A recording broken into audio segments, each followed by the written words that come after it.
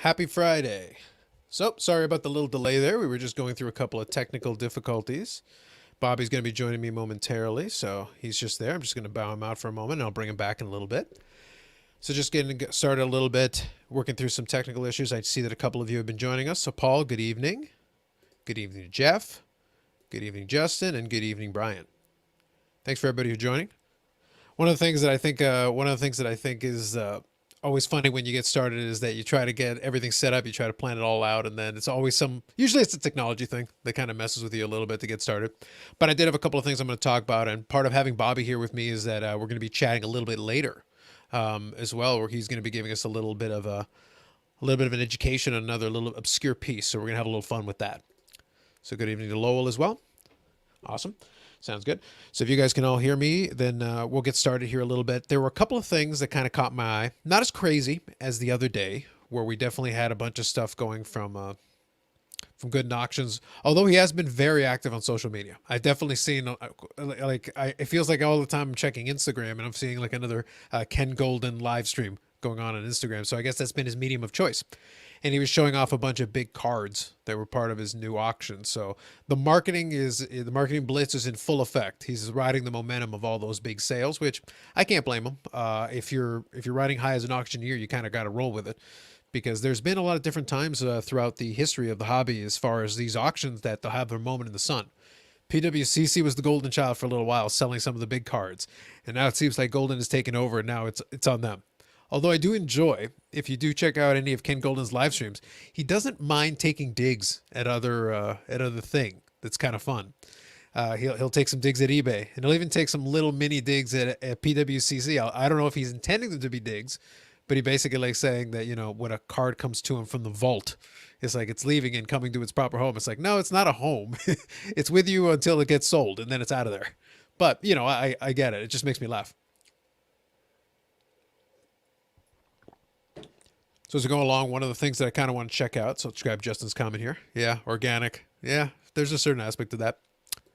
Good evening, 90s Hockey Collector.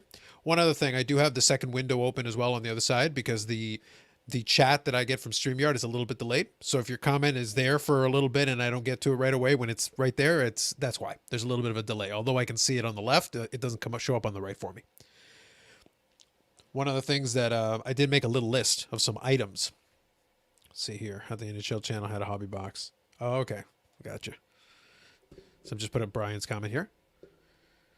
Well, it's probably the first time in a long time that I can think of the NHL actually promoting the product, which is kind of smart. One thing that I didn't have it on my list, but one thing that I probably will want to talk about a little bit later on will be that I did get a chance to see some more pictures of the cup.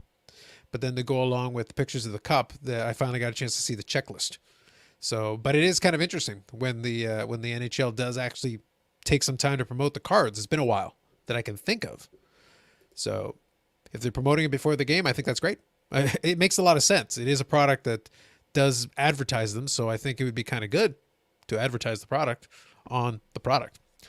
But anyway, so I did have a couple of topics I'm going to chat about, and then I'll have Bobby join me in a little bit here. So one of the first things that I was kind of thinking about a little bit was, while I was scanning through, I was kind of on a live stream with Dave and Steve on Tuesday, and Ed Westergriff was on there with us, another YouTuber, and he mentioned something that came out of the blue because I hadn't been keeping an eye on it, and he mentioned that a Mike Trout Topps update, PSA 10, had sold for $10,000, which seemed kind of high to me. It struck me as a bit strange, and what I'm going to explain about this one is kind of the point of this topic is I'm just going to call it context matters. And so on the whole, a record price for a card of a big player who obviously is selling very well, that in itself doesn't shock me. But at the same time, it seemed a little high. So I decided to do a little digging while we were on the live stream chatting. And I went and looked. And there's a little trick that I like to do. And I kind of want to share it with you guys. And I'm sure some of you already do this, but I'm just going to put it out there for anybody else who doesn't. I like when I hear something that seems a little out of whack, I go to eBay quickly and I go just check to see what buy it nows are.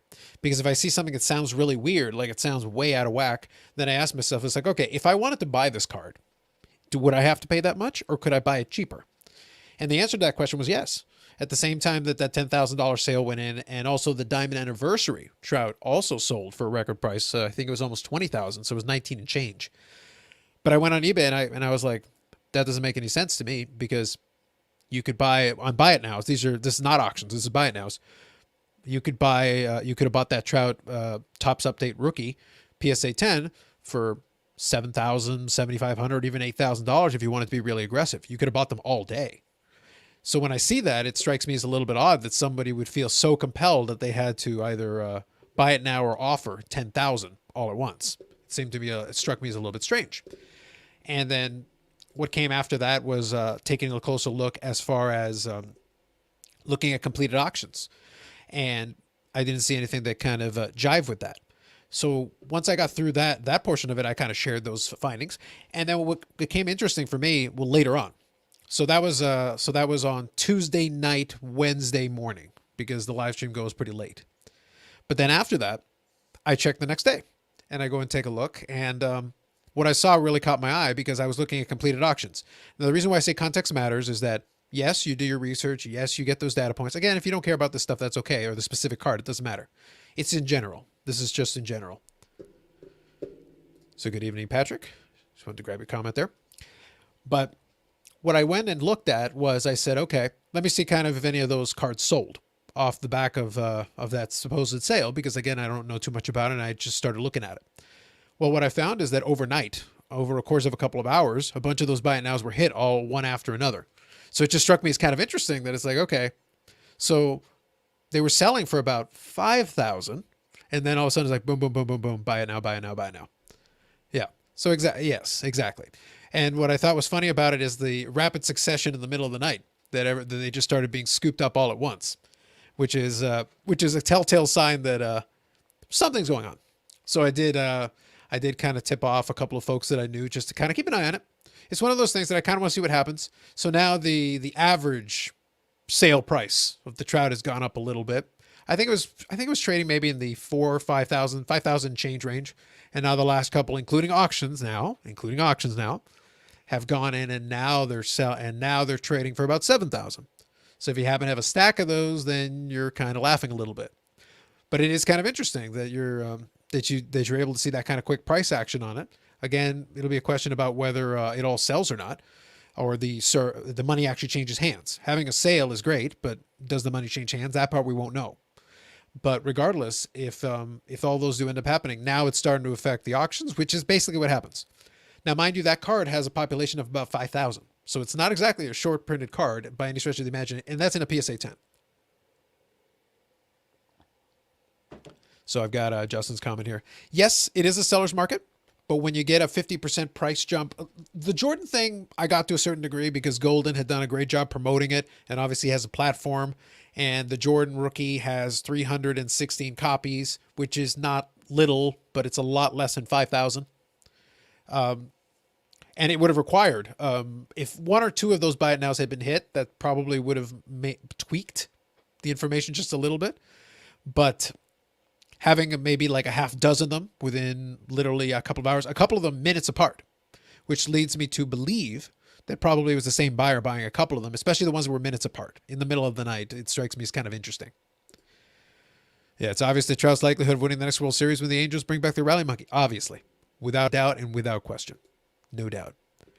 But anyway, so that was kind of a thing that struck me. And then in the same vein, yeah, exactly. With Jordan and the quantity, it makes, I won't say it makes sense, but you've got people who are throwing money at it. With the Trout, there's 5,000 copies.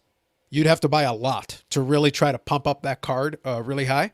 But obviously, whoever was responsible or persons responsible were able to get a couple of $1,000 increase, and maybe that becomes a new floor. So if that was their goal and they have a stack of them, then I guess it worked. It's just kind of interesting, and I see these little movements, and I'm keeping an eye on them. And a little bit later, I'll give you an example of another card that I saw a sudden jump in. Anytime I see a sudden jump in anything that has either really low volume or really high volume, it just sets off my alarm bells a little bit. It's just something to keep in mind. That's why I say the context matters. In and of itself, just seeing the number, it's like, oh, well, you just chalk it up to the market doing market things. But then also you see the sales in the immediate hours after that first sale, and it's like this weird domino effect. But the timeline was so tight that it feels like there's almost a little bit of coordination or communication going on. I'm not accusing anybody of anything because I don't have enough information to back that up. But I did find it interesting, the timing. That's all. That's why I say context does matter. So I'll drop that. There's a couple of other things that I want to chat with a little bit, but first let's get Bobby in here. If you're ready, just nod, Bobby, if you're ready to pop in. Nope, not yet. He's still working on some stuff. Okay. See, the visual communication helps.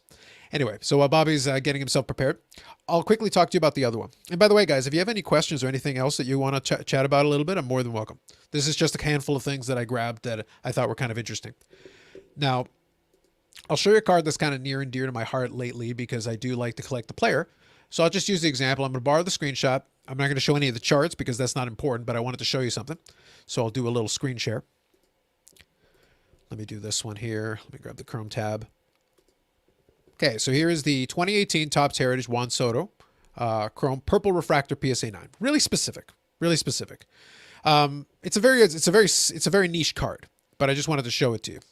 And I can see Jeremy's there, so I'll grab that comment in a moment as well. So good evening, Jeremy. I wanted to grab this one that I thought was interesting. The reason being, one second, I saw this comment here.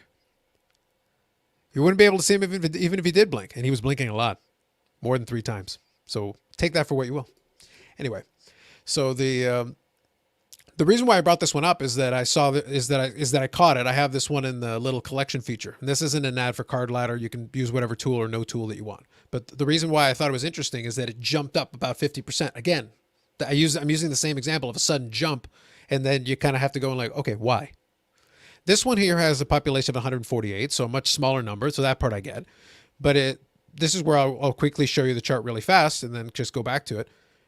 This right here is kind of a sudden jump. When I see this, it strikes me as a little bit odd. I always think that's a little bit interesting when I see something like that. So then it led me down the path of trying to figure out, okay, so what's going on here? So then I went and looked up the most recent completed auctions. So what I'll do here is I'll stop sharing that screen for a second. And I'll share this other tab just so that I can swap over to it. There we go. So this is the sale in question. This is what made it happen that way. And then the very previous, only a couple of days before, it was 210. It was 225 before that, and it was hovering right around that $200 range. And all of a sudden, somebody must have it, and they insisted on paying 50% more.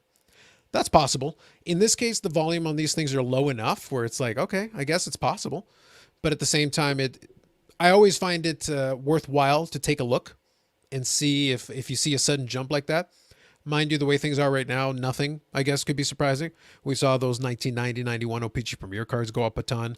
We saw a lot of those things. I saw a Sundin that went for, I think, $160, $170, which is way higher than I remember those things even getting close to before. But the set as a whole seems to have gotten a sudden resurgence. I guess they're rare now. Those PSA 10s are not rare. And that's what I found interesting about that thing is that I see a lot of these random cards that are kind of all over the map that are going up.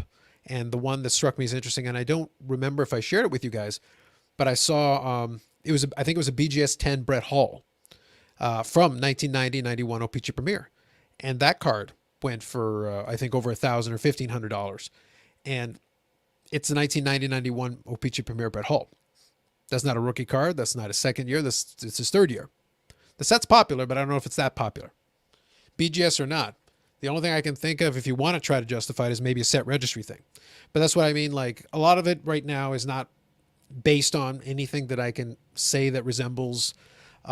You try to reverse engineer the logic to it, and it's very difficult to do. So I this time around, I brought some props. And like, obviously we saw the increase in these things, the PSA 10s. The thing is, there's about 1,000 of these. They're not rare. But what I thought was funny, and what makes this card funny for me, is that's my copy that I went and sent in myself. So here's the PSA 9. And this one, population-wise, almost exactly the same. There's maybe about 20 apart. They're each over 1,000 copies. Not rare. Not by any stretch of the imagination. I think the PSA 10 has 1,020 and the other one's 1,040 for the 9. Maybe the 9 should be a lot higher because it's almost equally rare. Let me grab Patrick's comment here. Don't you think some of this is bandwagon effect? Yeah, they could be. But I don't know. If you want a bandwagon on it, how many $8,000 bandwagons you want to jump on? Suddenly they want in. I guess so. But suddenly wanting in the middle of the night within minutes of each other, multiple copies. Again, coincidences are interesting. But when it's that tight a buying window for a card that was available in plenty of quantity. It's not like there was one or two on eBay. There were dozens. So it's like, kind of interesting. So it can be, but it's I'm a little bit doubtful just because of that. Like, because here's the thing. If we accept the bandwagon effect, is there a bandwagon effect? Yeah, that totally happens. But I guess okay, then it doesn't matter. Then maybe the card should sell for $150,000 today. Jump from 8,000 to 150. Why not? There's 5,000 copies. Who cares? 150,000. It's a bandwagon effect. Like I said, the type buying window leads me to consider that it's a little bit weird, but it's a little bit odd, you know? So let's see here. Yeah. Not on the Trout card, but for more mainstream cards where you can't corner the market. Yeah. But the thing is, the Trout card, can you corner the market on a card that has 5,000 copies? So it's like, that's the thing. The thing that makes the Trout interesting is because there's 5,000 copies. If you're going nearly $10,000 a pop, can you corner the market on 5,000 copies? That's a lot of copies. The Jordan, you can pretend. Yeah, sounds like maybe back to our point on Sunday about the Jordan trickle down theory. Yeah, wasn't on purpose. Yeah, and at this point, like if the goal was just to bump it up a little bit, mission accomplished, because now the auction ones are starting to reflect that as well. Because you could have gotten it a week ago for 5,000, same card. So if the goal was to bump it just a little bit, could be very interesting. Yeah, bandwagon effect similar to the influencer effect. It can be. I just don't know if I would pick the Trout for that as a candidate for it. I would probably pick something that has hundreds of copies instead of thousands of copies. Although I guess if you wanted to try, you obviously the Luka Prism had a bump, and that's tens of thousands of copies, or maybe Zion. But I don't know. It's just kind of interesting because that card definitely, the Trout card has seen a lot of appreciation anyway. We know that. But it is always kind of interesting. I guess it just depends on if we start seeing buy action like that on other similar cards, because that one is available in enough volume that in order to move the market, you will have to buy more than one or two, but it wouldn't take that much more. It just needs to happen in rapid succession to create new comps and enough of them to be able to convince people that there is a wave. It just has to feel like there's a wave. And I guess that's kind of where you're going with it. All right. So as far as those pieces are concerned, that's kind of where I wanted to go with that. I did find it interesting. Something that I was kind of peeking at, and the timing about it I was thinking about. So let me go here. 94 SP A-Rod. Card jump three times out of nowhere and for no particular reason. Yeah. I think, though, I'd have to look at what the pop report says on the A-Rod. I will say that the one thing that is kind of helpful for the A-Rod card, again, I'm not justifying an increase of that size in such short order, but what helps and what makes it interesting is that at least the SP cards, in 93 SP Jeter and the 94 SP A-Rod, at least they have condition sensitivity. I used the Trout example was interesting just because 5,000 PSA 10s. Why are there 5,000 PSA 10s? Well, a lot were sent in, but also it's not a hard card to get a 10 on. It's fairly common. Getting a 10 on a 94 SP A-Rod would be pretty tough, or even a decent one because the shipping is crazy on those foil cards. Yeah, sports card investor. Well, I think sports card investor would brag about basically anything. If his stuff went up 1%, he would find a way to brag about it on an episode. And you can't blame him because it's like, well, it looks a lot better if you make good investments. You can talk about bad ones, but once in a while, you need to predominantly be showing winners. Otherwise, why would anybody ever listen to you? Or you do have to then report the news because otherwise you're just going to look silly. But it'd be very funny to see that attempt. But anyway, so as far as that's concerned, let me just grab here. Box of 2002, 2003 Vanguard. 2002, 2003 Vanguard. I remember that one. Is that cool numbered card? Was that the one with I don't think it was that year for the jersey numbered rookies, was it? Vanguard. I have to think back to that year. But Pacific had a lot of interesting cards right around there in the early 2000s. Just going to switch beverages. But yeah, those are just a couple that I was taking a look at recently and kind of tracking. I only had a couple of days to look at it, and obviously we'll know more in short order. But I was just kind of curious about it. Now, was there anything else that anybody else noticed or wanted to kind of chat about? Yeah, titanium. Okay, that's kind of what I knew it was one of the Pacific product, but I wasn't sure which one.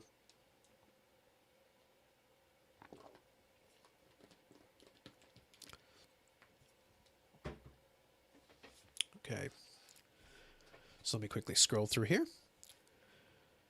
Now, one other thing, actually, let me kind of ask a question because there is a lot of folks that there's a little bit of carryover. Did anybody get a chance to check out Amit's new show? He did his episode on Tuesday, where he was chatting with Billy Celio of Upper Deck, and they were chatting about his collection of autographs and things. So I'm curious if anybody caught that. I love the fact that he was doing a favor bringing up hockey in the video.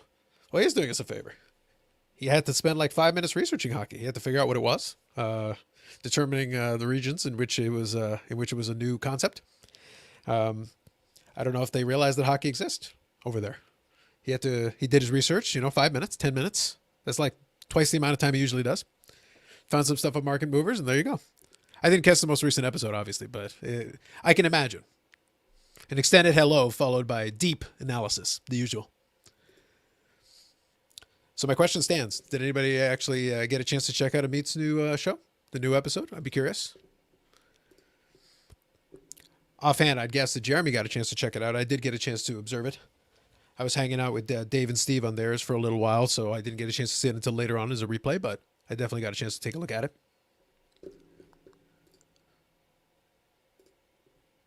Hardest thing about these new prices, and I'm tempted to move cards I never intended to move, but it's not hard to be tempted. Yeah. No, that's fair. I think that's reasonable.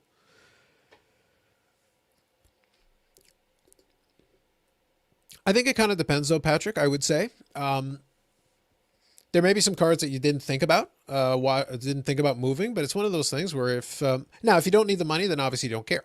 But at the same time, if there's some use to it, otherwise, it's nice to have some of those cards, but it does lead you to thinking a little bit, because at the end of the day, it is just cardboard.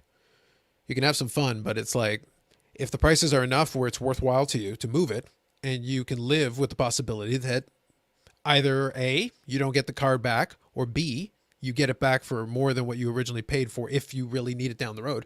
I guess it depends on how badly you need it. So quickly zip through these.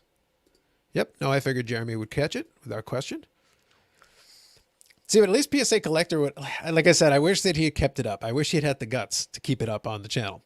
If any of you ever got a chance to see a clip, I think there was a basketball card Reddit that took a clip from it. And PSA Collector had a beverage or two in his New Year's live stream. I got a chance to catch a piece of it, and it was gold. It was marvelous, fantastic. But yeah, for some reason he took it down. So it was very disappointing. Very disappointing. I was hoping he'd leave it up for posterity. But what are you going to do? So yeah, I'll pull it up. So let me go quickly here.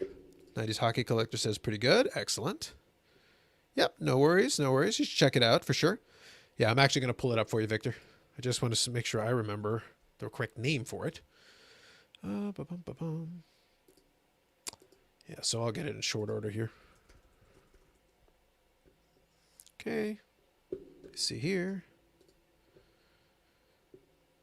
Yeah, he's an interesting dude. Yeah. It is. So it's called Cardboard Culture, and I'm actually going to pull it up for you. I believe it's all one word. So I'll show it to you guys if you didn't check it out previously. See if I can find it here. Yep, perfect. Found it. Okay, real quick here. So I'll just share that with you guys.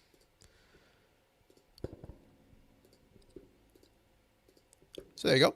It is Cardboard Culture all together.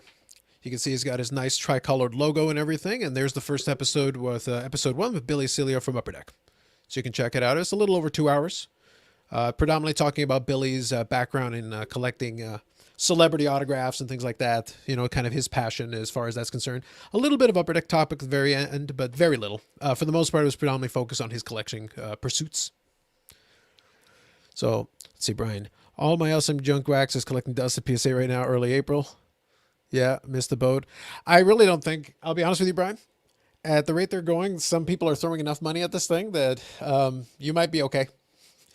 As horrifying as it might be, you might be. I think you'll probably be okay at least through the year, because to your point, there's a lot of PSA stuff that hasn't moved out of there.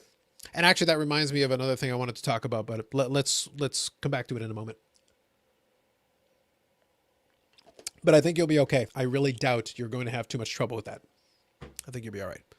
Sounds good. So it looks like Bobby's almost ready to go here. So we'll bring him on here.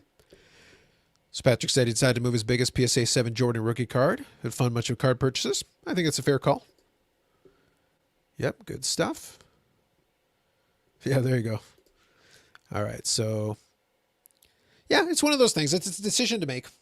That's one of those things that you sit on, especially when you've got basically if you guess right, but it's a collection piece, it's really hard. If you've got extras, then it's a lot easier to be like, well, take some profit. And then if it keeps going up, well, you can take some more. That's okay. So it's just a debate, an internal debate that we have sometimes. So we'll go here. So I'm going to bring Bobby on. So let's get going with that here. All right, Bobby, you're on. You just got to unmute yourself. Yeah, exactly. How's it going? Good. How's everybody? Yeah, your plan was good, except I could hear the sound of your mouth moving. I know that's the problem. I was like, it was like Catches everything. Exactly. How's it going, everybody? Well, we got a nice full house here. Yeah. Now we're just hanging out a little bit. We're getting started here. I heard you talking about a meets cardboard culture. Yeah. It was really good. Billy's collection and his stories are really good. I enjoyed it. Yeah. So Justin says, hey, Bobby. Brian says, hi. Justin. Jeremy. Yep. And Brian as well. Victor. Paul. Brian. Everybody's in the house. No, we got a bunch of folks. Yannick, hey, how you doing? Yannick's popped in as well. Awesome. Sounds good. Good stuff. So I think what I'd like to do, since we were chatting about it the other day, we're going to do another one of a piece where you're going to educate us a little bit, but let me kind of set it up a little bit so that folks know kind of where we're going with it. It's a little bit of a play off of it was good timing. Oh, and I see Dave's comment is coming up in a second too. I'll acknowledge Dave as well. But one of the things that I thought was interesting was that, oh, and by the way, guys, in terms of formatting, it's going to be the usual thing. I wanted to chat about a couple of things first, a couple of things that were on my mind, and then, us getting warmed up a little bit, and then Bobby was setting some stuff up on his end. He's going to give us a little bit of a breakdown of a topic that we were talking about the other day, and we'll do that for a little bit. I'll definitely still take your comments or questions as they come up if they're related to it. But for the most part, I want to let Bobby have the floor to kind of share with us a little bit. He's got some pictures and things as well that are going to supplement what he's talking about. And then the other thing is once we're done that as well, and that'll also be captured as a separate video the same way that I did with the other one, just because I thought as a standalone, it was good if somebody wanted to check out that piece. So it's one of those things we'll do from time to time. And if there's a topic that interests you, like in vintage hockey and in certain areas like that, that's Bobby's bread and butter. So that's an opportunity to get some kind of the thing with the 50s, those gaps between Parkhurst and Tops was an area that interested me that I had never been able to dig into. And that's why I was able to ask Bobby to fill in some of the gaps for us, or at least give us a little information that we might not have had before. Mm-hmm. And the feedback on it was really good. So I appreciated that. So good evening to Dave. David. So we're going to do here. So it is basically 70s food issues, really, is what we're talking about here. A couple of specifically that we're going to focus in on. And the impetus of this discussion was really that I was, as we were talking about different topics we could do, Bobby showed me a couple of different examples of a couple of things that I thought were kind of interesting. But then kind of the callback that I thought of as well was that when we were talking the other day, a couple of weeks back, about the whole kids in the hobby thing, and my thought process is kind of we were talking out loud. I thought it was kind of interesting that once I was thinking about it a little bit more, I was thinking that the food issues were a really good gateway for kids. Cards in cereal, the cards on the back of craft boxes, the McDonald's cards, when I was growing up and stuff like that. And there was no shortage of food issues and different things. So even in the world, and I thought it'd be funny, in a world where like you can't get retail, what if there were cards inside of cereal boxes where it's like, what are you going to do? Hoard all the cereal boxes? Well, I guess you could, but you're going to have to do something with that cereal at some point. You're going to look kind of stupid, especially a card at a time, especially if the cards themselves don't have the big pull that you're going to try to get something out of. It still leaves a product where, well, if the kid's going to eat the cereal anyway, or even if they try to convince their parents they're going to eat the cereal anyway, that was a tradition, one way that a kid could build a set, and it gave them something to chase. And it was a simple, straightforward thing. That's why a lot of these food issues worked for so long. And we really don't see a lot of those anymore. No, even Gary Vee made a reference to the food issue. Mm-hmm. That's the next big thing that's coming, beyond the cards. Interesting that he said that. Yeah. It wouldn't surprise me just because it's something that was so prevalent. And the reason why we're focusing on the 70s is because there were a lot of them. in the 70s.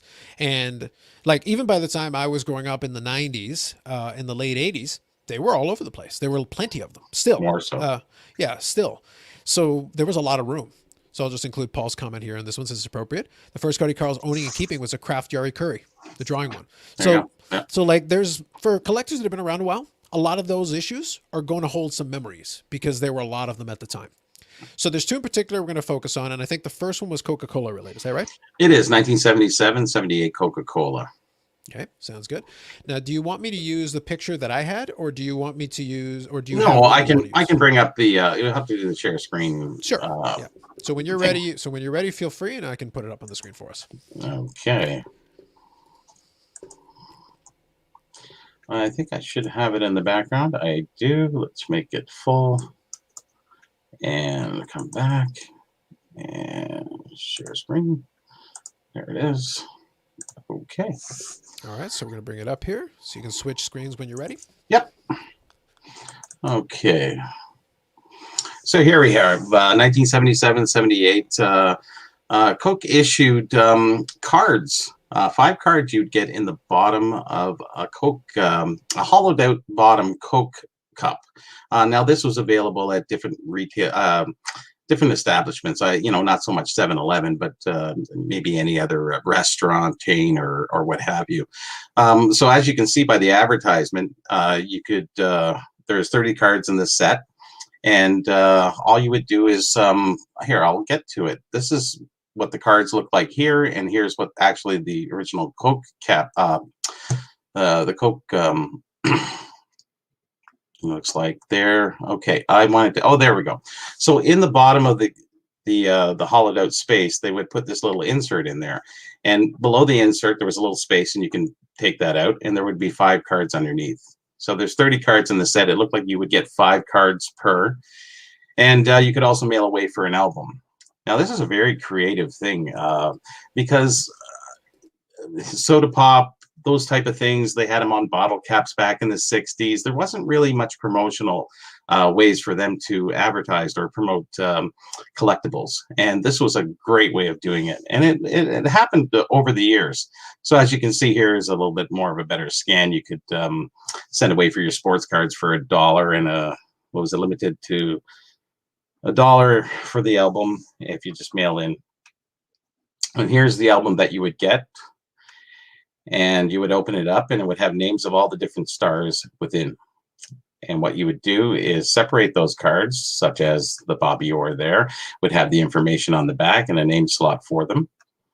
And then you would just insert it into your album and you try to collect all of them. So you'd kind of keep going back to try to get 5 more cards to match up so you could put them in your album.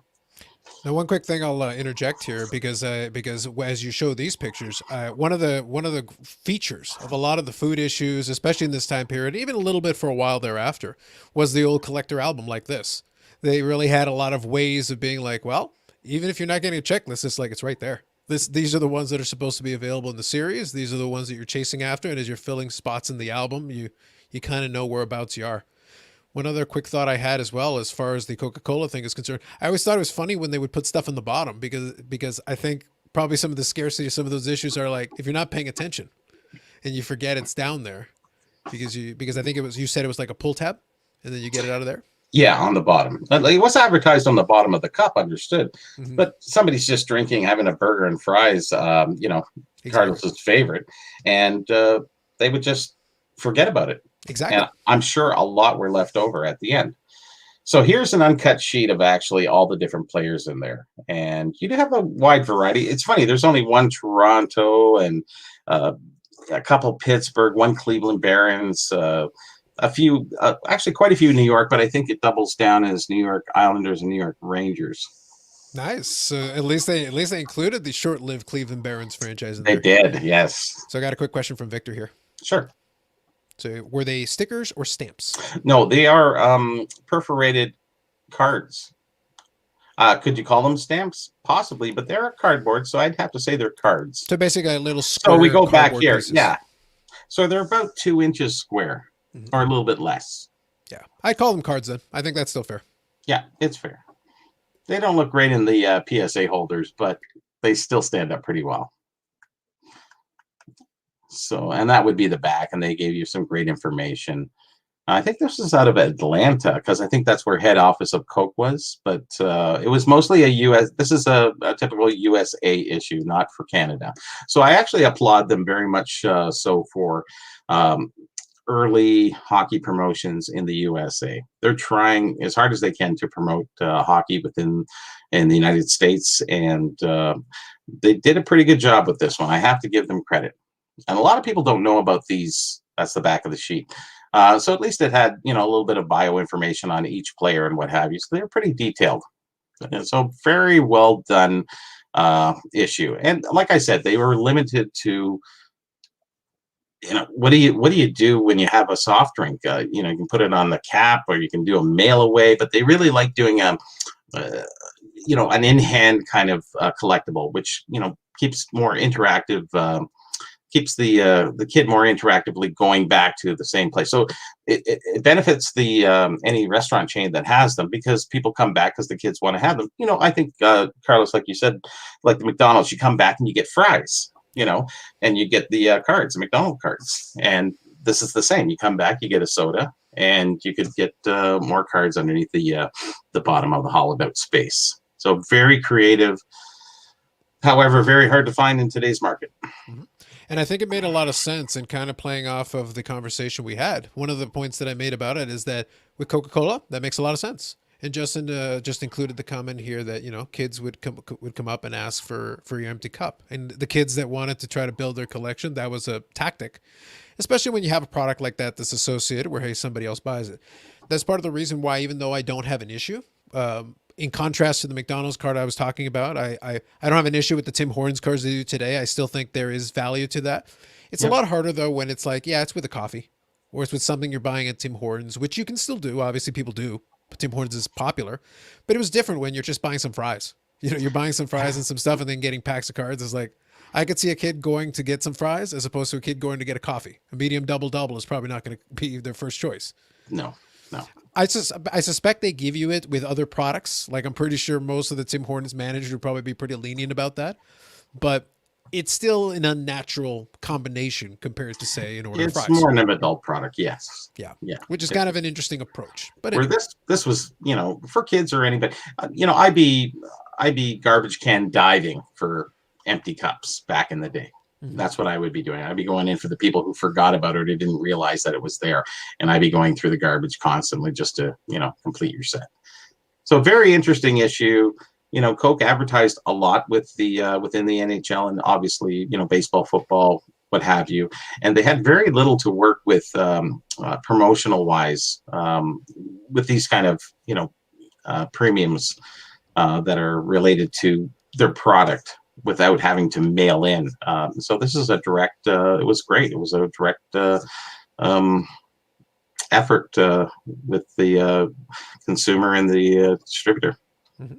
Now, let me ask you a quick question here since I Sure. was looking at the comments. I'll check out the checklist as well, and we can definitely look at that. As far as the players in it, were there any kind of early year players or they were predominantly veteran players in this It collection? looks like they're veteran players. I would say Bobby Orr's in his last year with Yes, Chicago. Actually, it that's says right. Chicago, so Yep. mostly veteran players. If you look, there's quite a few Montreal. You have Cornway, you have Guy Lapointe, um, uh, Steve Shutt, and then I think Larry Robinson. So most of them are veteran players at this time because Yeah. the rookie cards are usually the earlier part of the 70s. You have Daryl Sittler, 70, 71, Rod Gilbert earlier for sure. Yeah. The only reason I ask is because Justin brought it up because arrow wise, it would have been appropriate. It would have been interesting what would have happened maybe with the popular of the set if they had been able to find a way to squeeze Bossy in there. Yeah, Because I'm actually quite surprised that they didn't, but I guess it yeah. was a little too early for Yeah, Bossy. but Yeah. timing, but it would have been made for a very interesting collectible, especially for the Islander fans and Bossy collectors and things like that, because that would have been a very early Bossy issue, early in his career and right around his rookie year. Would have been interesting. Very interesting for sure. Rogi Vachon, I think he's the only goalie in this set, to be honest with you. Yeah. I think he's the only one who got the nod for the Nets. Yeah, it's always interesting as well. It's one of those different things Oh, where Billy Smith. Sorry, up at the top there. yeah, it's always interesting because somebody at some point had to make a decision on the checklist. Yeah. Obviously, you wanted to include Bobby Orr for obvious reasons, but obviously he was at the tail end of his career, like you said. That was literally at the end. And his time in Chicago is not remembered the same as his time in Boston. It's not quite the same thing, Uh, but he still deserved to be in there as a big time player, still at the tail end. Do you see how his is so predominant compared to the others? Hmm. Like it has a little bit of red background and kind of pops more than the other ones have that white or different colored background. Very different. Yeah, Oh, we also have Doug Favell there too. Sorry. So we do have a few netminders throughout. there you go. Sounds good. Anything else you want to add on the Coca-Cola piece? No, it kind of segues right into the next one. Okay, so this next one's interesting, guys. So we wanted to start off with this one because it's kind of a straightforward one to figure out. We know Coca-Cola, that's, and you can imagine set like that. But Bobby also mentioned another food issue set that was very interesting that borrows some elements of it and definitely is one that you're not going to see every day. So take it away, Bobby. Okay, in 1978, 7-Eleven, obviously, as you can see by the Phil Esposito card, issued and I believe this to be a test issue. This was under the cups. These cards are approximately about 2 inches square, about 1 5/8, 1 7/8, somewhere between there. Now, these were issued under the cups. We're only assuming. This is such a rare issue that most people have never probably seen them out there. And they're very, what they are is they are lenticular cards. So they would have, if you would tilt it on an angle, you would see, well, let me preempt that. Exograph came out with a new type of lenticular. Lenticular was usually a two-scene um, action card, where if you change the angle, you would see one scene and then the final scene. Where this lenticular would show you a minimum of about 7 scenes that you could see. So it would be very flowing. So you would see the whole action of somebody backhanding as Phil Esposito is. So this is a very rare set. And I do think it was a test issue. I'm not too sure. It's out of the United States exclusively, and we've only found so many cards. I think there's 7 cards in the set, and I'll leave Carlos to tell for the last one. The next card in the set, we have O.J. Simpson, and on the back it explains, the first man in the NFL history to rush over 2,000 yards, and everybody knows that. So they are kind of interesting on the back. They're called Magic Motion. They're called action cards. They're Sports Spotlight, and it's by Exograph and through 7-Eleven. So we don't know what moniker it's really taking, but I think Magic Motion 7-Eleven Exograph is probably, suitable at that point. So a very rare card. I think there's only there's a few known of the Esposito and maybe 2 known of the OJ. The next one we have is I don't have the back for this because they're so rare and hard to find. The Steve O'Neill. I think he punted I can't remember the amount. Maybe somebody in the comment section would know. I was at a 80-yard punt or 98-yard punt, one of the longest punts in history in 1970. Unfortunately, I don't have the back to show you. And here we go.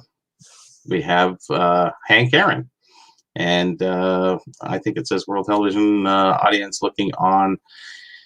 He broke Babe Ruth's career home run record, 715. And, they're taking the best stars and trying to put them in there. Phil Esposito for 1978, maybe not the best star, but definitely had the points to show for it.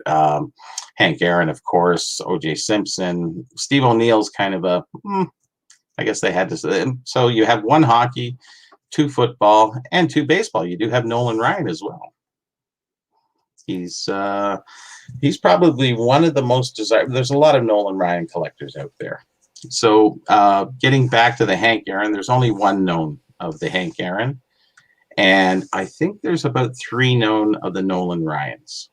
Yeah, and I think that time-wise, especially 1978, by that point, the back talks about it, but he had established himself firmly as a premier power pitcher at that time, breaking the strikeout record and getting no hitters, and it was a big deal. Especially so in 1978, Nolan Ryan was just developing into the peak of his powers, and then he'd go hang out in the National League for the decade of the 80s, which made it very interesting. But he had a long career. This was only the beginning of Nolan Ryan's prominence, but by this point, he had established himself as a star. And sure, and we're guessing at the year on these, but we do believe it's 1978, Yeah. somewhere around there. It's And really the hard. write up matches up with it because they talk about a 77 season. So timing wise, it seems about right. Yes, yes, of course. So we have two baseball, we have two football, we have one hockey, and then we step in. And pugilism at its best, we have Rocky Marciano, world two-time world heavyweight champion. Uh, just another great card. Really went back for Marciano compared to speaking to Nolan Ryan and Hank Aaron. Well, no, he did play through the 70s. So um, going back to Marciano, it was kind of interesting that they wouldn't have picked a Sugar Ray Leonard or somebody else, Muhammad Ali, around that time period. I don't know if there was any licensing. I really don't think so because the lenticular doesn't really look like the player. However, maybe they needed something to do the write up on the back. I'm not too sure, but it is 7-Eleven, and they were quite well known for, issuing a lot of different items. So, and then we hit Wilt Chamberlain, Wilt the Stilt, and this is the only known issue of Wilt Chamberlain. So they really covered the bases, so to speak, with having a lot of variety of stars. And like I said, only one known of that one, as well as the Rocky Marciano. There's only one known as well.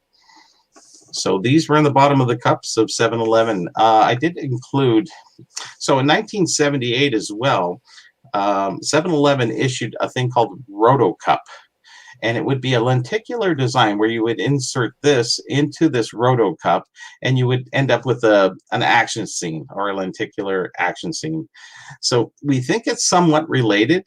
There's a hollow space in the bottom of the cup, and we think it was related there. But I truly believe that this was a test issue and one of the rarest ones. Although primitive looking, they're still cards. They were still issued through a major company. So I believe they're certainly the most interesting cards I've seen. And here is I've taken 5 different scenes of the Hank Aaron, and he's swinging. You can see the follow through. I missed a couple. It's very hard to take pictures and crop them in, but you can see the ball coming across, and he's hitting it, and that's how the lenticular exograph really worked. It was more of a rather than a 1-2, it was a 5, 6, or 7 different motion. Very good technology for the time period. Mm-hmm. And that's about it for that. Yep. So I'll quickly add 1 or 2 things there. Is that one of the things that struck me when Bobby showed it to me was that, is there anything else you want to share on the screen there? No, that's fine. Sure. So I'll drop it out for now. But one of the things that struck me as kind of interesting was as we were chatting about it, and he was showing me a couple of the different images and things like that, is that obviously for 1978, that was impressive technology, because to kind of Bobby's point is that the lenticular was usually those 2. It was closer to like a sports flicks, basically the same kind of idea that they came out with, because sports flicks didn't have a lot of movement on it. But then when you look at one where you've got more additional spots, then that, coming back full circle to that McDonald's, is that you had that 1 year in McDonald's where you had kind of their motion. Because the one that struck me, and I've talked to Vinny about it before in the past, is there was a Lemieux where you could tilt it and you were getting a lot of the motion of the shot heading into the net. So it was a couple of different scenes. So they had a couple of those where along those lines, but that was by the mid to late 90s. So it was years and years and years later. And I remember even at that point, that was kind of a cool looking thing where it stood out a little bit more than the standard lenticular fare that I'd be used to from just a couple of motions, because Fleer used that and a couple of different ones used similar, that kind of thing later on. It's interesting. The couple of people that I've talked to said they acquired them in New Hampshire, and I do remember that the test issue, or for the United States 1966 test issue, the wrapper was found in New Hampshire. There's another test issue. I'm just putting it out there. I really don't know if it has any correlation. I'm just saying maybe New Hampshire was a great place to test market things. This was certainly a test issue because we would have seen more. And do you want to follow up with the last one? Yes.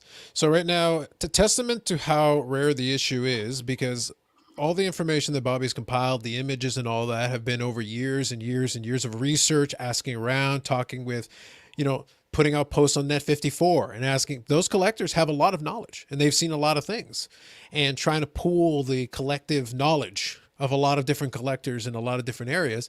And even then, where we were looking around just to gauge a couple different things. I don't remember the exact context when we were just looking, but I went digging into PWCC's auction history. And the problem with this type of research is you can find information, but without pictures and things, you don't know exactly what it was. But in the course of searching, we were able to find what was a listing for an exograph of Don Carter, who's a bowler. A very famous bowler, actually. If you look, he was promoted on so many things. Yeah. And the thing is, outside of that one reference on the one line That's of a it. supposed sale that happened back in 2008, there's no record of that ever having existed. Maybe it did, maybe it didn't. Maybe the person randomly decided to put Don Carter in with it, but Exograph, Magic Motion, yeah. Sports Spotlight. It had everything listed on that listing. So I would venture to say probably 100% that that's another one. We don't know. I thought there'd be maybe tennis over bowling, maybe a Marina Neves. No, not even that early. Yeah, Chris Everett Lloyd maybe, or somebody else in a tennis. Maybe Arthur Ashe or even Macron. Oh, Macron was 80, so 78 is kind of that time period. But to think also that with that much time and that much research, to have a checklist be so small, and then I sent Bobby the screen as we were looking at it together, but I also sent him the screenshot of it so that he can take it with him, and then maybe down the road some more information will surface somewhere. I searched everything. I'll tell you, I went high road, low road. I went everywhere, and I could not find nothing. It is so, you think the internet is a great place for research, and it is. But it's only, a lot of times I end up finding my own stuff when I'm looking for information. And that's the sad part is I'm going, am I the only one posting about this stuff? Mm-hmm. And it's kind of sad. But, that's what the thing of rarity of a food issue. And guess who has the wealth? Mm-hmm. Yeah. And that was the other thing. Yeah. Bobby has the Will Chamberlain on that one. So they are obscure and they are rare. Now I will say to you, I'll send you the screenshot later, but I actually tried doing the search again using slightly different search parameters. Yep. And I came up with Jesse Owens and Roger Staubach. No way. Oh, yes. Wow. So I'll send that to you after. It's getting bigger, and we have no pictures of them. We have no, but so one was an auction in 2008, and one was an auction back in 2004. And those two 2008 auctions happened on the same day. So I would guess, I'd be shocked if it wasn't the same seller. Same seller, yeah, probably. Sure. But that's literally how thin the threads are. It's like it's a line of a historical record that was kept in an archive, but unfortunately we don't have a picture, so we have no idea what the heck they were actually trying to sell at the time. Well, thanks for leaving that for a surprise. Now you got me really going. As soon as I saw it, I thought I would throw that one out. That's the bane of my existence of being a historian is to find out new information. I could own something and be very happy with it, but finding out information, I'm even more excited. I just that satisfaction of the treasure hunt is come to a conclusion. Now it's never over with this issue, because with being so few out there and talking to the top collectors and like you said, the collectors universe, those guys really know their stuff. I didn't find anything. One guy said he had a Nolan Ryan, that was it, one. And you'd think for a 7-Eleven issue, it would be a little bit more predominant. Maybe it wasn't good advertising. Maybe it was in the Roto Cups and people didn't care or didn't see it. Who knows what happened? But regardless, they're out there. They're documented. So, and that just means I'm just, when I found the Esposito, I had the Esposito many, many years ago, and I didn't think really anything of it. And then I found the Hank Aaron. Mm-hmm. And then I found a few others, and I started doing some research, and I went, wow, this is amazing. This is about 10 years ago. And once you start finding that information, then realizing that nobody else knows that information, it becomes stimulating because, hey, maybe I found something very interesting. And so I wrote a nice article on it, just to cover my bases. So I didn't really leave myself going back and having to research it again. Now I can go forward. I have the article. I can always reread it in another year or two from now and look back and go, okay, this is what, all right, I got it all down. And I don't have to think about it again. So we're looking for a couple new ones. Well, quite a few new ones. Pictures are everything. Like I said, I don't have the back of the Steve O'Neill for the football. And the football collectors, I'll tell you, they they'd be chasing that down pretty good. It's not a real picture of the player, but it is noted on the back that it is that player. Yeah. And be it lenticular or not, it's still a highly desirable oddball issue. I don't like using oddball, a food issue, sorry. Yeah. No, I think what makes it interesting is just that because it is so rare, and this is a conversation we were having as well. We're in this weird market where now people want to be able to say they have the one, even if it's weird. Like I suspect there's probably a group of like, oh, this this card is so common. At this point, even a PSA 10 rookie of some of these players is like, well, that's so common, but something obscure and weird, like I said, like that Will Chamberlain.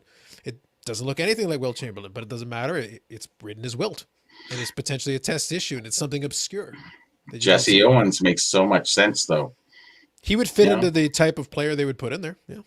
Yeah. If any runner you can think of, well, he started he was in the 36, the opening Olympics, 1936. Such a prolific runner. And who was the other one? Sorry, again. It was Roger Staubach. Another football. And he would have been late 70s. He would have been probably perfect timing. Super Bowl for the Cowboys. Yeah. Yeah, that's why it's hard to date, because you have Jesse Owens, you have Marky Marciano, and then you have Nolan Ryan. It's like, where do we fit in to these ones? Nolan Ryan and Roger Staubach would at least been active or close to active players at the time. Yeah. Because almost all even Hank Aaron retired after 76. So all the other players would have been retired, except for potentially maybe a handful. Yeah, so if it was a Canadian issue, we would have different players. It wouldn't have been Phil Esposito. It probably would have been, Bobby Orr or somebody else more on a Canadian team like Richard or Beliveau or Tim Hort. I don't know who. And for the 70s, you can't really say too much about the Leafs on the 70s. However, we will just say maybe let's say Tim Horton. Wouldn't that have been cool? Yeah, if the fact that you can go to retired players means it opens up the possibilities. But that's why I think it's interesting potentially. And again, the problem with that type of research is that so they said they've got the right terms. Exograph is there. They've got the right verbiage. 7-Eleven, like they've got the right keywords you're looking for. Yeah. But then the question becomes like, okay, but what did you actually have? And it was 12 years ago, 13 years ago, and it's hard to say. Yeah, well, see, the Exograph continued on into the Kellogg's cards for baseball, but it didn't have the magic motion. It didn't have the sports spotlight. So any of those key other words that are within that, it would exclusively be probably one of those. Okay, so you do have magic motion. So I've emailed you the picture, so you at least it's a start. Perfect, wonderful. There you go. So we're sending Bobby on his new Wild Goose Chase. Okay, see y'all. I gotta go research. Bye. Sounds good. So thanks, Bobby. I appreciate that. That was wonderful. Thank you. So stuff like that, folks. The more obscure, the better, because that really is down Bobby's alley. I just thought it would be kind of interesting because you're not gonna get too much of that. It's down the beaten path. Yeah, I know. I like to write articles more so on the more obscure items. I think it's more interesting. I see a lot of people write articles on fluff pieces, and it's fine to write about Wayne Gretzky and Bobby Orr, but let's delve into a little bit of the tougher stuff. And the Coke is a very rare issue, and also getting into the 7-Eleven, extremely rare issue, and desirable to everybody because it fits into all the sports. Because even in '84. Baseball, they did the 7-Eleven did the round, the lenticular round ones. They stuck them under the under those, and also for hockey as well. That's right. Yeah, sounds good. I'm glad you enjoyed it, Lowell. A Slurpee with vodka. I don't know, Justin. Wow, that's an idea, but I don't know. I don't know about that one. Have a full set in a couple days. There you go. Exactly. But anyway, so yeah, if there are ever. So what I'll leave to everybody and kind of leave it open is that down the road, Bobby and I have talked about it. And from time to time, we'd love to do stuff like this because at least it's a little something different. And Bobby's obviously working on his own projects that down the road will be repositories for information like this. But it's a good way of just be like, hey, here's something that you maybe never heard of, something kind of weird, something kind of interesting. And Bobby's written books on the subject, stuff like this, written articles about stuff like this, and put together the research. So it's a good way of getting it out there in a different format. Yeah, rum and Coke, Slurpee guy. There you go, Paul. I'm with you on rum and Coke. I don't know, Slurpee. That'd be interesting. On a hot summer day, it'd have to be. I'll be honest, it's like I feel like the rum would melt the ice so quickly, though. It would, yeah. Like it really Right would. through Like it would melt it so fast. Yeah. An ice cube can hang in there, but I don't know what the crushed ice would do with it. I don't know if it lasts very long. It might It not would be as probably water slurpy it down. anymore. It would probably water it down at that point. I think a little bit. Yeah, But I think you're right. I don't know. Maybe that's just in my head. I don't know. Possibly. So anyway, guys. So what I'll do now is I'm gonna put up the link so that if any of you want to pop in and talk about whatever, we've done a little bit of both. We talked about some things off the top, and then we've also talked a little bit about going forward as far as this piece here. That was a little bit interesting. A couple of food issues that was kind of fun, but I guess now we'll have to kind of see how it goes. What are you gonna do? It was soda pop culture. There you go. Speaking of which, I'm gonna get a refill, By all Diet means. Pepsi, and we'll be right back. By all means, you do that. And while you're doing that, I'm going to. Put the link up. Yep. So I'll share this with you guys here. And similar to what I do last time, I'm going to also put it in the chat and I'll pin the comment so that you'll have access to it. So we can definitely do that. There we go. And I have pinned it. So there you go.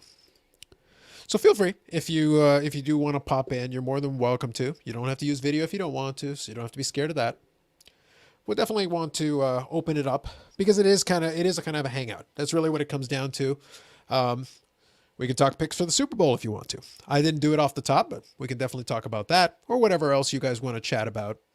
I've got my things that I'm keeping an eye on, but this week was a little bit quieter, at least as far as like crazy outcomes.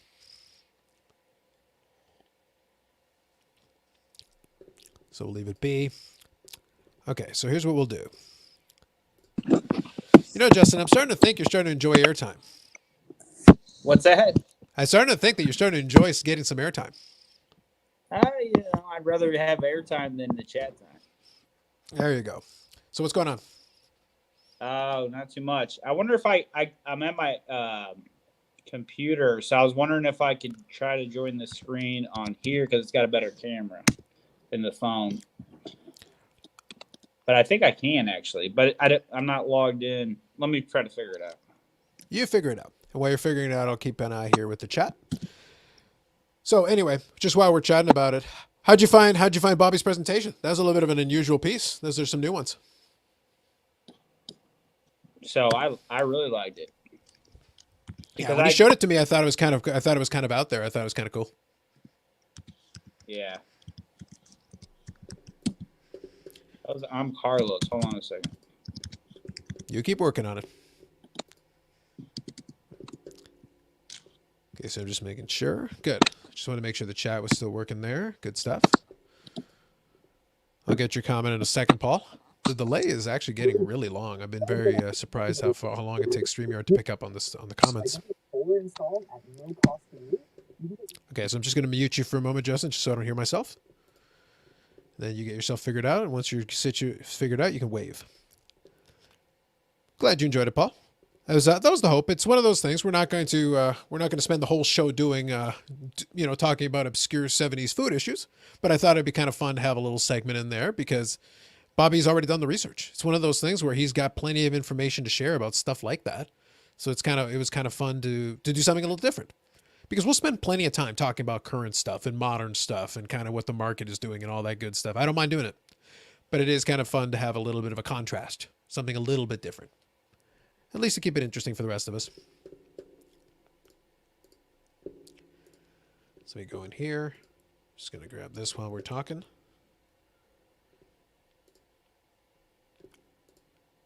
So as far as that's concerned, guys, we can talk about, again, in the same vein, whatever you'd like to. It can be on the topics we already talked about, or it can be something else. It's really up to you.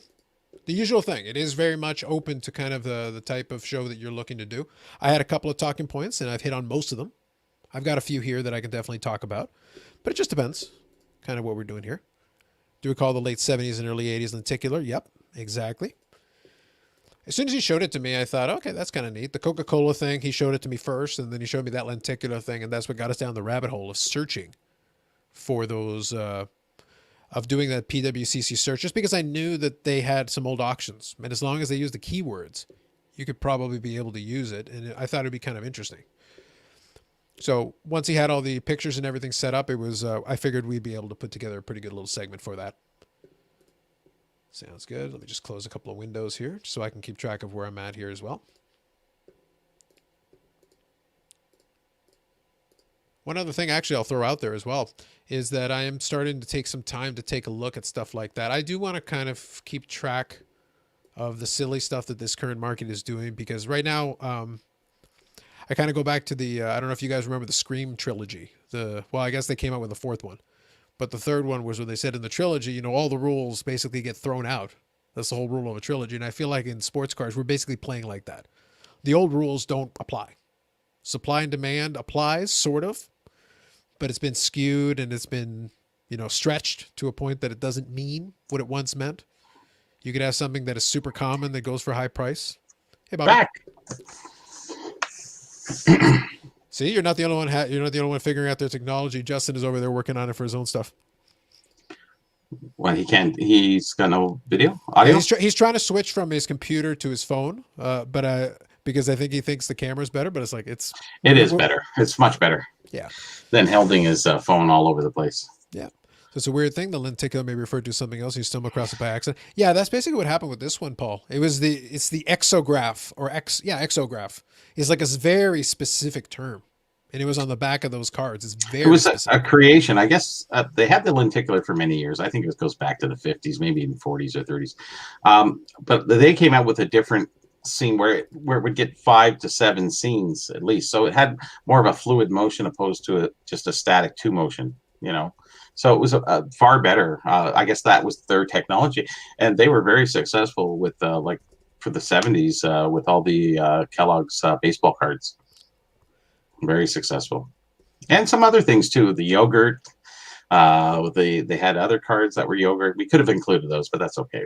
I think we've overflowed them in the food issue for today. Yeah, and I think also in the 70s, if you came up with what was a quote unquote new technology, you were promoting it. You were being like, hey, this is the exograph, this is the whatever, this is this, that, or the other thing. So you were going to call it these weird, funky names because you want to take credit. You want people to know. So here we go. I got a couple of comments here. So from Patrick. Yeah, baseball cards had a ton of cool food oddball issues like Red Heart. Yep. Food cons. Hires Root Beer. Kellogg's Post. Yeah. And the thing is, that was super common for the longest time, for decades. Yep. They had a lot of these issues, and it just seems to have dried up now. Like, I feel like today it's super limited. Other than Tim Hortons and Canadian Tire, I'd struggle to think of, and Canadian Tire isn't really a food issue. It's a retail issue. There's a lot of it out there if you're looking for it. I guess so. Certain things, like the cons was great. They did baseball. It was wonderful. And they even did hockey for 2 years. They did only the Stingers, Cincinnati Stingers. I guess cons was out of Ohio. So I guess that's why they did the Stingers. They were looking for a berth for the NHL. So I think that's why they were trying to promote it. That's a screwed up system. They did a full set in the first year in 75, and then 76 they did only a partial set because they went, we didn't make the NHL, we didn't get our our nod. So I guess they just went, okay, stop the presses, that's enough, we spent enough. I think it also is indicative though of the time period. Like those issues were all there, to your point, but it feels like today a lot of the manufacturers aren't trying to do that anymore. They either don't want to mess with the license, or they don't want to deal with the manufacturer, or whatever the case may be. They just don't want to bother.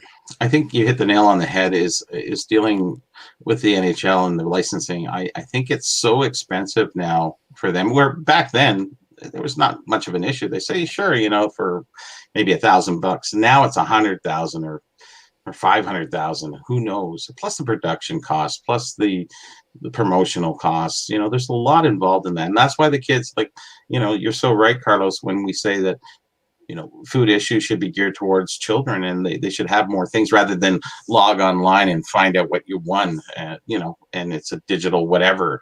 The physical toys that they have, or cards that they can put in there, and having a limited one, so there's a chase. I think it's a wonderful idea to get kids back in, away from maybe the opening of the packs, because we're looking at packs being so expensive, and the kids looking at, hey, I want a Xeon rookie. Yeah, well, sorry, son. What are you going to do? I can get you. The thing you could have, because even with Zion, even if I use Zion, okay, let me give you a silly example. What if you had put together a decent sized checklist? You can't have it be too easy. But again, only base cards, no parallels. And if you're going to do a chase, it has to be like a ridiculously long chase. Yeah. 1 in 10,000 boxes or something like that. It's like you're not going to go to the grocery store and try to buy case after case of boxes. It's That not might worth it. dissuade some people, though. You have to put the chase at least close. So No, carrot no. and The the point is donkey I has want to be. the point is I want the chase to be borderline impossible. It's not about the chase. If you, again, if you're marketing to the kids, you want them to build the set. The chase should be the bonus. Of course. The chase should be the bonus. And if you get the bonus, that's fine. Hey, you hit the, and then you make your chase. Hey, there is a Zion card in the base set. You include it for. I'm using basketball as an example. You give them that, but then maybe 1 in 10,000 boxes, you get one of 200 Zion autograph cards. There you go. And Yeah, they're done. something like nothing impossible, but I mean something obtainable, at least obtainable. Remember, most cereal promotions run for approximately 3 months.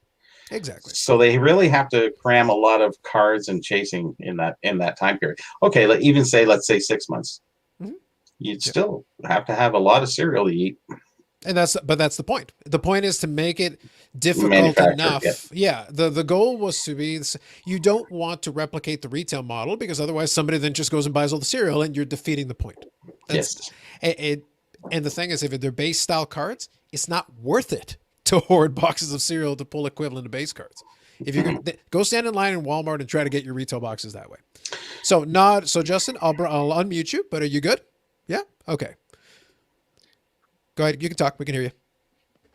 Yeah, I'm good. I gave up on the.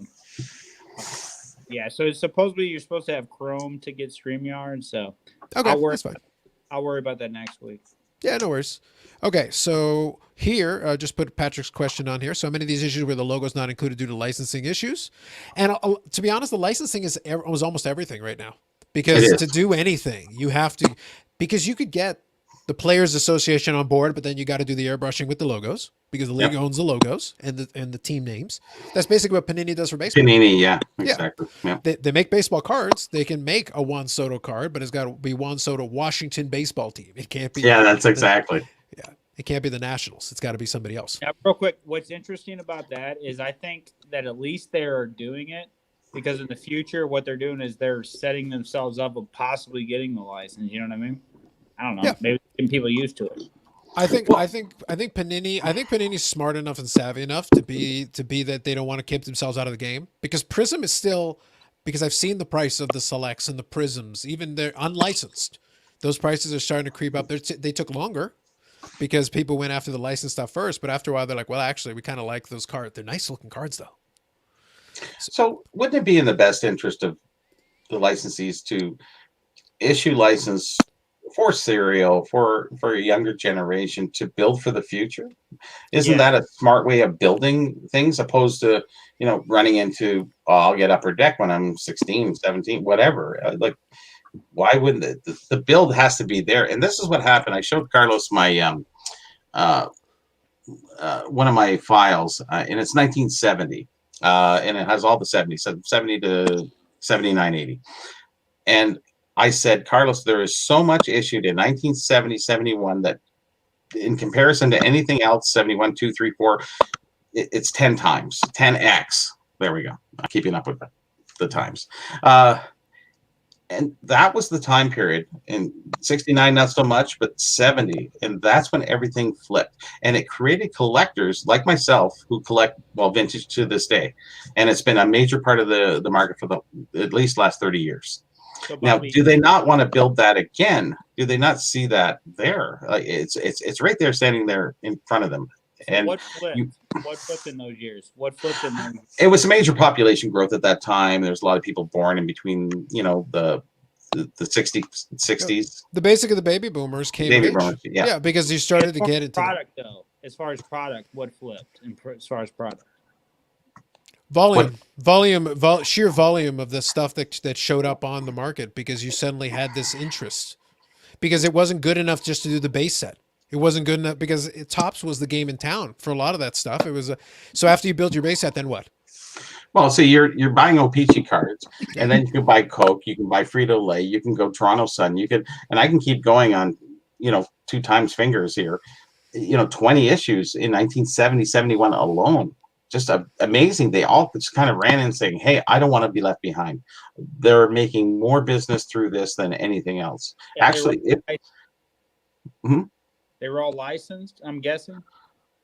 Yes, At yes. that time, And yeah. licensing was easy back then. It was, there wasn't that much money, and they were just kind of going, "Hey, we're getting money. Everybody wants to advertise. Let's do it." And they're going, "Okay, you get a license, you get a car, you get a license, and you get you get But that tells 10,000." me, that My tells me Oprah impression. Anyways, so that just tells me right there that the licensing is the problem with getting the new generation in, right? no, It is though. It is though to a certain point, Bobby. To your question from earlier, why sure. don't they? The answer is because right now they'd rather just deal with one exclusive manufacturer, and because so we use hockey as an example. Upper Deck is the exclusive manufacturer. Fair At the enough. moment, if you want to do anything NHL, you got to do it through Upper Deck. Yeah. And if Upper Deck doesn't feel like doing a food issue, it's done. This conversation's over. Yeah, but Framework did the little mini sticks through Sure. Tim Hortons. There's many other companies, but it's more of a national thing, and it's kind of Yeah. it's one side. There's not enough variety. Yeah. And I think that's what's missing out of 1970 and 71. There was so much done. It just everybody was jumping in, and really, we're kids going to school. I'm in that period. I'm right there. 1970. I'm walking to school with me and my brother. I'm 5 years old. He's 7 years old. And we're going in the store. We got a quarter. We want to buy a pack, but then the chips, they have the Frito-Lay little hockey cards inside. And then Toronto Sun, for 25 cents, you can get 5 cards in these little envelopes. And you could go get a Pepsi. They had the promotional for, and Coke had the promotional for posters, and Pepsi had a promotional for other things. It was just, our 25 cents was getting pulled in 10 ways from Sunday. We didn't know what to buy. And that's why there's so much variety. Oh, I was really into those Toronto Sun. I was really into those. I was really into cards. We were all into everything. It's so much to choose from at that time. And I think by default, you could not be a collector, because if your parents bought you something home, it basically had something in it. Kellogg's cereal, Post cereal, they all had stuff going on. It's unbelievable. Unbelievable. Hey, Carlos, I can't see the chat, but I'm interested to see like what they're saying right now on this, if they're saying anything. Well, right now they've been fairly quiet on this piece. I can see that they're out there, so they're just kind of keeping. I did want to include Mr. LAGN's comment here because I have noticed this as well. This is a different area as well. And by the way, guys, we can come back to that topic if you do have any thoughts on it as well. You're more than welcome to throw it in the comments. So I'm happy to bring it back. But since this comment is about 10 minutes ago, I do want to get to it. Wrestling blew up there for a moment, and it's still going right now. It's definitely some of those sets, like some of those early 80s, the Hulk Hogan rookie card from 1982 makes me laugh. The Rock card from Miami when he was doing that. So a lot of these cards are definitely finding their niche, especially the graded ones and stuff like that, because right now they got the low pops. So Jeremy's guest last week. I knew it. Exactly. But Star Wars, I've seen that a little bit. I haven't seen it as much, but definitely I have noticed it a little bit here and there. I have noticed some channels are starting to feature some of those cards, so I have seen that for sure. Marvel is the one that I noticed recently, though. That one made me laugh. I understood. Like, it was only a matter of time, because there was a series in 1991 that came out of Marvel cards, and my younger brother collected Marvel cards all through the 90s and stuff, and he still got binders full of them. So I had to give him the gears. I had to give him a hard time because now here's the thing. He's got the cards. Let me be clear. He still has them in the binders and stuff. But I remember him going and buying these packs of these cards. The one that I remember in particular, the one that seems to be blowing up right now is the 1991 set, because it's got a Stan Lee card and it's got a lot of the, it's got Spider-Man. It's got all these other characters that have had movies made recently. Captain America. What's that? Well, they. Who made the set 91? I want to say it was, I feel like Impel is something like the name. So it was some obscure company name in 1991. But Topps did them in 1960s and 70s as well, the cards. Yes. A little more primitive, a little more cartoonish. But yeah. The 1991, to be honest, is actually, it's Impel. It is Impel. The 1991 is right now going because a lot of these characters that are in these movies recently are in it. It is still kind of primitive by today's card standards. The stock is very much 1991, like it doesn't stick out that way. But the other thing is also that a lot of the character, in 1991, you take a person who's now in their 40s and thereabouts and has some disposable income. Well, they would have been kids around then. It's funny that the Marvel, when they went through their movie runs, things were really hot, but not the cards so much, only until now. And, that's right. Through COVID time, it wasn't, Gary V drops a couple, hey, Marvel's, way underrated. And, and all of a sudden Marvel starts busting out. And I think it's about time autographs of Robert Downey Jr. or what have you. That'd be awesome. With an Iron Man thing. I love the Marvel movies. Honestly, I really do. I grew up watching that stuff. Comic books, everything. Unfortunately, I collected Richie Rich, so I got beat. But I mean, those were the best of my years growing up with Marvel, and they're the best of your brother's years, Carlos, and they're the best of all the movie years of the kids that are growing up now. It's amazing. Exactly. It's never stopped. Exactly. And the thing is, it doesn't shock me. But like I said, 1991 is having its moment in the sun right now because it is a 30-year-old series now. Mm-hmm. So any kids that grew up with it, for them, that's the nostalgic thing. But then they're also looking at the grading. They're looking at the PSA 10. And then the pop reports are going to be low because nobody and their brother thought to send it in. No. The one that made me laugh is, I know he had some of those 91s, but it would have been really early for him. He was 6 in 91. So that'd be a little early for him. The ones that I remember were the Marvel Masterpieces. That was 92, 93, and 94. Mm-hmm. And I know he's got full sets of those. So I sent him a picture of a PSA 10 of a couple of the cards on there that were PSA 10 that were going for hundreds of dollars. One of them was going for $1,500. And I said to him, I was like, finally, your worthless cards are finally worth something. I had to give the gear. Finally, about time. The first pack I ever put away was Flair. Do you know Flair? Yes.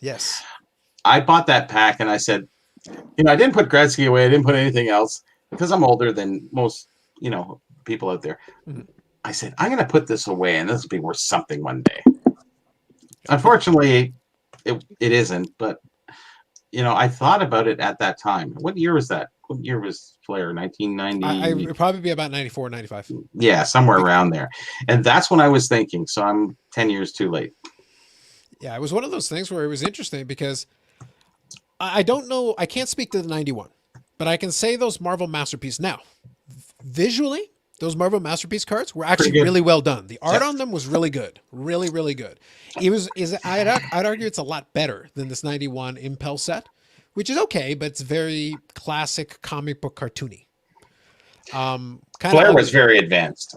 Yes. Like even by the mid 90s period, like the cards looked infinitely better. Like they actually looked proper. They almost came into the comic book era. The artwork, it was really advanced at that time. Exactly. Or advancing, sorry. Now they're almost too advanced to a degree. I've seen a couple comic books lately, and I looked at them and I went, they're just not, I don't know. They're almost too realistic, or if that can be said.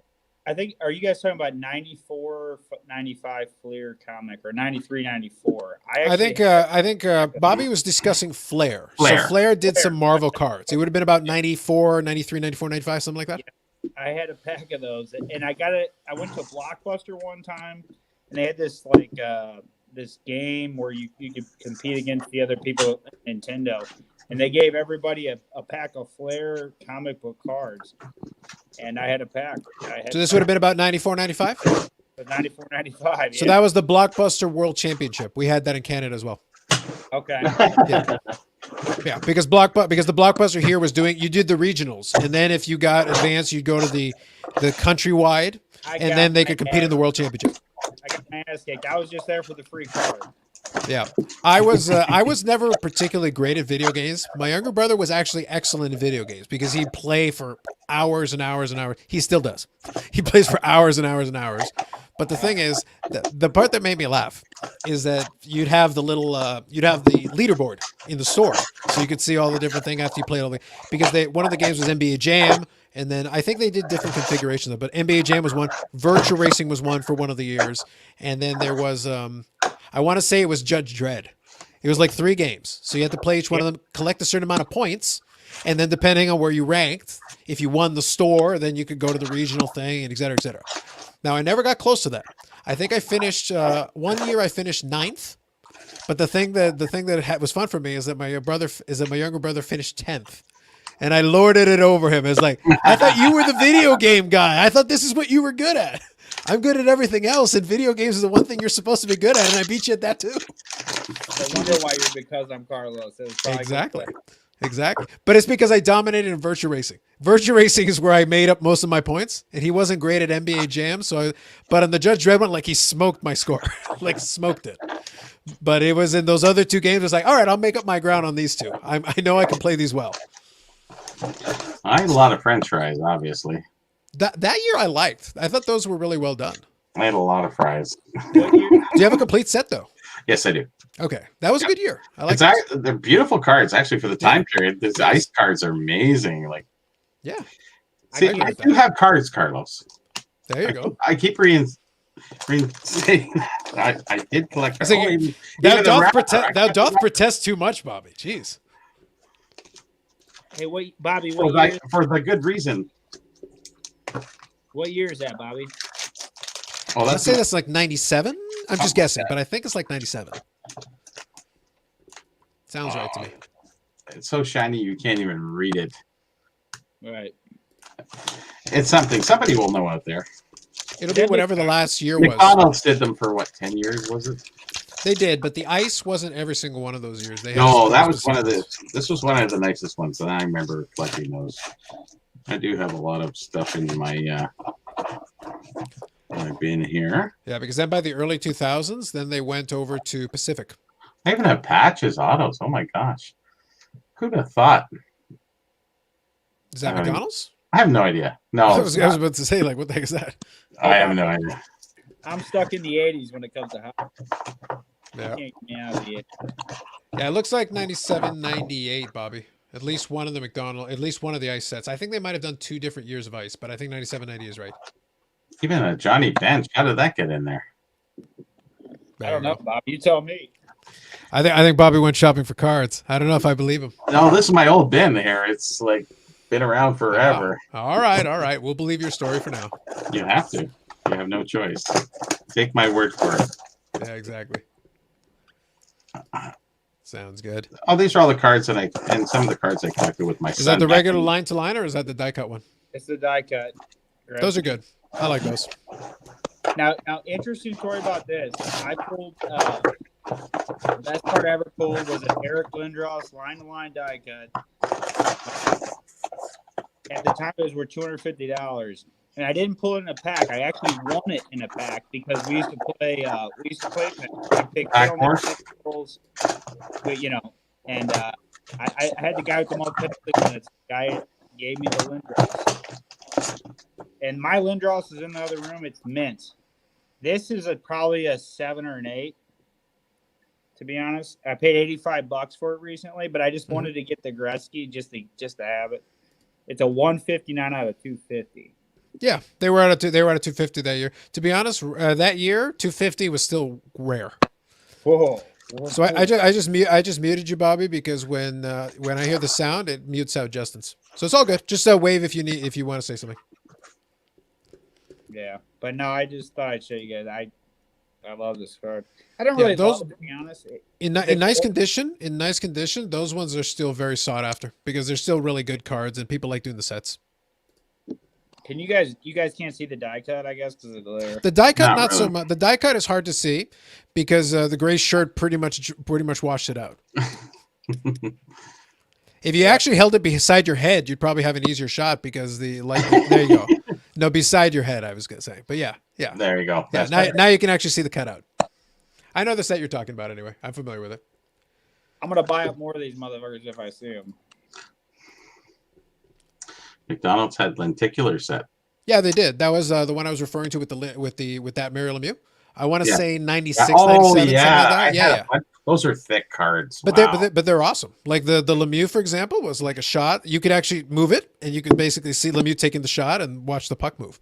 Exograph. Exactly.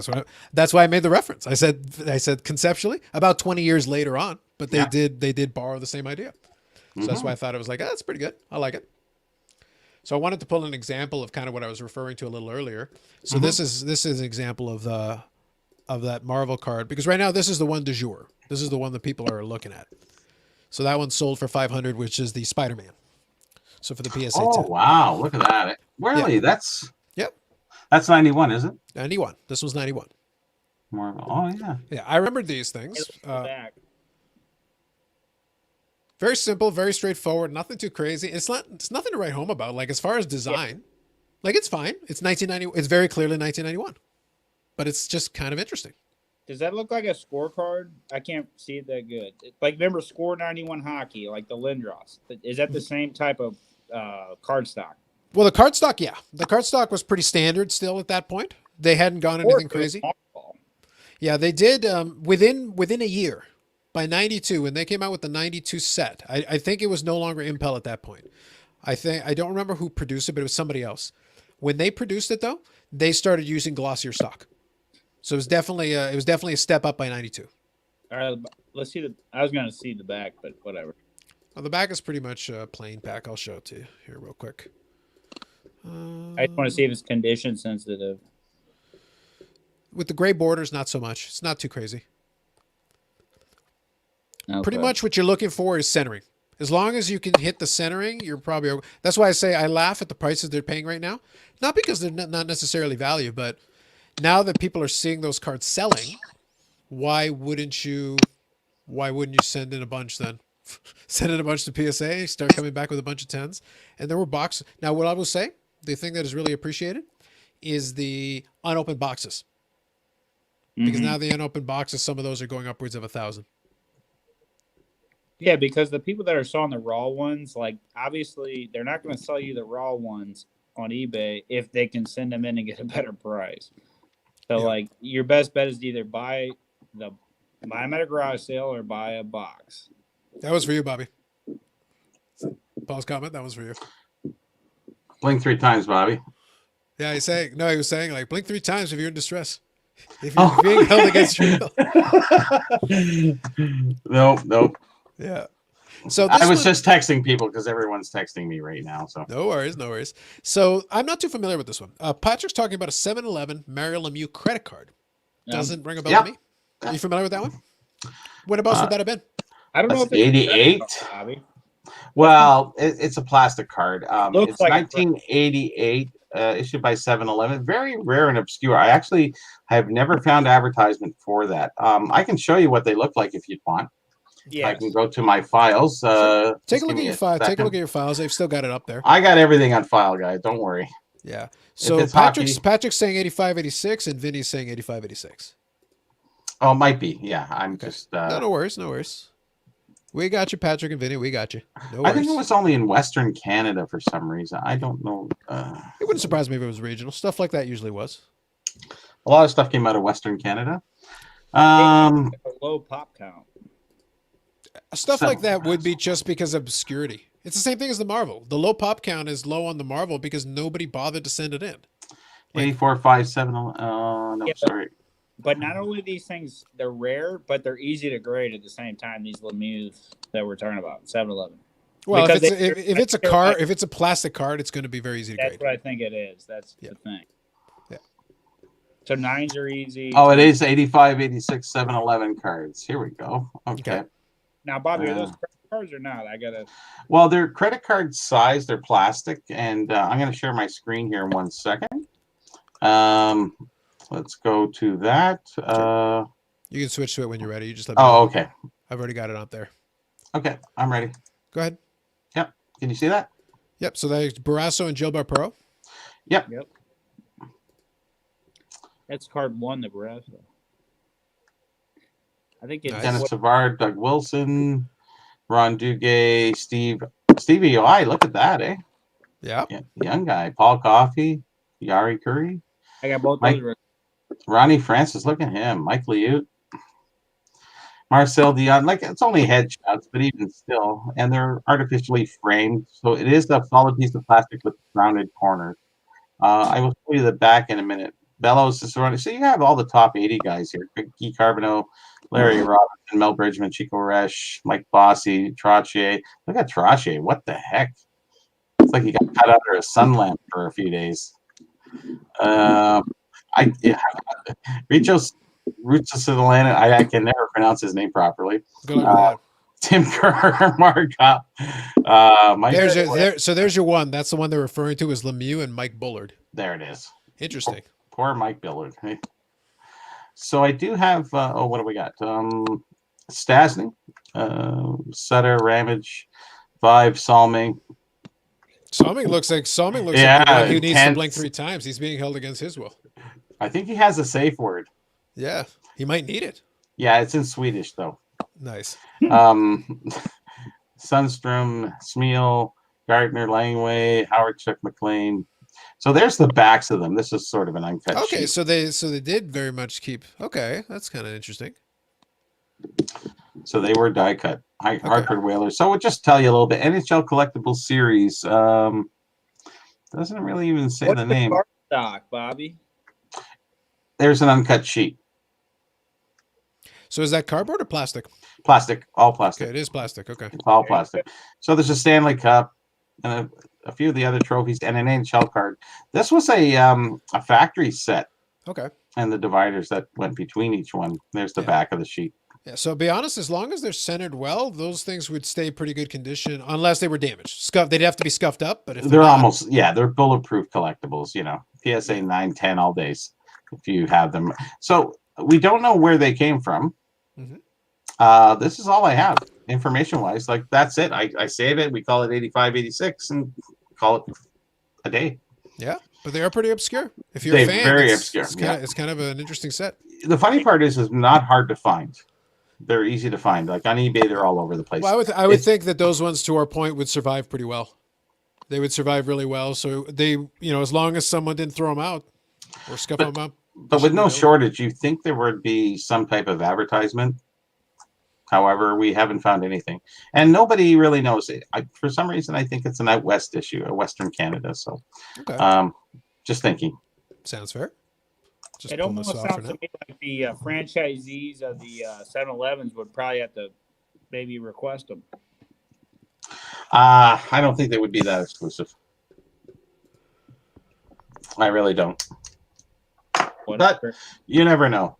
There's a lot of issues we don't know a lot about. I've been researching for such a long time, and sometimes you just hit dead ends and you can't move anywhere. You don't find any advertising. They didn't have big budgets, and they just issued things. And I give them a lot of credit for the things that were issued, where companies would just risk going out there and issuing something unique for no reason. They have a hockey following, but it seems like a lot of money to put into an issue that really never rendered them much return on investment. Yeah, no, that's fair. And that's always kind of the catch-22 with a lot of those food issues, right? Very much so. Because you have to produce it and hope that somehow it'll drive business or it'll do something. And some of them made, like Sheriff Coins, when it first came out, it doubled their sales in 1960, 61. It absolutely doubled their sales of tea and pudding. Yep. Just through a coin promotion. And they said, we're doing it the next year. Yeah, no for worries. Sure. Just wanted to grab some of the comments since the guys were going back and forth.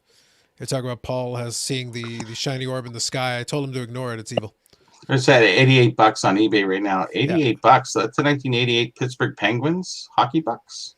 No. He's talking about the set in question. The set of those of the 7-Eleven cards that you're talking about. A set for $88 on eBay at the moment. Sorry about that. There is a 88 set of Pittsburgh hockey bucks. Sorry about that.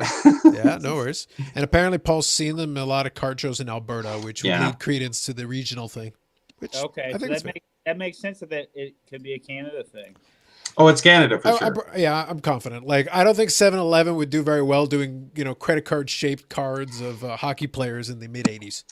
Well, in 1988, Esso did a promotion, and it was exclusive to out in Western Canada, where they had some hockey stars, and it was a scratch and win kind of thing, a gas station.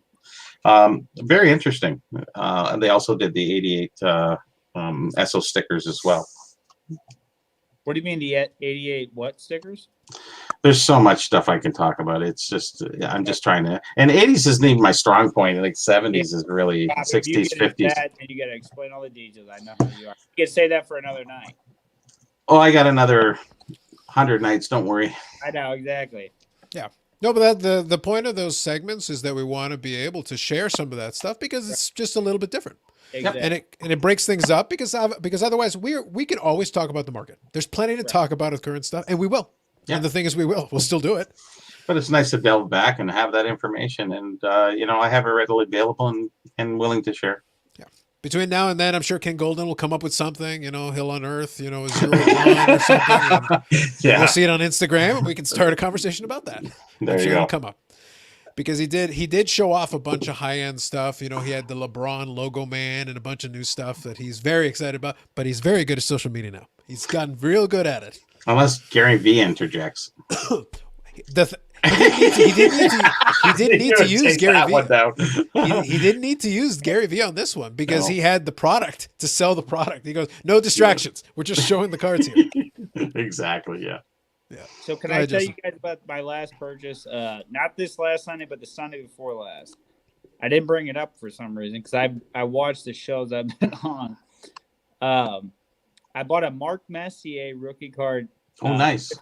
8.5. So I already have the 9, right? I already had the 9. I paid $2,250 for the 9, right? So I saw this thing on eBay in an auction.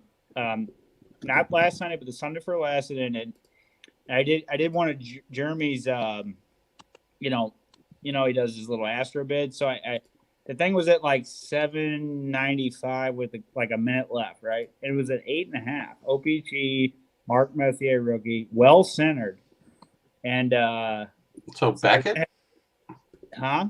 Beckett 8.5. No. PSA 8.5. Okay. Yeah, so they do the half grades now. But no, I was just wondering because I saw another Beckett 8. I saw Beckett 8.5 label, but the one with the other new label, the one right before the new label, right? So I'm like, but it is beside the point. So at the last second, I bid at 11.23, I think, because that's what it's worth. I know that's what it's worth. I got it for $823. This thing, 8.5 on Mark Messier, 8.5. I only paid $823 for it. So that's not too bad. Now the half grades are a little weird because They some people are. don't like them. And qualifiers. Do you know what the last 8.5 went for, or something similar? I don't think there's an 8.5. So the last 8.5 was the one I bought at 823, and then there was another one on eBay. What month? For $1,300.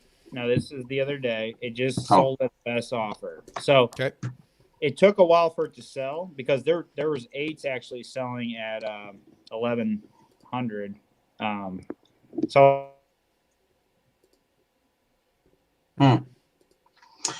Yeah, I've been following those too. The Messier, the Bork has been selling well. I think now I almost feel Eiserman. Hey, can you guys see me? Yeah. I was gonna say I almost feel bad for buying this thing because I just bought a 9 at a good price. So for this, some of the chat wants it for like $1,400. It's all yours. You're just trying to bump up your 9. I was gonna say, like, don't feel bad. What you should feel bad, Justin, is that you haven't bought 14 of them within about an hour. You need to go and hit up all the buy nows. It just feels weird owning two cards, and like I don't want the 8.5. But I had to buy it if I was going to get it for less than $1,000. I had to do it. So this might be the first card I actually get on eBay and sell, like because I really don't want it. But if the going rate is that rate, you may as well wait a month and see what happens because the jumps have happened. The major jumps have happened with the 80s cards, probably between late December and all through January. I'm thinking about putting it on there for like $1,500 with a best offer, and if somebody gives me about 14, I'll just get rid of it. I'll give you 14 Canadian. How's that? No. Then ain't gonna have it. Now, just out of curiosity, just so we're clear, were you actually talking $1,400, or you were talking $14? Just out of curiosity. Pretty much dollars. I caught a meet on this one because he was having some fun with Dave, where Dave was. Where Dave was talking about like some cards that were up, and he was saying, "Oh, the shiny cards are all like $1 million now." And Dave was like, "Well, I'm going to go high 6 figures," and he's like, "Pesos," and I'm like, "More like yen." Yeah, even still. No, yen is fine. 100,000 yen is $2 about million. $1,000. 100,000 yen is about $1,000. Yep. It's not too bad. It's not like euros. Yeah. Depends on the currency, my friend. Depends on the currency. Yeah, the lights went out. Couldn't afford the bills. Yeah, no, my computer. Yeah, Actually- I know the Messier, the Bork. I just wrote an article on the interesting enough on the 1980s rookie cards and the rookie year and a little bit of stuff regarding that and how the subsets are so low priced as we talked. And remember the last time we talked. Mhm. So I wrote a little article on that just for my own peace of mind. Just Where did you publish it? Or just wrote the article? in my files. That's where Okay. I publish most of them. I was going to say you published the article in your files. Well, if you write about it when you're thinking about it and you're really into it and you're looking at different cards and stuff, it's a good time to write an article because when you go to write it later, your interest level has dropped and it's moved on to something else. So I've always found that when I find new information, I try to write an article on it. So real quick, I want to come back to this comment from Patrick, but before that, I wanted to make sure. So he is listening. He says he played adequately strong for that Mirror Platinum Brodeur. It's like I believe you, Dave, but I'm trying to offer you the opportunity to defend yourself. You know where to go. You know where to go. You know where to join. Yeah, it's like don't act like you're shy. You're only like 47 hours. There's a lot of shy guys there. I know, right? So let me quickly throw this one in there. 83 Team Canada LMU. I'm not familiar with the issue, but the second question that says, "Do you consider them rookies?" I'm going to say no, just because licensing and all that. It's later on. There was a little pocket, a tiny window where they would allow like Team Canada. They weren't official Team Canada cards, like Upper Deck printed cards with people in Team Canada uniforms. And for a sliver of time there in the late 90s, they would throw it in and make it a rookie just because that was the card issued. Like the Roberto Luongo Black Diamond, that's a Team Canada issue. He's in a Team Canada jersey, but it's in the Black Diamond set. It's in the regular Black Diamond set. So it's like, yeah, fine, that's okay. Or they'll show international, like Paul Correa. His Upper Deck rookie is in the Team Canada uniform. 94 finest. Go ahead. 94 finest does that too. Yeah, but that's what I mean. Like, there's that pocket of a couple of years right there in the middle, in the mid to late 90s where they allowed it, and then magically after about 2000, doesn't happen anymore. No. Yeah, because they learned really well. Joe Thornton did it. And that's what Panini's kind of doing is they're trying to skirt around the issue of the license and trying to get anybody. I don't know if they can get Team Canada or what have you, but yeah. Do you have any background though on the actual issue itself, the Team Canada Lemieux? I'm not too familiar with it. Doesn't ring a bell for me. Also, those 72 Team Canada. I mean, 70. What was it? 80. The question about that 88 wasn't made by Topps or OPG. It was like some obscure brand, like Classic or something like that. 93 though, but it wasn't Classic, obviously. I think it was retro done, was it not? Because they did the 72 series. They did a few others. Well, the thing though is, he says 83 Team Canada, so that would have been prior to the NHL. I think it was 84 to probably be honest, because I think in the 80s they did a 72 Team Canada issue. They reissued it, and then they back issue a lot of different things. They said, okay, let's jump on that. We've done the 72. Let's do the 76. Let's do whatever 83. Yeah, I'd be curious because tell us more. Yeah, it would have to be. My guess here is that it would have to be a World Juniors if it was going to be around that time, and that would be because the Canada Cup came in '87. That was later. Yeah, it wouldn't be Olympic. That would have been the same thing. So that would have had to be prior. Mm-hmm. Yeah. So Victor just says you need a blog. I think more to come on that later. Hey, this is Bobby's tell Victor to come join. He knows the link. Put it up. Yeah, exactly. It's like don't be shy, Victor. If you ever want to pop on. All right, Dave. I will allow it for 3 a.m. wake up call. I guess. Like you need sleep. Come on. Oh, man. Come on. What a slacker. It's got a red border. It's World Juniors. Yeah, I thought it'd be World Juniors. Yeah. That would be an obscure issue. So as rookie card wise, I would say no. If it is made in '83, it would definitely be rare. That part I'm confident, just because it's an obscure issue. I know somebody who can explain that really well. He just needs to join in. Does Victor have a background in World Juniors '83? Oh, he does. Oh, does he now? He does. He does. Okay. Has a lot of great information. That's for sure. There we go. '83 was the oversized card with red borders, blank back. Okay, interesting. I'm not too familiar with it, so that's kind of interesting. Blank back? I just Really? know PWCC's been selling it, and it goes for like $600 or $700 in like a 9 or 10. I forget which one. Are you buying 8.5s of it, or? No. Okay. I was gonna say, don't make his life Only easier. Messier. Yeah. Okay, here we go. Yeah, there's a. Video trying to find one with sharp corners. Okay. Well, I'll see if I can find some. I'll see if I can find the reference image or something on it. I'll take a look and just see. Maybe. I threw the Messi on a credit card. I still got to pay that motherfucker back. That's okay. If you sell it, you can pay it off with the next payment. So you're good. And you That's- should be able to get 1,200, 1,400, right? Okay. Oh, I think easy. Well, you know, the thing is a lot of them aren't really coming up, and they're not selling as fast as the basketball selling. Is like whatever.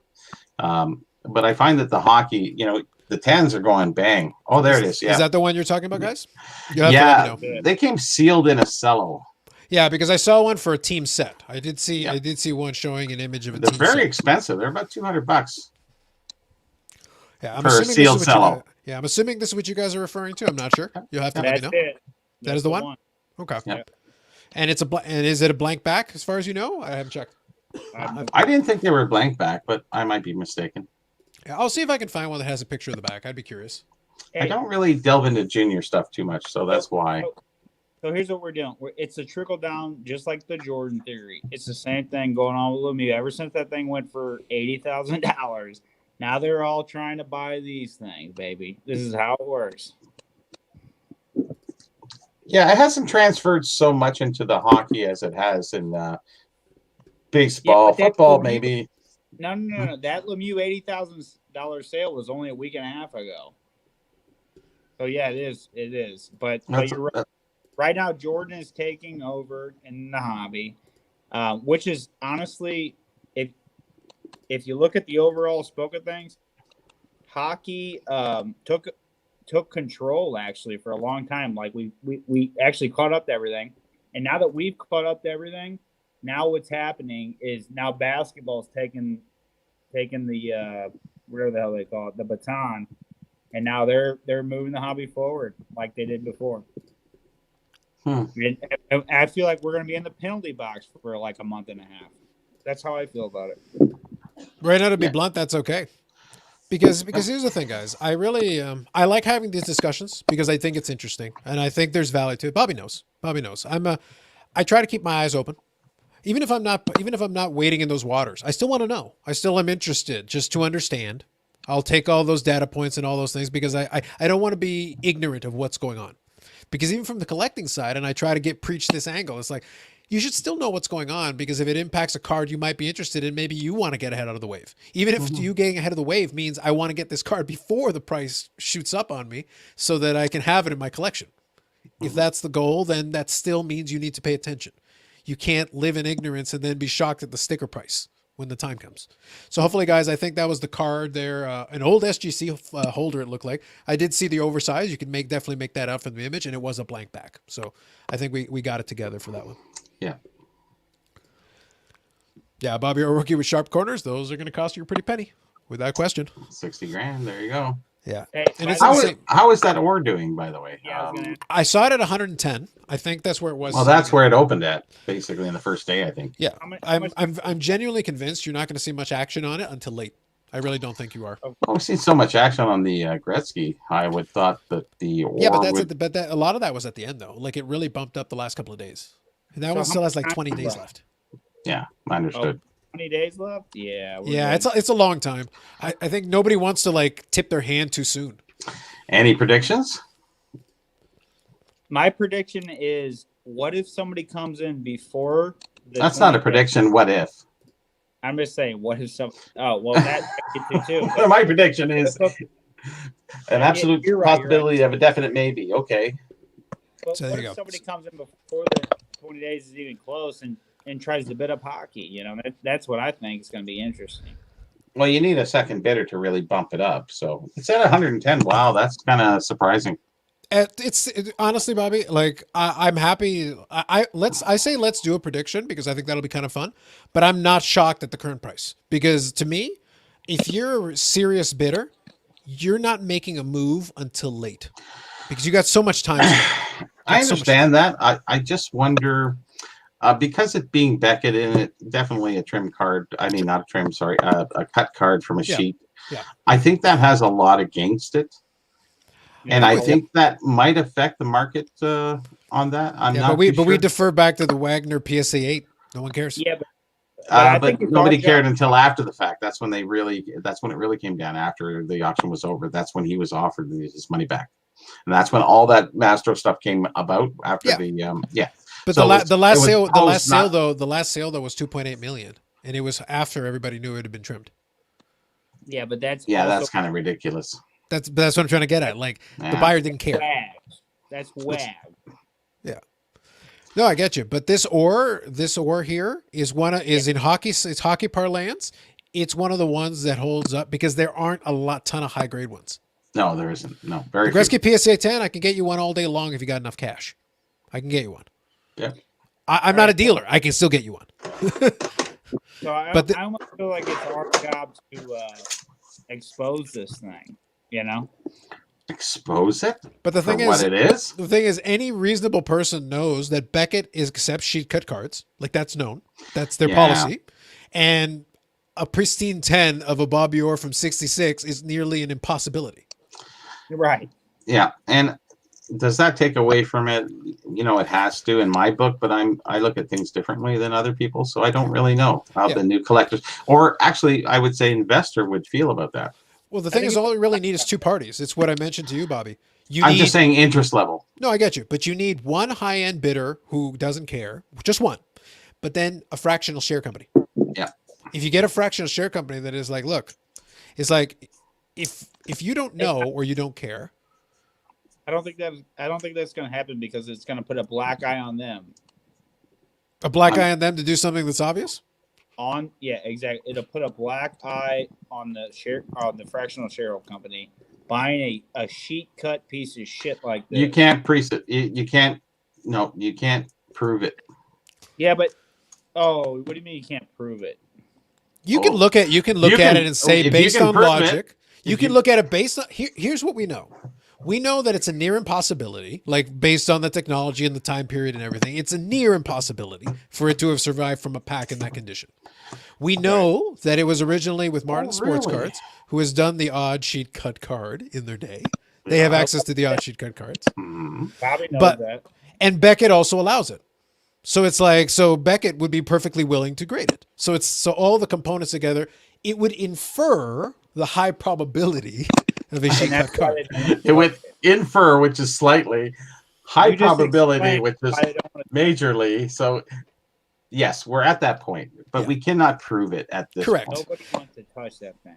Yeah, it's right now. It's I'll be honest with you. In a normal market, I would say it would go up a little bit. So here, normal, yes. GMOs is saying 880,000.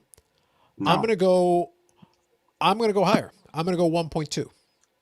I'm gonna go 664. You're right there. I thought it'd be about 700K. Yeah, I don't think none of those outcomes would shock me. I'm just going. I'm taking a stab based on the silliness that I'm seeing right now and the money that's getting thrown around. Either we're all incredibly off, or we're incredibly out of the marketplace because $47 million. Maybe. That'll teach them. That'll teach them all. That's the big one right there. There you go. There you go. You got your very bored. Actually, yeah, this is a 9 from Tops. Yep. No 10s. Oh, there's no 10s on that one? No, because of the centering and the scratched off bottom. So if you got the OP cheap, passe, Tops is king. So I got one of 20. Great. Hey, Bobby, let me ask you, that's the one that was for $75? That you missed? Yeah. Yeah, I knew it. I saw that and I was like, who wouldn't? Because you didn't know about the centering issues, but you still bought the other one. It's a 10. It's one of 13. Okay, Carlos is smiling here to here. He's waiting for it. We're not going to get back into I that would never. Oh, I do not condone this behavior, Bobby. Your inference is enough. I advocate and encourage, but I do not condone. Encourage, but not condone. Go ahead, Justin. We can't hear you. Can't hear you, Justin. What? Back to Bobby or back to Bobby or. Go ahead. Sure. Yeah. We can make fun of that card. Not my parade boy. Okay, so the thing It's is, the Messier we're on. yeah. So the thing is, I think Dave's in the same ballpark as you guys, so I think that's fair. I'm going high just because I'm wondering if there isn't a fractional one or somebody who just wants to make a point. Because the 52 tops Mantle, the guy paid 5.2 just because he felt like it. But you Right. know your influence, Carlos, is so great and absolutely. vast. I think that you just by you saying that hashtag invest. I have spoken it into the universe. I have done it. it is out there. It is All right. the ethos is. If I pull that one off, Bobby, then I will accept my responsibility of my power and immediately commit to using it for pure evil. for It's like, I didn't realize it was there, but now it's Yeah. like that. Well, that's it. I'll be like, Golden, you want this influence, don't you? You want this to happen for you. Yeah. Let's talk, homie. Okay, so Jason Martin was trying to sell for 250,000. Yeah. Yeah. He took it off a long time ago. Well, a long time, 6 months maybe, I think. Yeah, I think it's been off for a while, I believe. Oh no, actually, hold on.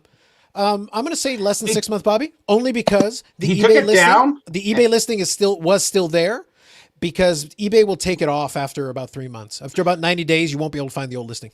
I think he had it for $500,000 for the longest time. He took it down. Mhm. He propped it back up. 170. And then the market, I think we hit about February, March. And then I think he took it back down and said, okay, we're going to see where this goes. And now he's consigned it. And now we're going to see where it's going to go. And I think it's 700K. I don't know. No, I ain't going that high. He had it at Oh, you said 600 and something. So what's the difference? You're going to shave some difference on 30, 40K? You also have to remember, just out of curiosity, when you're putting your number, are you including the buyer's premium? I assume yes, Always. because you have to include the buyer's premium. Yeah. Yeah. That's So you're at 700K anyways, Justin. So. No. That includes it. So technically, like 544. Oh. Yeah. So, but we said we were including it. So you're really technically not. yeah. Whatever your number is, just make sure it already includes the buyer's premium. You don't have to Yeah. reverse the math. Just whatever you think the final number is, all told, all in. Yeah. So that's fair. So 1.7, something like that. Yep. Yeah. Yeah. I think. Go ahead. Nope, I'm good. Yeah. All I was gonna say was, like the number at this stage, I can't pretend to number shock me, because right now it's like I said, Golden laid it out. Now, if it had been with Golden, I would have been very interested to see what would happen, because he'd have promoted the hell out of the card. And it is not promoted at all. You can barely find it. Yeah, because Heritage is, just heritage. yeah, Heritage is out there. Like I know what Heritage is, but they're not like the top tier that you would expect. Like if you wanted to try to squeeze every penny. No. I hate to be Bobby Burrell, but this thing is sheet cut. Yeah, we can't prove it though. You know, in a court of law, you would lose because you have no proof. It's pristine, baby. We know it's sheet cut. As much as you know, you cannot prove. That's true. Actually, I want to get your opinion more. You were talking a little bit about the stock market, which I really enjoy hearing that side of things, because I played the stock market for quite a few years, a long time ago, until I lost everything. But I mean, you were talking about the baseball getting hot, and that's going to make the hockey suffer for a little while. You were saying something like that. What were you saying about that? Say that again. You said that, you know, baseball's been going high, so hockey's going to suffer for another few weeks or month. Yeah. So I was talking about basketball. Yep. Not baseball, obviously. No. So what I feel, so I don't know how this has got to do anything with the stock market, but what I feel is well, you use the stock market as a base for your train of thought, do you not? Oh, I see what you're saying. So you're saying the stock, you're a stock market guy. So let me hear how you think about the. Yeah. Use the angle. Use the points of reference that you're comfortable with, because right now it plays into Here's it. what I noticed. All right. So my Jordan PSA 8 sticker was at $1,100 for the last 8 months. Yep. Right. In the last 4 weeks, this thing's gone from $1,100 to now it's going for about $14,000. Crazy. Fucking sticker. And then the Nike promo PSA 9 has been sitting at $3,000 since September, and now it's going for $15,000, right? Yeah. And what's crazy, for the last 8 months, it's like I said, it's just been sitting there, just like the sticker for 1,100, and then out of nowhere, it's gone in the last month from 3,500 to 15,000. The sticker's gone from 1,100 to, and this sticker sat there and consolidated for 8 months, while hockey got its wings, right? So hockey got its wings, and hockey caught up to the rest of the market. You remember when you watched the sports card investor, they sat there and they're like, everything's going up, blah, blah, blah. Well, come September, everything stopped going up. And what stepped up from September to December? It was hockey. Hockey caught up. Hockey caught up with the rest of the market. It leveled off in November, December, and then January took off again.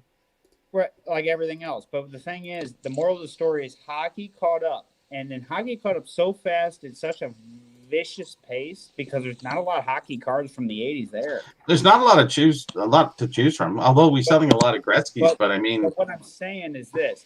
So when hockey caught up, there's only a certain level that hockey can only catch up to, right? True enough. Because at the end of the day, we're all us hockey collectors are actually really smart, and like we know we're not going to pay over a certain amount for a Mark Messier rookie. So at the end of the day, hockey finally caught up, and when hockey couldn't catch up anymore, that's when basketball took back off.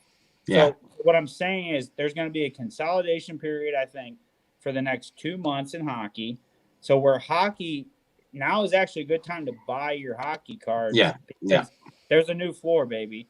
And now's a good chance to buy your stuff because what's going to happen is these idiots are going to sell their hockey cards to buy these. Because they think it's topped the market off, right?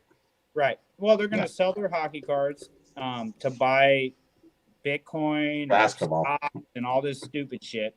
And then, I mean, and it's probably not a bad idea because this hockey is actually going up a lot. So I think in the next 2 months, hockey's going to chill out, which it should because any healthy market should, right?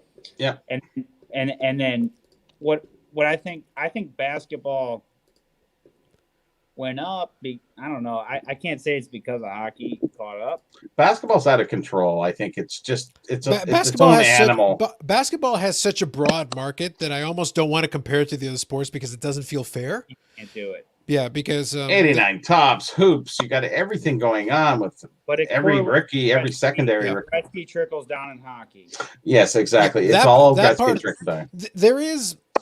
I hesitate to use logic right now, but there is like a pattern that you can discern in hockey where you can follow the flow. You can be like, money goes here, and then, okay, now where do you look? Okay, you look over here, and you look over here.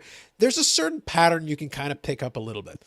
Basketball is strange just because of different angles and the amount of money that's into it. Like, and Bobby and I have chatted with this offline as well, and like I've talked on this show and other things. Go ahead. We talked on the show before. I like to use as many reference points as I can. I try to follow different hobby content because it helps me get an understanding. And I put Bobby onto a young YouTuber named Sasha T. Now, here's the thing. You may not be interested at all in what he's doing. That's fine. But the reason I watch it is because he's a young guy who does wheeling and dealing in cards, and I'm observing what he's trading for what, how he's doing these things, because he does a vlog. He's trying to build his brand. To follow basketball just to follow what he's doing, but yeah, I get what he's doing though. But you do understand conceptually what he's doing because as he's trying to build his brand, he's also like explaining, like this is why I'm trying to do this, and this is what I'm trying to do, and these are the deals that I'm doing, etc. He's vlogging it. He's averaging up a lot on everything. It seems like he's humble about it, which I like.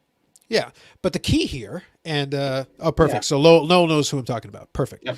But the thing is, what I like about it is that it's a great insight. Even if that's not your world, that's not what you want to do, it's still good to get a window. You're getting this window. I'm saying don't close your eyes.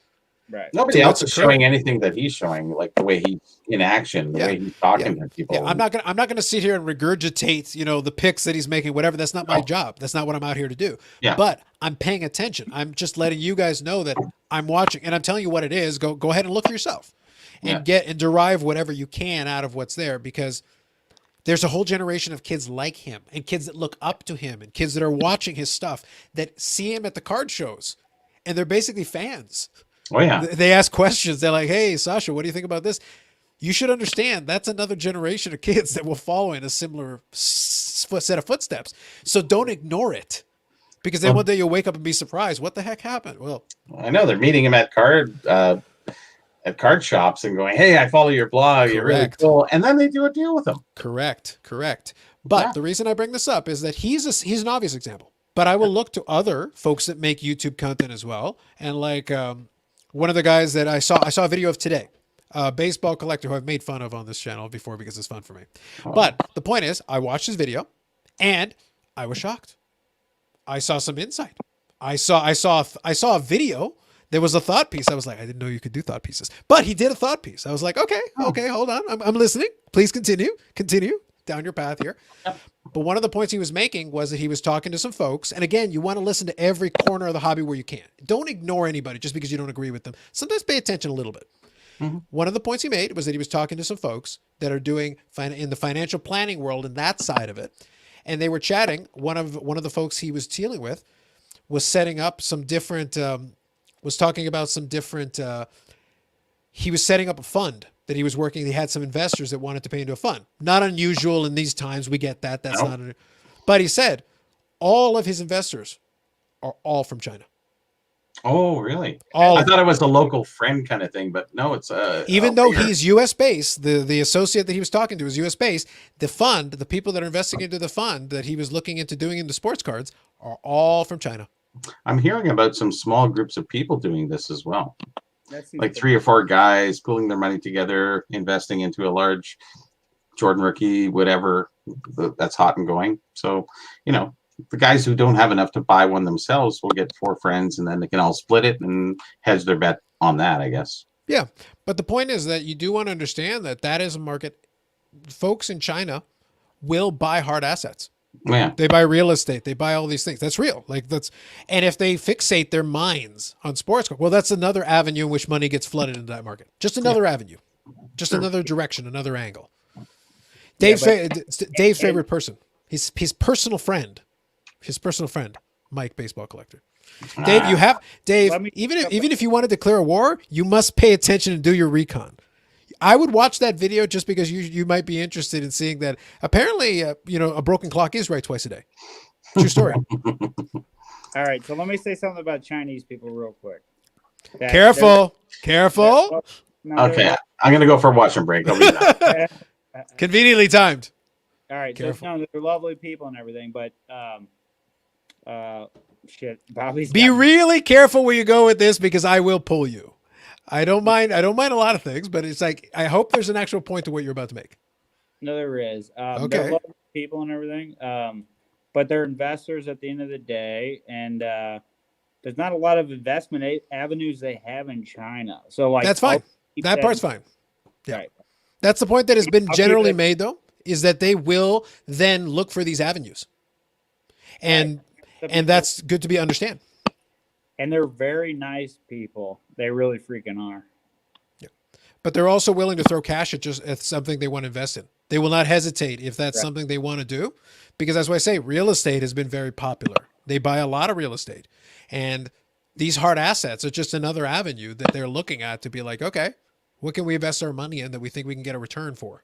But I think what I was really trying to say is like we can't put them on a I forget the name of it, but we can't put them like they're better than us. That's a pedestal is what you're looking for. Pedestal, yeah. We can't put them on a pedestal. It's not about putting them on a pedestal. It's about just acknowledging that money's there, because people people don't think about that avenue. Anywhere where the money is, I don't care what part of the world or the galaxy it is. I don't care who's providing it. Every additional dollar of liquidity that jumps into that market affects the market. All of it does. So their money spends as good as anybody else's if there's enough of it coming in. Yep. So it has an impact. So you do want to pay attention to it. Don't ignore it. Pedestal people. Don't do it. Yeah. But the thing is, because the thing is right now, you don't know where that money's being funneled into, but it doesn't matter. The fact that it exists means you need to understand it's being funneled somewhere. And what's funny is it's like such a fraction of a fraction anyways. And God bless them for coming over to North America, baby. Because we're American and Canada in this room. Until you find out that Dave's actually in Beijing. No, he's not. He's in Alita, Minnesota. But nonetheless. Anyway, but that's the thing. I try to pay attention to wherever that money is, because if there's an additional flow that you weren't considering, you have to factor it in your calculations. Yeah. Because there are plenty of folks there that do have a couple of dollars, do have a couple of nickels to rub together, that can throw their money, and if they throw their money strategically at a certain spot of the market, they can give it a bump. Because right now, anything that gives it a bump impacts it. And for all we know, that might be the money going after those Jordan PSA 8 stickers. I mean, those things are going fucking ape shit. I can't even believe it. That's all it would take. It's like, it just has to be. The thing is, you're not going to buy everything, but if you're being strategic about it and that's what you want to do, maybe they got somebody in America like taking their money and buying it for them. You know, who knows? That's what I was saying. The guy who's running that fund, the people funding it are from China, but they're putting that in his trust to make the determination of where to go for the investments. Gotcha. So he's basically he's basically running the fund for them. They're providing the liquidity and he's providing the purchases and the assets. So that's the key, is that they're basically providing the funding capital that is then allowing him to pursue that element of it. Now, the business I'm in, as far as work goes, is I deal in California, and believe me, Chinese are over there, and believe me, these are actually the coolest, smartest, nicest people you're gonna meet. Oh, that's a nice way to intro. I missed all the in-betweens. Yeah, it was just endless China slander. It was terrible. Justin needs to settle down. But though the other thing that I was having a little bit of fun with as well, though, is that in a separate podcast, one of the gentlemen was actually talking about the similar topic. That's why I say, when I hear the same topic in two different places in the same day, in two different pieces of content from two different people, it's like, hold on. And as far as I know, you don't talk to each other. So I'm like, how did you end up over here and end up over here in two different things? Two different people talking about the same thing. Because the conversation came up again in the same vein. Now, the angle that he was asking was a gentleman who does business in Asia specifically. This was the other one. And they were looking at understanding the demographic of what they were interested in, the collectors that were there that were interested. And for them, from his perspective, it's a lot of Kobe. They love Kobe. They love Kobe and Kobe Bryant. And they love Yao is an obvious one, but James Harden, because of the Houston connection. Apparently, there's a number of different collectors who do love James Harden for that reason. So it's kind of interesting. A lot of the players they like, though, are a little bit more random as well, because a lot of them are players who came over and played a brief time in China, because there are some players, and those players have more of a collector market than you would think compared to what they should normally. Well, didn't they do a $500 million injection of cash to the NBA? Something like that. I don't recall. I know they did a deal with the NBA where they put some money into it. Yeah, it's a demographic thing. It's just sheer number of people. You know, if you put enough people there and they each contribute $1 to the bottom line, it's a lot of dollars if you add it up. It becomes simple arithmetic at that point. Yeah. But then you do have some folks who have put together liquidity. So it's like, here you go. Mm-hmm. Lowell throws in here, Michael Beasley. Yeah, there's some random players, like you wouldn't even think about them. But then it turns out there's some hardcore collectors over there that are like, yeah, I'll buy everything Michael Beasley. And everybody's like, why? Okay, I will sell you this player. If you would like their cards, I have some nice ones. Sure. Mm-hmm. Why not? That's why I say, to me, I don't care. So I was teasing Justin about it because he was talking about not putting they're investing into a pedestal. And I go, I'm not putting anything in a pedestal. I'm saying every factor needs to be considered. Every additional dollar in the market that is coming from a direction you weren't expecting can have an influence on the direction of the wave. Yeah, exactly. And I think we were talking about that last show where we were talking about carbon and the 50 million people that are involved. Correct. You know, it may well be 50 million. I think it's more like 25.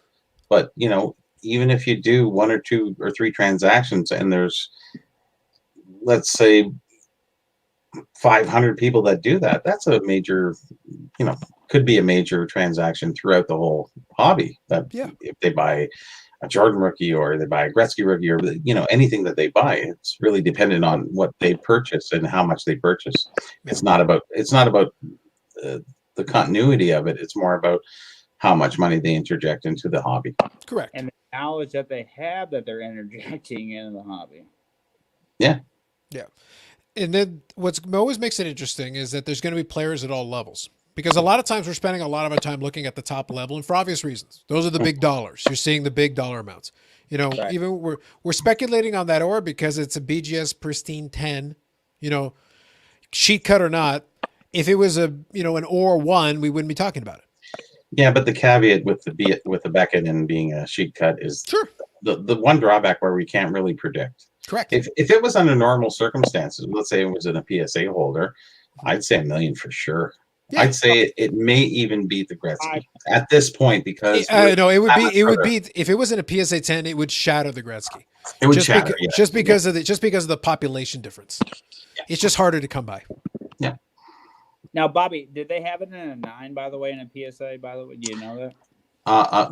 See, I don't know the PSA report. Actually, I did. I thought I looked it up the I other looked day, it up but I last will look it time, up. but I can't really remember. I think it was very low pop, even in a 9. I will come back with the answer to that question. Yeah, for PSA, you're talking about a 9. You'd have to open a pack. There's no packs known of 66 ever, and nobody's really opened any. And keeping them for the last 54 years, that's a long time to keep them pristine to get a 9. And the wood grain borders are so condition sensitive. I think they're just as bad, if not worse, than the 79 OPG Gretzky or Topps Gretzky, either one.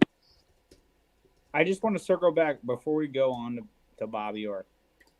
With the Chinese investors and just any investors at that point that are flooding the market with money, I think it's going to reflect first in the GOATs, which is going to be the Jordans, and then what's going to happen. And the thing is what we're seeing in Jordan, like PSA rookie stickers, like 8s, like going for 14,000. I think what we're seeing is the future of the card market. What we're seeing is that, because what we're seeing is the people that are jumping in right now are buying that stuff up, and everything else is going to have to catch up. I mean, we're talking that these things were like $3,000, $2,000 cards 3 weeks ago. Now they're worth 15, right? So like I said, with the hockey that stepped up, it took it 4 months to happen while everything else was consolidating, right? So hockey caught up, and I think the next step now with this going on is everything else is going to do what it did before hockey. And remember when hockey got left in the dust, I think that's what's going to happen again for the next 3 to 4 months. And everything else is going to do its thing. And I think people are going to realize that baseball is undervalued because baseball never really had its day in the sun as far as the market goes. So I think that's the next market that's going to hop after this Jordan thing, because people are going to realize what I just said as far as this new money moving in the market. And the new money is being represented in Jordans. And then what's going to happen, it's going to go to baseball. Football can kiss my ass because we're going on the off season. And then hockey's going to take a rest. And the next thing you know, but we got hockey season going on. We got the Stanley Cup. So we're gonna stay our ground. And hockey may have some good stuff going on. But that's how I feel about it. So do you think it's going to be cyclical, where the basketball take over in its season and hockey, and then baseball season? I think, like I said, with those, like the PSA 8 Jordan sticker, it sat there at 1,100, dude, for 8 months, and in the last 3 weeks, it's gone from 1,100 to 14 G's, just like the Nike promo. So I think this new money, that's true investors going in. Just, I think it's speculating. Well, it's basically what we talked about with the Jordan rookie jumping from 200 to 350. That's Jordan rookie, but we're talking about a sticker here. No, I'm with you, but it's the result of what we were talking about earlier. Is that once those fall so far out of whack, people go to, it's like, okay, well, what else is in a rookie year? What else is in a rookie year that has Jordan on it? Like, what else is on there? What else we got? Well, once you buy up all the pop of what is listed out there in the 10s or the 9s, what are you left with? And you either go lower to the 8s, which I really don't think they want to go for, because I think it's such a high population level at that point. So they're looking for rarities. And I think that's a little bit what Gary B was saying with regards to all of this, is saying, people are looking for fruit issue now. They're trying to find other things that are a little bit more esoteric. Yeah, that's why I said, though, you're trying to find that obscure. You're trying to. So here's the thing: the verbiage that keeps getting thrown out there. Zig while everybody else is zagging. That notion has been thrown out there to the point that it's a cliche. But some people have taken it as gospel to be like, okay, So if the mainstream is so high already, maybe Yeah. that isn't the direction to go. Maybe the direction is the postcard, the sticker, the food issue, the whatever. Like Yeah, but Michael Jordan had a talking about Doritos card in 1984, that would probably be going like crazy right What's the next best new thing, now. right? Correct. and that's how we think, But I'm talking Stock about market. the main new investor. Yeah. What I'm saying. Yeah, but the thing Makes is, sense. one of the discussions that we had a little earlier may play into it, because some of those From investors a different are level. handing it off to somebody else whose job it is to make that recommendation. And if they know a little bit about that market from a collector's perspective, they can bring that mentality to go, we'll take your money, we'll buy this thing. And they go, why would I want that? Trust me, it is rarer. All right, so here's the mindset of that investor, right? Because I've been there. So what you do in that situation, if you don't own shit in the sports card market, here's what you do: you just buy a $14,000 PSA 8 Michael Jordan sticker, right? Rookie. You buy it, and if it goes up, great, But if it goes down, even better, because now you have time to stop that market from going up, because all your other investments have been taking a back seat. So what you're doing essentially is you're stopping a market from going up, and you're watching all your friends getting rich, right? So what you're doing is you're jumping in and you're stopping your friends from getting rich, and you're telling them, hey, calm the fuck down. But at the same time, if it goes up, great, because now your 14's worth 20, right? But if it goes down, even better, because now you got 3 months that your friends are fucking pissed off, while your other investments finally get more attention. So that's how it really works. Diversity. Yeah. Well, And the thing is, Yeah. one of the stories that we talked about in that Sasha T vlog, Bobby, that I mentioned to you, was that one of the dealers basically had cornered the market on one of the rare cards, and his tactic was to just put cards out on the market just to get To inventory out stimulate. Yeah. there. Yeah, to put new comps in there, because he only needed to sell a handful just to stimulate that portion of the economy, bring the price up because the comps are old. Put fresh comps in the market, get people's heads around that idea. And by the way, I've got 10 more in the showcase. Yeah. He said he owned 30, and then he had It was a like large 5 number, or 10 exactly. out. Yeah. And Yeah. it was like, yeah, it was really interesting hearing that. Which is not a bad strategy if you have so many that you can be like, okay, let me put some out there just so people remember this card exists. So because people they don't didn't see it. realize that. That's really important, I guess, in a stock market sense. Justin would understand that. You got to put it out there. If it's not out there, there's no demand because there's no availability, Yeah. right? And some of these collectors aren't even thinking about it. No, Exactly. And they bought up everything in the high grades right now, for the most part, in sort of the hockey market. So I've been looking at other things, kind of going, well, what's next? Where's the shift? And trying to figure that out is really tough. But it's nice having fun along the way doing it. Well, that's And become almost the sport. The sport of sport card this. collecting, right? I joke about this because it's like, I used to play fantasy a little bit, but it's one of those things where it became a bit too much of a pain to do the amount of research, to do it properly and to do it well and do it consistently. But in a sense, a lot of us sports card collectors are playing fantasy.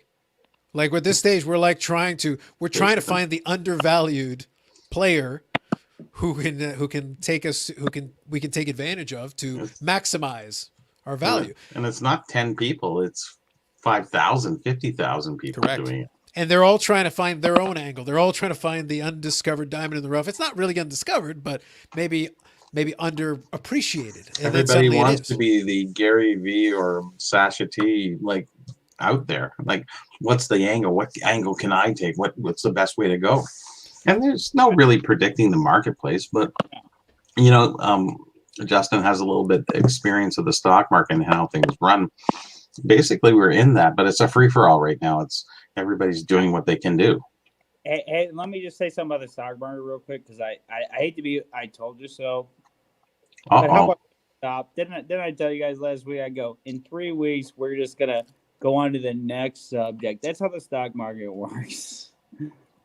GameStop's at what? I believe you when you said that you said it, but I believe that has literally been the collectible market for the last 30 years. We always get bored and move on to the next thing. We've always done that. Well, especially since March, no. not in the sports card hobby. This is way different because it's more like the 1920s. The way that you actually when you traded, not that I hate to bring up the 20s, but back in those days when you Nothing wrong traded, with that. you actually had to trade pieces of paper. Nowadays it's different, but I just mean in like a physical point of view. Yeah. I don't mean like the 20s was a crash, but no. Only at the end of the 20s, Justin. The beginning and middle was fine. It was only at the very end, 1929.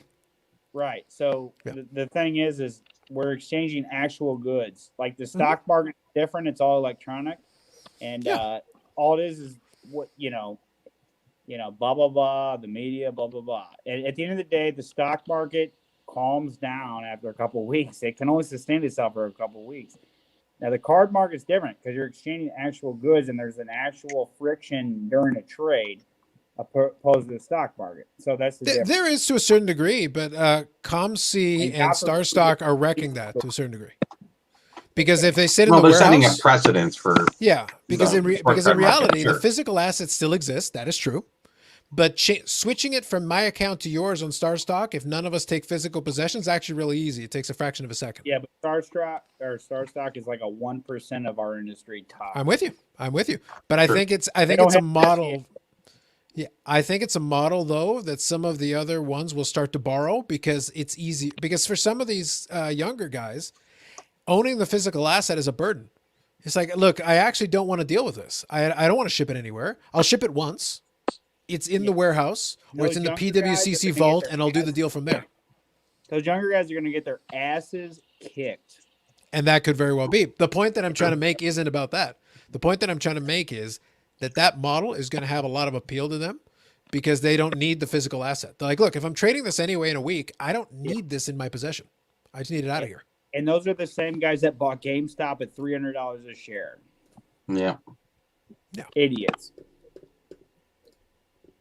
I really would like you to stop mincing your words and just like dedicate yourself to what you really feel about it. So real quick throwback to what we talked about a moment ago. So the Bobby Orr PSA 9, the rookie, is a pop 1 for the 9. Wow. So it is like to get the high end, and it's only 47 in an 8. So it's not like it's super common in the 8 either. 47 in the 8 and 1 in the 9 and no in the 10. Zero no in 10s. 0 10s. There's none high. That 1 in the 9, Bobby, how much is that thing worth? 1.9 probably million. Yeah, I'd like to see it hit the market. That. I'd like to see it hit the market because it's the highest. It's the best known. That's what it's worth. And 47 9s, which really means 20, because everybody who had 47 8s. 47 8s. Yeah. Oh, sorry. 47 8s are trying for, well, I'd say 30% are trying for 9s on those resubmittals. Now, Bobby, that prediction, I beg to differ. I've heard you on Jordan's show before. Highlight that. I think it's more like 19. 19%? Yeah, because if you got an 8, you're happy with an 8. Who's happy with an 8? Especially when you see a pop count of a 9 at 1. If you know the difference between the price of an 8 and a 9, then why would you even satisfy? Do we know the difference between an 8 and a 9 right now, Bobby, though? No, because the 9 hasn't come up, so we're only guessing. Certainly, PSA taught me that I didn't know how to grade back in 2001. Yeah. All right. I'm going to grab a refill, guys. I'll be right back. Okay, go ahead. Go ahead, Jason. Let me do this out with Bobby. Sure. All right, so Bobby, 39%. Come on, they're resubmitting with 30%. Yes, so the resubmittals, especially in the high grades, more so than any other grade. It depends on the card, and obviously, that is a tough card. And so, if you get an 8 in the mail, you're not going to just crack it and send it back in for a 9. Like, I don't know. Well, I beg to differ. I think that most people who have those, I think most people that have those cards are dealers because they usually end up buying it. There's a lot of people who have them in their personal collection, but a lot of dealers, and they'll send it back in because the difference between an 8 and a 9 is probably $100,000. Way more than that nowadays. Okay, just say it's $100,000. At that point, is it not worth sending it in for another 40, 50 bucks? Bobby, do you know how hard it is? And how hard is it to really crack a case without damaging a card? I guess it's pretty easy. It's pretty easy. Most part, yeah, especially PSA. You just give it a twist and it should pop out pretty easy. That worries me. Yeah.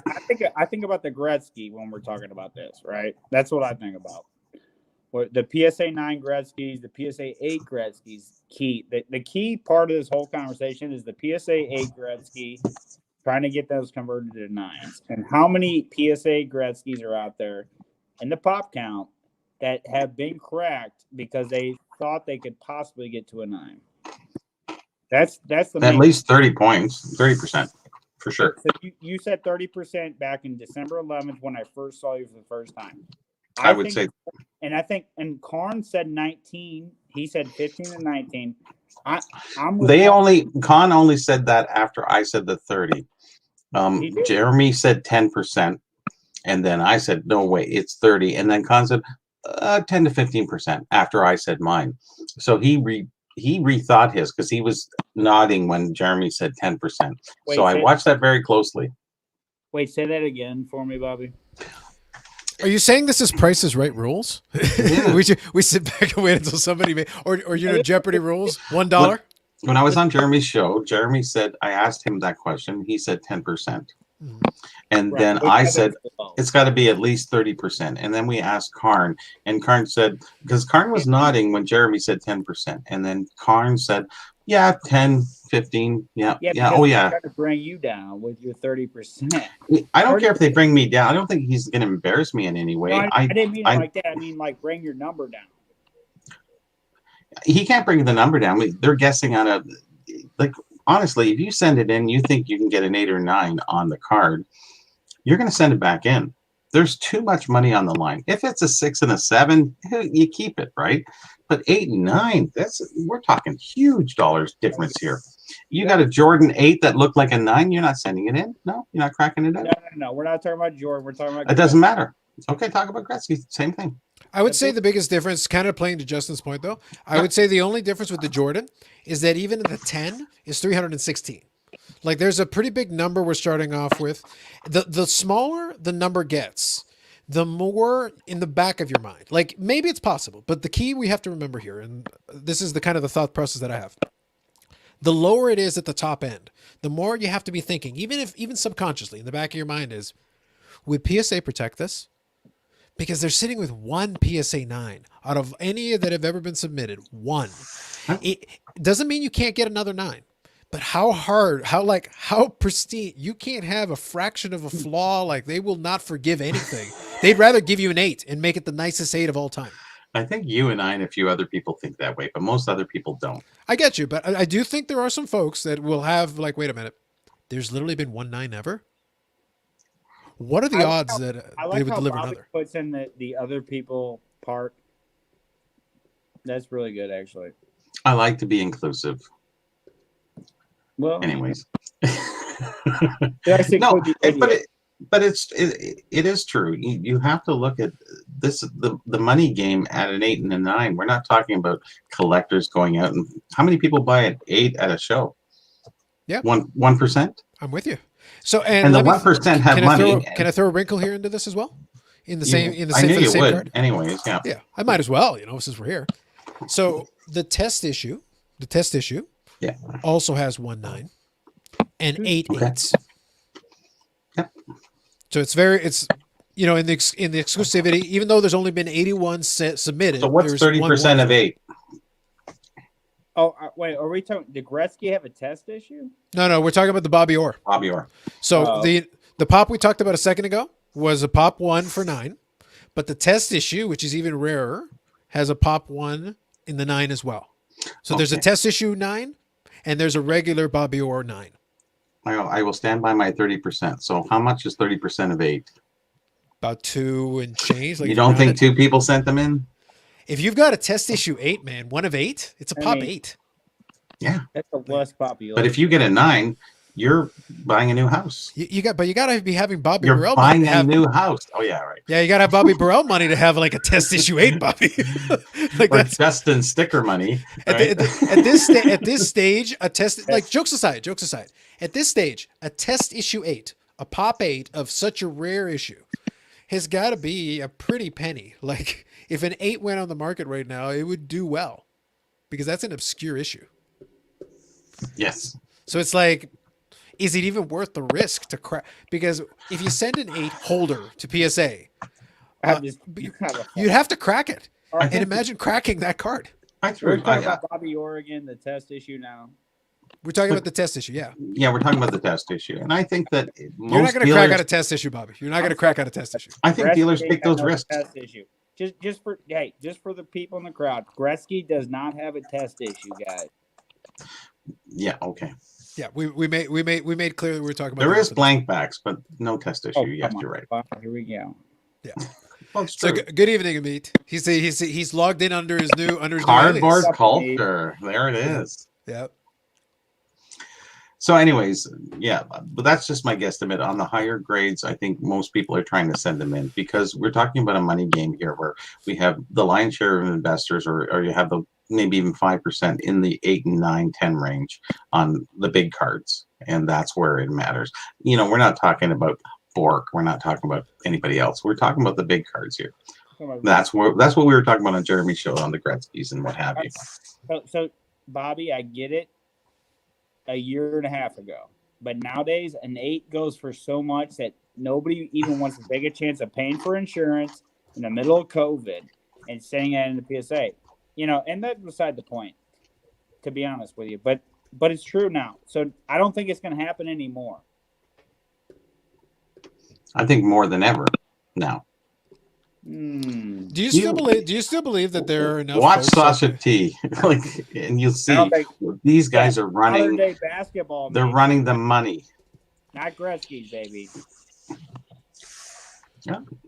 You know, if it's an 8 close to a 9, it's an 8 close to 9. There's no difference. It's not like you're pushing a 6 to a 7 here. Okay, but let me play devil's advocate on your Sure. on your concept here. Let me I play get it. devil's advocate on your concept. Everybody knows how to grade a Gretzky.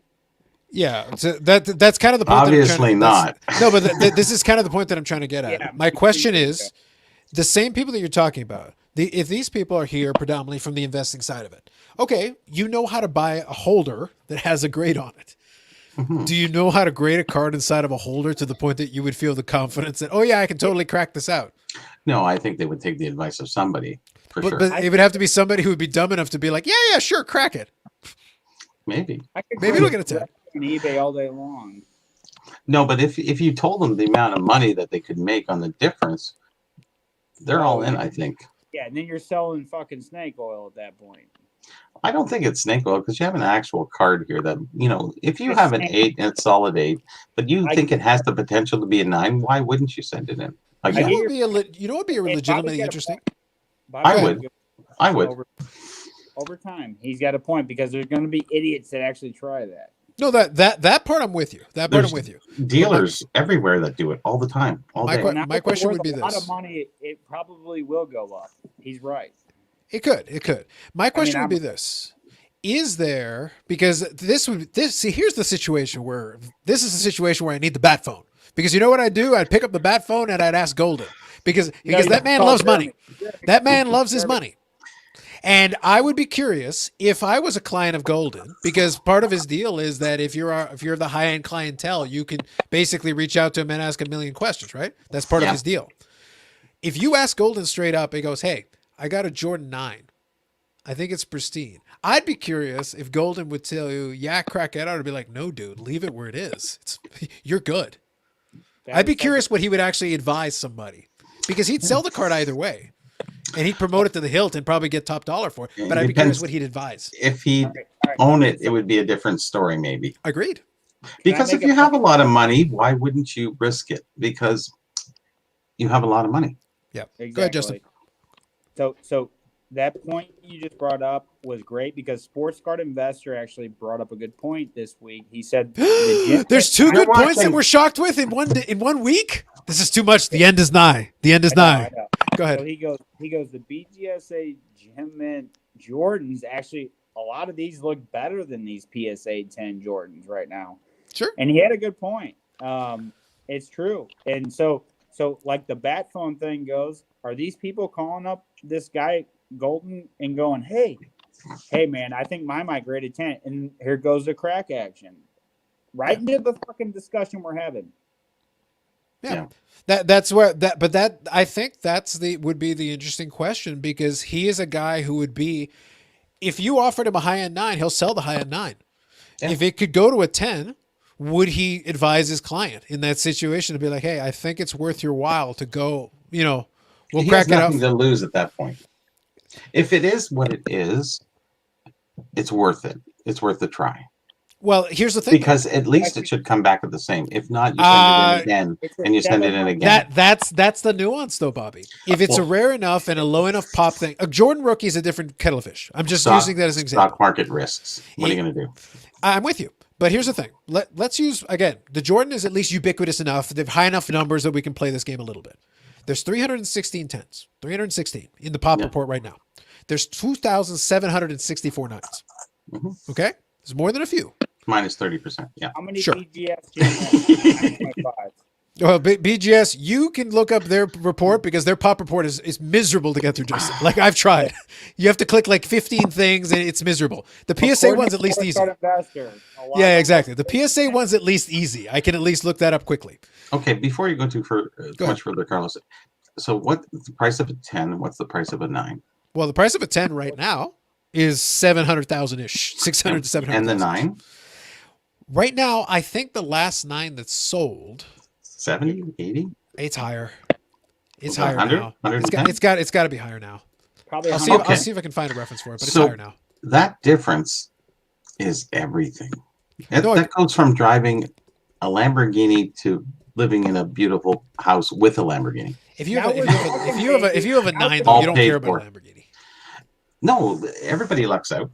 I'm with you, but the reason I was trying to make this point. That's a low percentage. It is, but also there's a more than reasonable possibility that you jump from having a 9 that has 2,700, give or take your percentages, whatever, to being an 8 that has over 7,000 copies. Yeah. Because they could bump it down. If there's a tiny little surface imperfection that wasn't caught the first time, that's all it would take. And we have people that are running risk, and that's what dealers do, and that's what investors do. So right They now run the the risk. 9 is in the 69, 70,000 range. Would I take the risk? No. Of course you wouldn't. What do you mean? Of course. You don't know I'm a multi-billion-dollar. No. Bobby, I think you should take your BGS 10, and I think you should crack it out and try to get an 11. Yeah. I think you should go for it. I'll endure. Yeah, I should do that. Yeah, you go for the Spinal Tap 11, Bobby. This is the moment. This is the time. I'll get them to sign the back. Yes. So what we do is we get the pristine back at 10, or you have the PSA 11. No, the BGS has They're 2. Remember, equal. BGS has 2. Remember, you've got the 10, but then there's a black label 10. Black label. That's it. That black label. Yeah, that's their 11. That's their 11. Sorry, You got to go for the 11, buddy. You got to go for the 11. PSA can't get past 10. So No, I'm with you, Lowell. I think I'm not fundamentally disagreeing with these guys. I'm just like presenting the counter point for some of them who literally have more money than they know what to do with. And you know what? This is gambling. This is going and putting $1 million on black. and what just you're because you saying. can. Then what you're saying, if it's not 30%, then nobody's really gambling out there, or very like 1% or 5% of people. I think it has to be 1% though, because Not at the high numbers. the gain is huge, but it's like the difference between a 9 and an 8, to his point, it goes up by a 10 multiplier, and the difference between a 9 and an 8 is obviously much less. So And Lowell's point is valid. A 9 and a 10 is 100 multiplier. Just And thinking who's like- not going to risk that? So here's the gamble: is that Sports Card Investor is saying that the 9.5 Gem Mint BGS, that a lot of those Jordans look a lot better than a lot of PSA 10. So what I think the gamble is if you go out on the market and you buy like 5 Gem Mints at 9.5, true Gem Mints or whatever the fuck they call them, and then you send them all in, you might get one PSA 10 out of that. That's all you need. To make I up think you for could, the- if you're going to do it that way, I think you would probably send it in with the holder. No, well, Oh no, because they don't like to be wrong. No, I agree with you. I 100% agree with you. But the thing is, like, do you want to crack out all in this scenario? Do you want to crack out 5 of them? If I'm worth $1 billion, then I don't care. I'm going to do it If you have $1 billion, why even playing with sports cards? because you got to play with something to it. I guess so. Yeah. Have a good night. I mean, take it easy. Have a good night. He says, be good, Bobby. It's late for that, but Cardboard Cultures is closed for this evening. yes, have a good night, Amit. Take it easy. Thanks for popping in. Thanks for popping in. Mate. I'm with you. Like this is a healthy debate, guys. I'm actually enjoying the Really debate good. because I think it's interesting. I think it's interesting the perspectives. But I think PSA is going to protect the 316 and by the way, what's I funny would. is That's illegal. Professor said 314. It's illegal. We're back to what you can prove. Yeah, exactly. Yeah, they can like point to be like, nope, I saw a flaw there. That's not. Yeah. Yeah. So if they're willing to protect, then other people are willing to crack. There you go. Yeah. I just think it's interesting. Like I just present it. All I'm doing is presenting like I don't think you guys are fundamentally wrong. I don't disagree with you. I'm just saying because there are definitely people that will take a shot at it. Why not? There's such a big gain. There's so much to be gained. Especially now. Correct. Like, the crisis going crazy. I think I'm more right now than I was even back when I was in You're honestly. more right now than you were back then?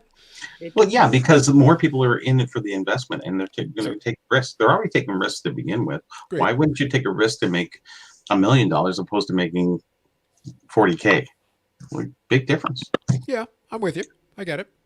But like I said, only upper tier. 8s to 9s, 9s to 10s.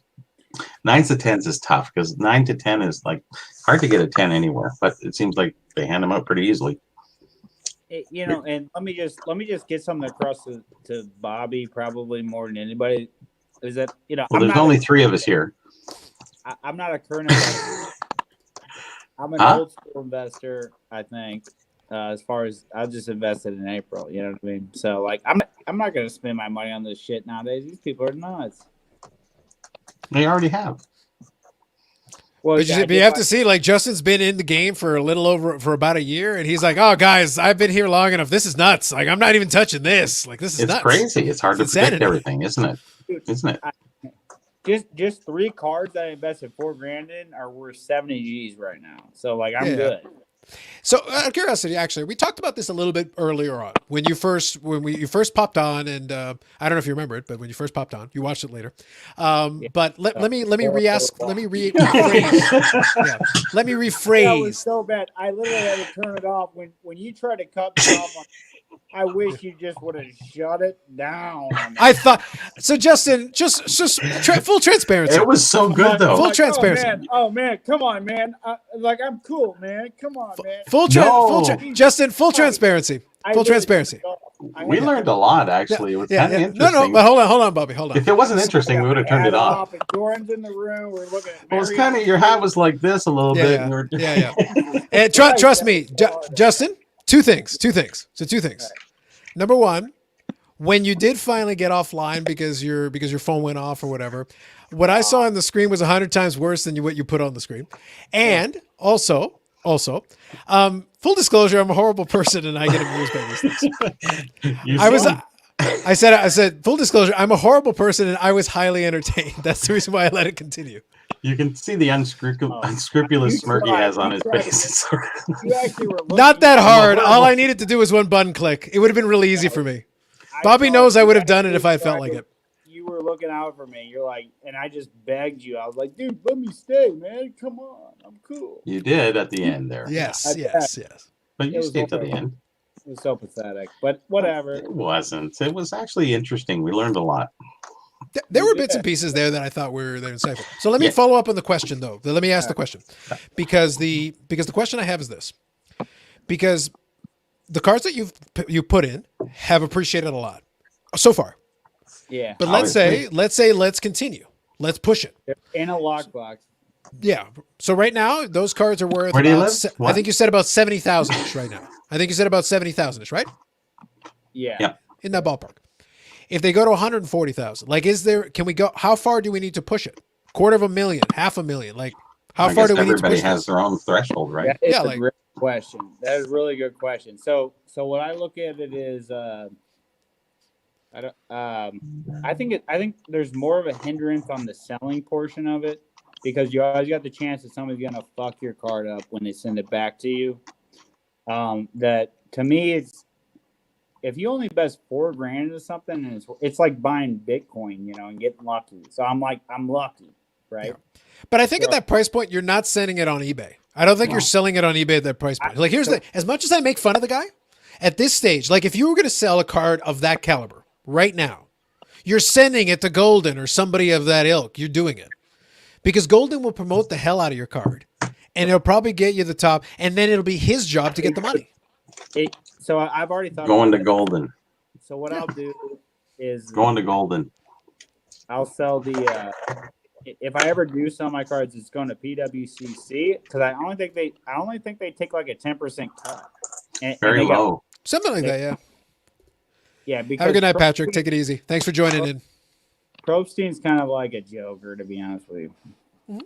Yeah, I'm asking the question because at this stage, you would send it through some kind of consignment. That's probably what would happen. Honestly, that's Yeah. what would occur. You have to. Yeah, Because because you're not going to Yourself, deal but with You won't get the exposure. the hassle of a high value transaction like that. It's not worth it.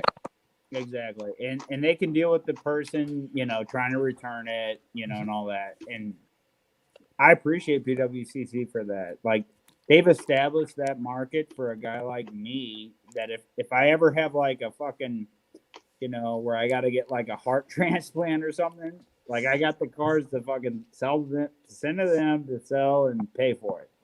Now the thing is, what we talked about earlier. Let me throw a wrinkle in. You're right about the relative percentages. I think that's fair. I think you're right. But I guess my question would be: is there value to you that in the Golden example? Again, my goal isn't to promote his stuff. I don't do any business with it. But let me ask the question: the way he does his thing now is that he vets the buyers. They basically don't get a limit with him until they provide verification.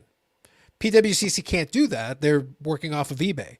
So for them, they will be your intermediary. They will protect you from having to deal with that nonsense. But if the person decides not to pay, they can't get you the money. Whereas Golden could be like, you will be permanently blackballed from every auction, and I'm selling all the really expensive stuff if you want to play that game with me. Right, but PWCC does the same thing, and they still get the record prices. So at a lower price than Golden, and I think they have more eyeballs. Well, they got more eyeballs because they're on eBay. Everybody that's on eBay has more eyeballs. So like the potential market is there. Like even on small stuff, like even forget the high end.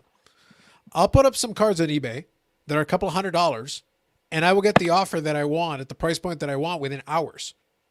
That's something that just randomly this is not like a high-end card, like a PSA 10 of a big key rookie or something. But if it's a card that happens to be going at that moment, I'll get 10 offers inside of 2 hours. Pick the one I like, sell the thing, and send it off. Just because it's eBay. Just because people see it. Yeah. Yeah. But I'm not a fan of the 20% buyer's premium. Like that's way too much money. I get you, but the thing is, the buyer's premium though is not for you. The buyer's premium is on the buyer side. Well, He's got his fee.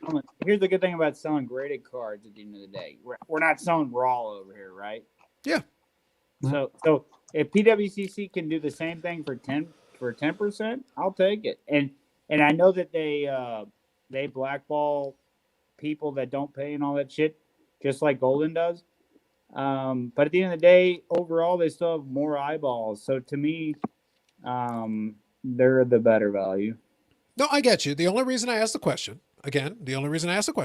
is because you can block somebody on eBay. I can do that for my own auctions on my own account. Right. However, in that example, where he does it on his own private platform, he doesn't let you bid on anything of any value unless you have put up identification. You have to provide your passport. You have to provide bank statements. You have to do additional work. Basically, you have to go through all that trouble and then get yourself blocked.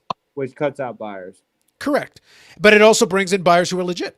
Like if you're selling a high quality product and you want them to buy, they're going to buy. We're talking about Golden, right? In this scenario, right? So it's cutting out buyers. Fuck that. Yeah, but it's cutting out the illegitimate buyers too. I'm not selling a Jordan PSA 10.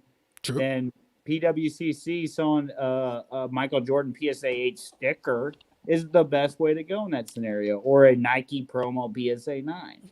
No, that's fine. I just wanted to get your perspective on it. So for you, the PWCC makes more sense. If it, like I said, if I'm having a heart transplant, yeah. Mm-hmm. Yeah, no, I get it. I was just curious. I wanted to kind of see if there was a threshold. So for you, the fee difference is a key piece. Getting the eyeballs on it is a key piece. And then the value is also going to be a key piece. If it's not high enough, if it's not a high enough dollar card or item, then you would rather stick with the eBay platform and get the additional eyeballs at the expense of possibly dealing with a return through PWCC instead of yourself. Which they take care of. Yeah. Yeah, right. And then they relist it. And it's graded, so typically it's going to be in the same case. Let's hope they don't throw it in water. You know what I mean? Yeah. No, that's fine. I just wanted to kind of understand. So strategically, that would be your preference to go in that sequence. Okay. I get I it. wonder what would happen if they did throw it in water and send it back. That would be horrible. Well, that's the thing. Like PWCC, I think has done well. This is what's interesting because there was a stretch. I've seen waves. So just so everybody gets context, I've seen waves with this. PWCC is still a player. They're still out there. They're doing their thing. They've got their vault. They've got a lot of things going for them. But what's interesting for me is that when the Jordan Precious Metal Gems green sold, this is back at the beginning of COVID times. This was like the first like super high profile Jordan insert sale. This is around the time of the Last Dance or maybe just before that. Nat Turner made a splash by spending $350,000 on it. At that time, it was like, oh my God, $350,000 on this card, whatever. And it was like an authentic. It was like, oh my God, like how much money is this guy spending on whatever? He said he didn't even care if it was trimmed. Correct. But a card of a cop 10. So forget about the pop report. There's only 10. Full stop. Graded, ungraded, whatever condition you want. It's 10. So that's it. Yeah. So from his perspective, he's like, I want this card. I don't care. So that was at the beginning of that whole notion. That was through PWCC. That was a PWCC auction to the point that people were paying attention. The same way we're paying attention to Golden at the moment. I just find it interesting that at that stage, it was PWCC that had those auctions that was selling those Jordan inserts, and they were getting all the attention at that moment. I love Golden. Don't get me wrong. Well, you need to. Like, he's the hobby now, from what I understand. I just he don't gets get pontificate. I just don't get the whole 20% buyer's premium. Like, this guy needs to come down at least 14%, maybe 13, maybe 12. Okay, but Justin, I have a question for you. You keep saying the 20% buyer's premium. It is a 20% buyer's premium. I agree with you. But that's a buyer's premium. If you're a seller, why do you care? There's a seller's premium too. I know, I agree with you. But is it also 20%? Do we know that? Yep, front and back. But you can negotiate. That's what I figured. I figured if you're doing enough business, if it's half decent item, it's 10%. I would think so. Yeah. Yeah, because each person is getting fucked the same way like you do on eBay, right? Because actually you don't on. Are you really? Because on eBay, it's 10%. Yeah, you know, on the buyer side, you're actually getting the regular. No, on the buyer side, you pay the price you pay. On the seller side, on eBay, it's 10% plus your PayPal fee or whatever the case may be for the payment option. It's about 15 to 17% on eBay. Give or take. That's about right. Well, it depends on if you get paid in PayPal US, because then it's 4-point-something%. Otherwise, Canadian, it's 2. To put it in simplicity, I in January I sold about $1,500-$1,600 worth of cards, just stuff that I had lying around, extra stuff that I wanted to move, and I got a bill from eBay for $140. Yeah, it's like, what did I sell? Yeah, and the thing is that mathematically it added up. It was right. Yes, it sucks, but I already paid the PayPal fee. But then that's eBay's cut. Yes, I know. Thanks, guys. Thanks, guys. Yeah, that's the one problem. And you have to understand, you don't own a brick and mortar store. Correct. You can have the world see your stuff. Totally. And you can complain about 10, 15, 20% when your cost of brick and mortar would be like 70%. No. Yeah. It's hard for me to complain when on the cards in question, not high-end cards by any stretch of the imagination, just to be clear, not high-end. I made 5 to 10x on every card that I sold. Okay, and if you would have sold them at the Toronto Expo, how would you have done? Well, if I went to the Toronto Expo, do I have to set up a booth? That's the whole thing. No, if you just went to sell them. Just if I went to sell them, I got $1.95, I think, and it's a coupon at Timmy's. Exactly. You got a couple coupons, at least you get a free French cruller and you'd be all right. Dude, now I'm convinced I went the wrong path. But they don't call them, they call them honey crullers now. Sorry. Yes, they're the honey crullers. That's right. We've advanced in a new society. Correct. But your point is valid. The thing, you are paying for the eyeballs, what you're really doing. And that's what eBay has banked its business on, is that we've got all these eyeballs for you.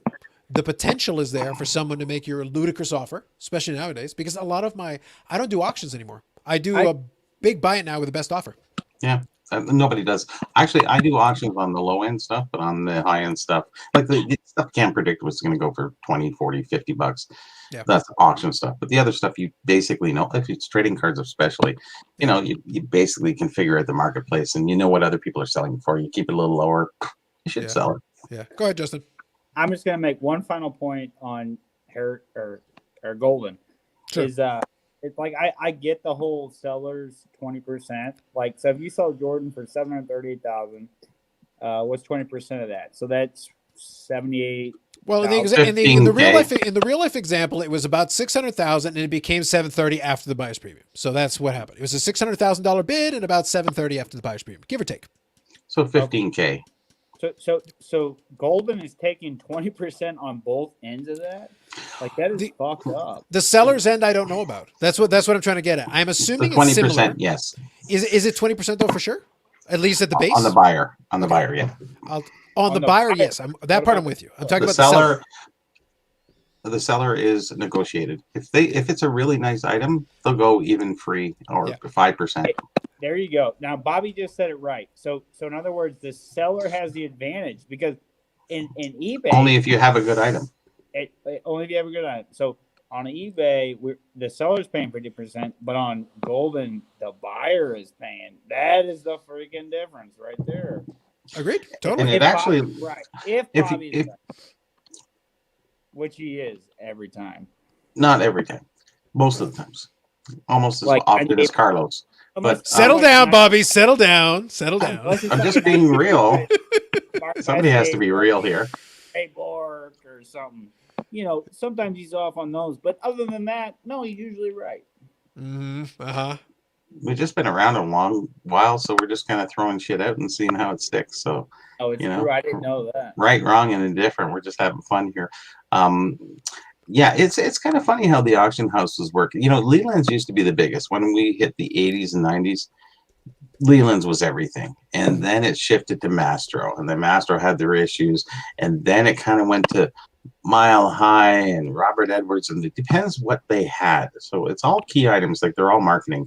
Classic had some, you know, big ticket items, and then Golden in the last couple of years have really stepped up. They've been around all the time, but not until the last 2 years have I seen Golden's name more than prevalent than anybody else at this given time.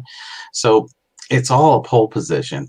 So everybody gravitates to the best stuff, goes to the top guy. And you know, if you got a Jordan 10, you're going to go to where? Golden. You're going to go. You know where you're taking your stuff to. Can I comment real quick? So sure. So on eBay, you got a seller that is willing to sell because they know they're going to lose 15% right off the bat, right? Sure. So if somebody's selling on Golden, they do not lose that 15%, which increases the value of the overall auction because the buyer is paying that percent. So at the end of the day, it's like supply and demand. Somebody's pay it, right?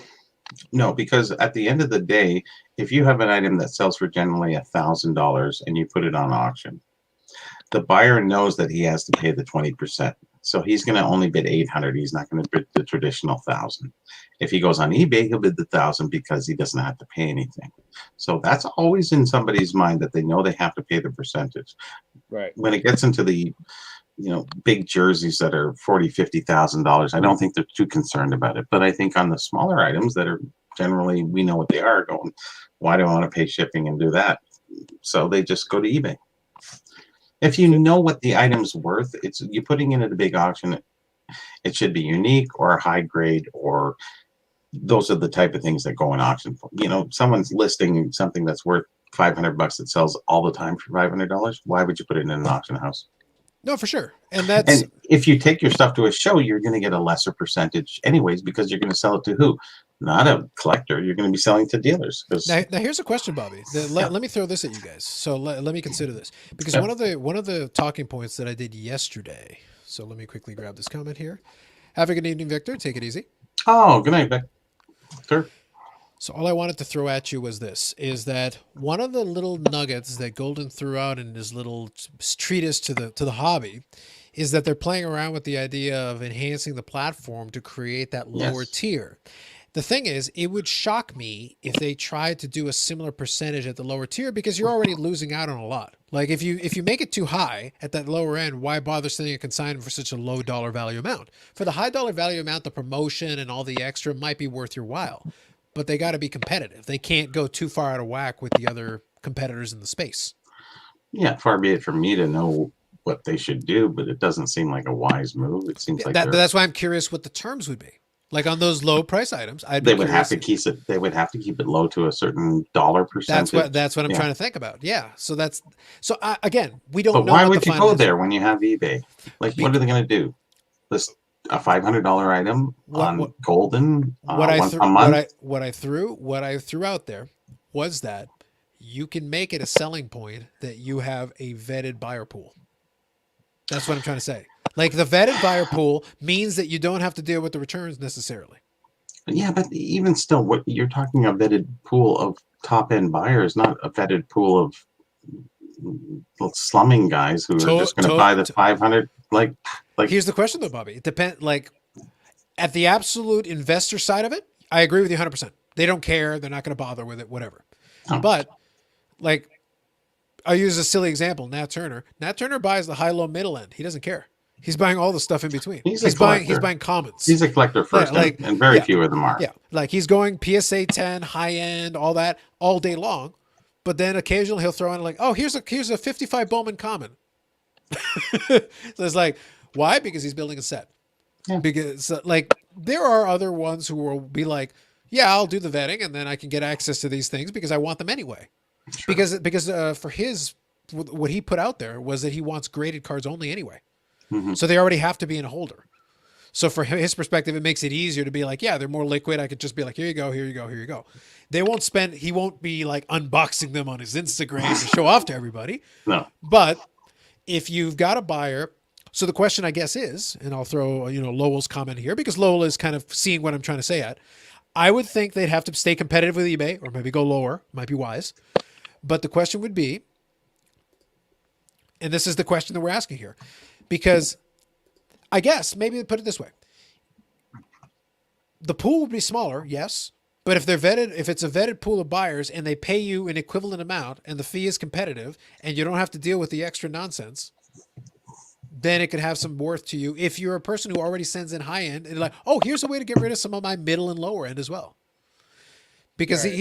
He's not just thinking about the person who will only send $100 or $500 cards. He's thinking of the one who will start off with $100, $500 cards, get a lay of the land and be like, all right, so here's my LeBron Chrome rookie. Because they may already have that, but they want to dip their toe. They don't want to jump in with the LeBron Chrome. Mm-hmm. They want to start off like, okay, I haven't dealt with you before. I don't know what your deal is. Let me try it at this lower tier. And then, all right, fine. I like the experience. Okay. Here's my Jordan rookie, or here's my whatever. I think it works in theory more than it works in actuality. I don't think it'll be. It's like all the other places, like Amazon was selling vintage stuff too. Totally. But how did it go? How did it go for them? I think there's an opening though for people to steal market share because it's not like eBay's flawless. eBay's got a lot of little things wrong with it. But you have Etsy and you have Kijiji and Etsy, you have really. Well, Bobby, honestly, Etsy. You know how many good things I bought on Etsy? It's unbelievable. Because okay, how many of them were cards? How many of them were cards?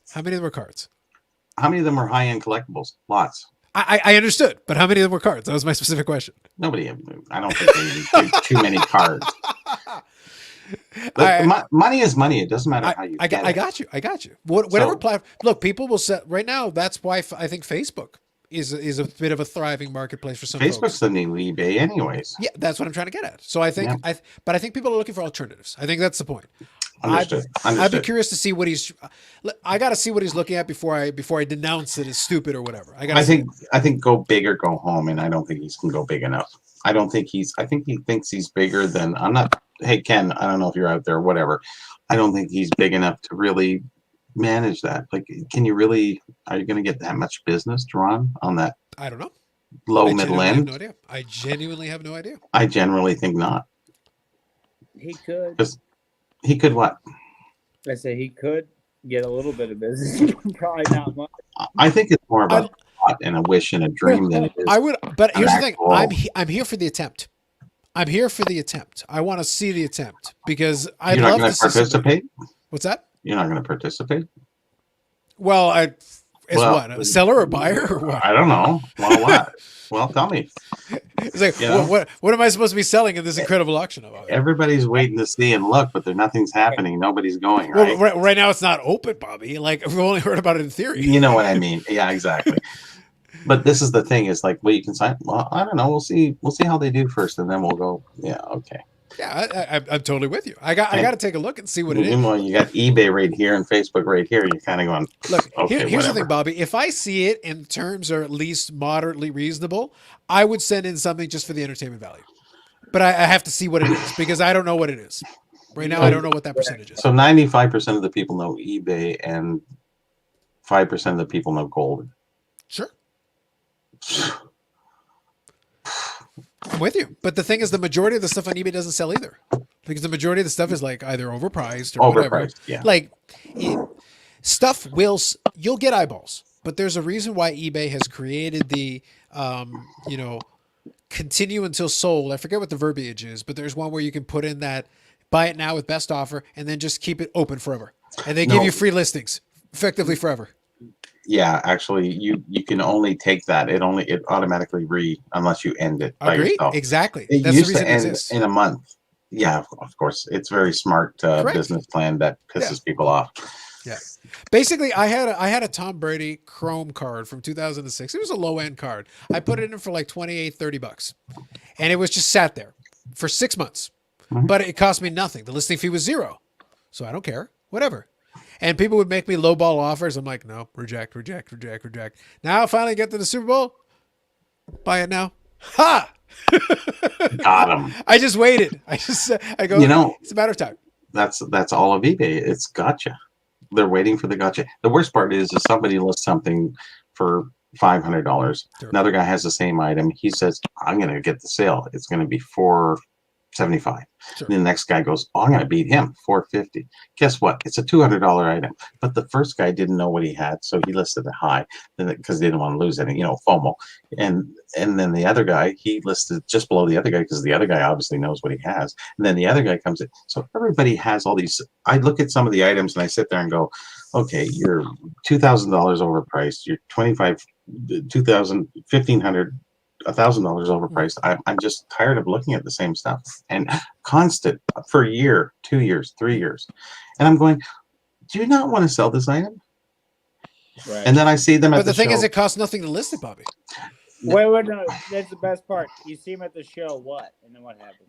I see them at the show and they go, hey, Bobby, what do you think this is worth? I go, about $800. Well, I got it for $3,750 on eBay. And go, you got fucked. No, I said, so why? Why do you have it on there for that much? So, okay. So he goes, well, maybe I should drop it a bit. So he puts it down to $3,000. So it's like, okay. So everybody's looking for the sucker.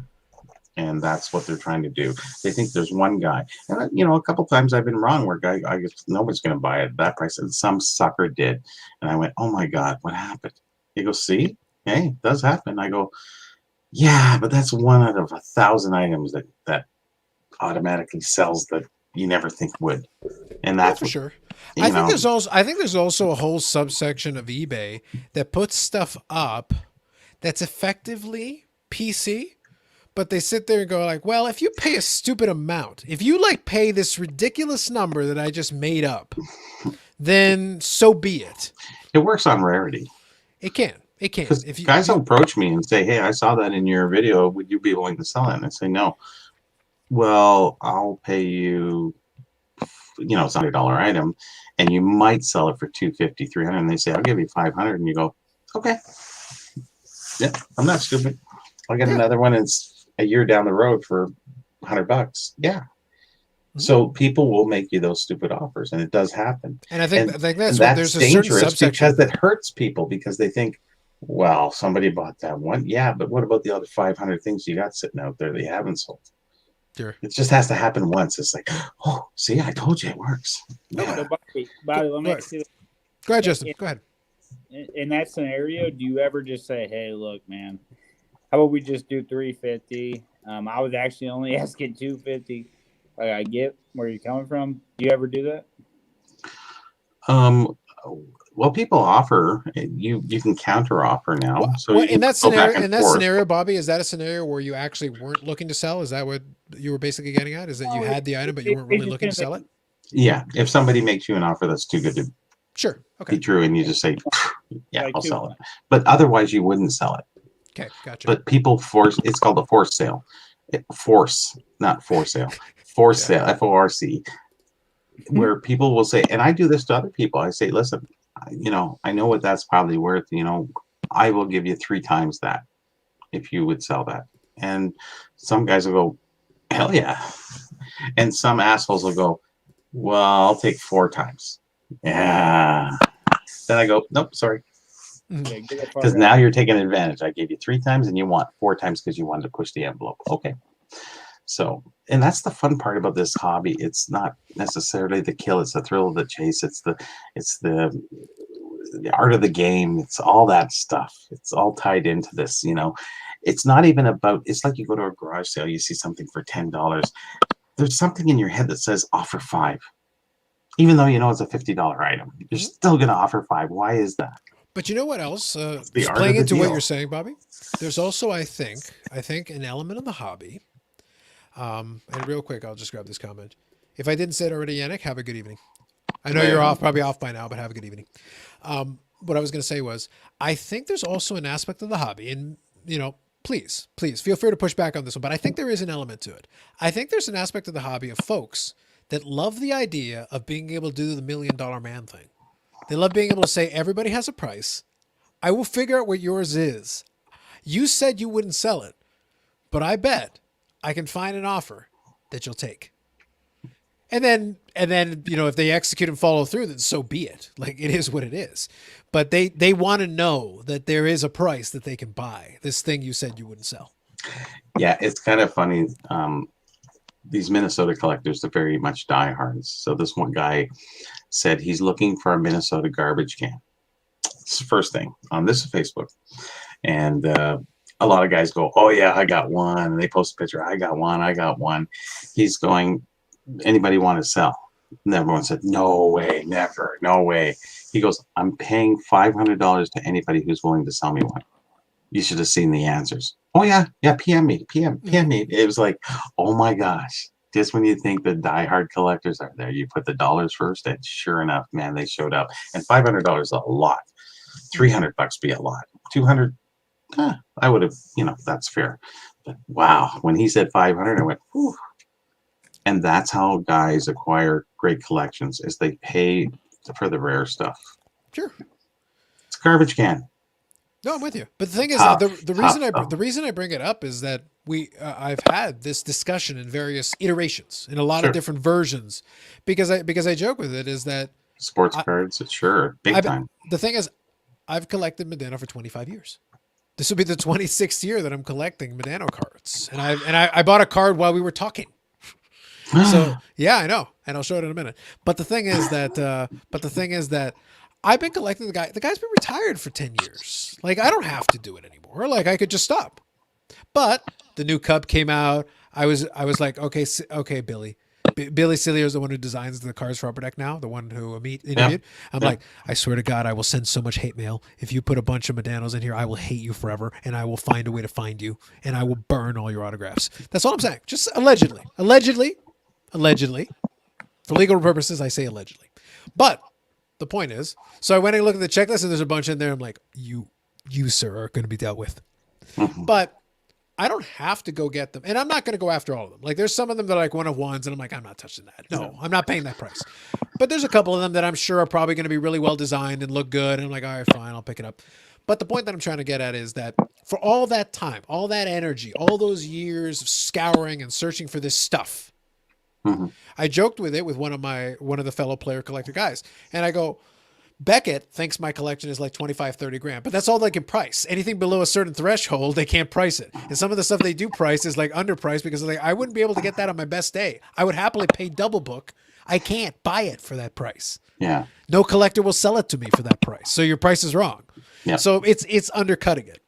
So I joked with him. I go, look, realistically, Beckett says the collection is like $35,000, whatever. I wouldn't sell it to you for 50 if you offer me 50. Now, if you offered me 100,000, Well, Yeah, you know what? 100,000 is a lot of money.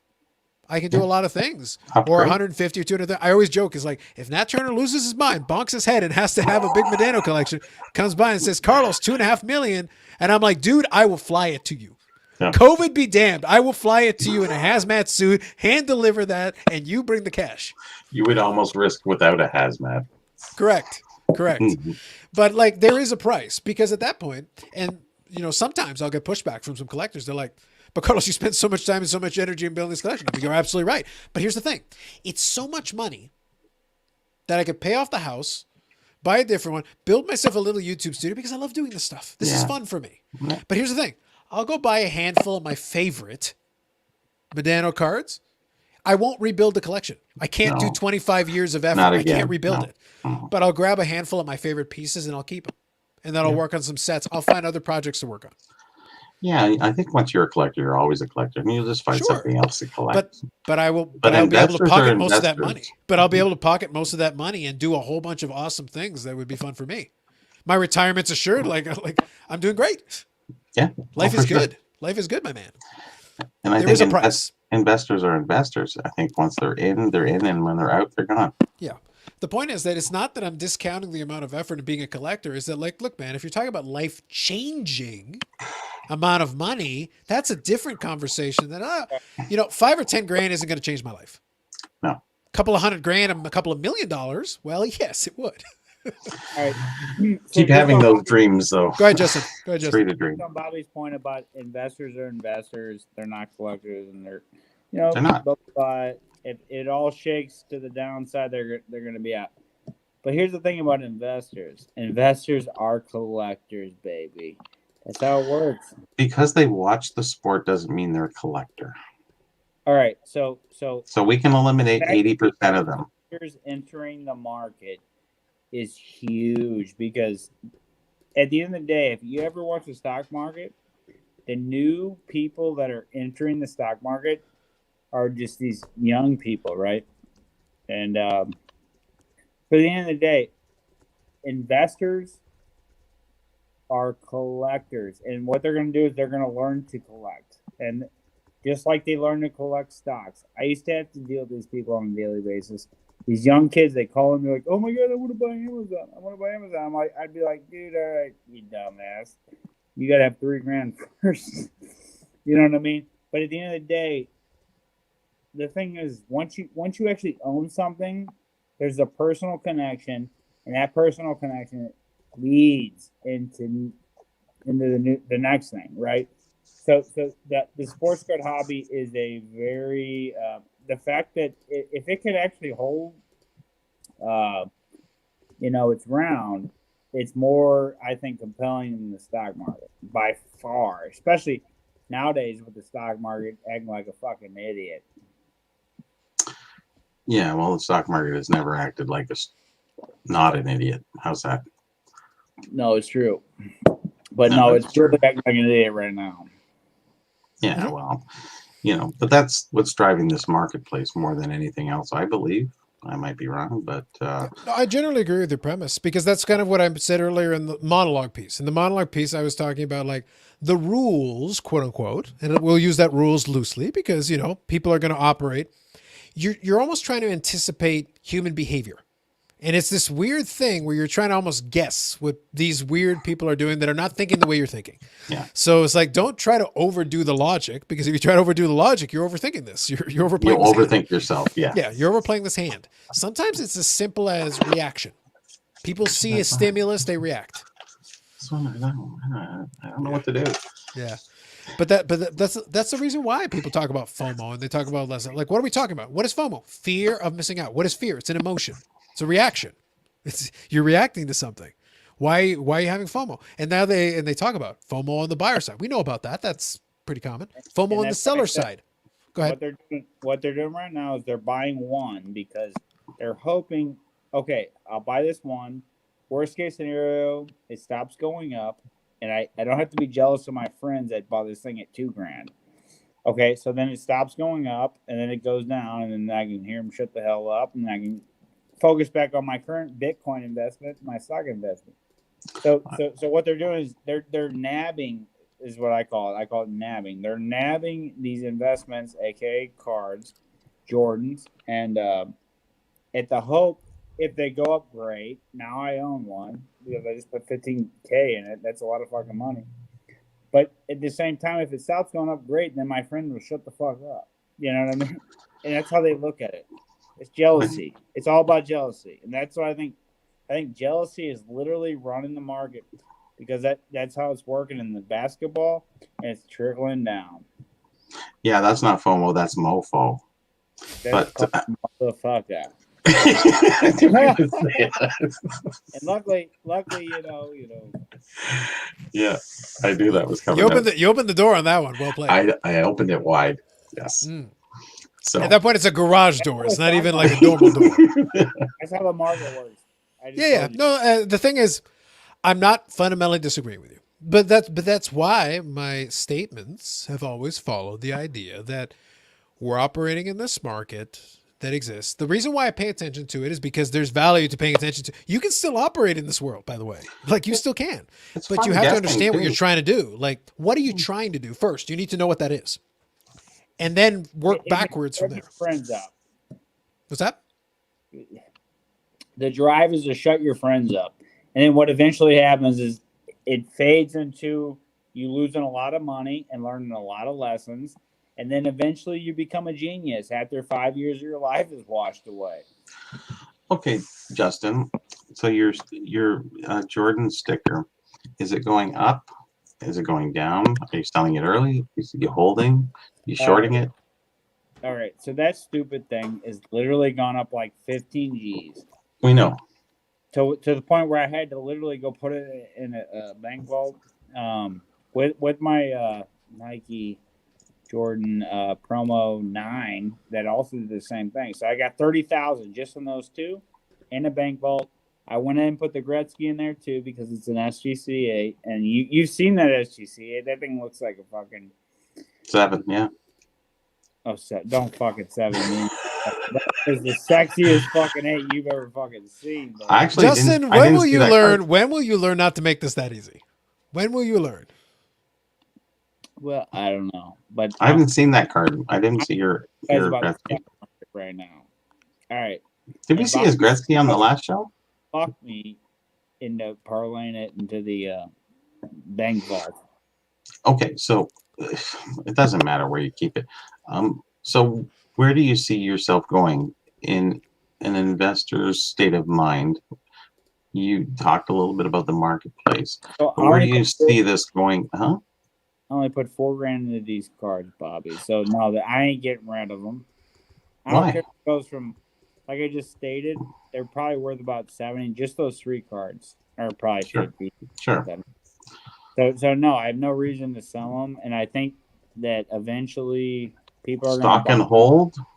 Let it come back down. Hold it because Bobby, I'm also invested in the market, which I've been invested for 10 years. So like, I got a lot of different other investments that go up when these things don't go up. You know what I mean? So like, I understand the diversification. Sure, I get that. But right. As you coming back into the hobby, does that make you more part of the hobby? Are you just stocking and holding and keeping those? Are you continuing on buying stuff? So no, you're talking to a guy that got back in the hobby really cheaply during a time where not a lot of people had jobs. I didn't have a job at the time. I actually sold some stocks to buy those fucking things. But at the end of the day, no. You got people like Sasha T, you know, all those fuckers, you know, on YouTube and blah blah blah. But no, I don't care. I gotcha.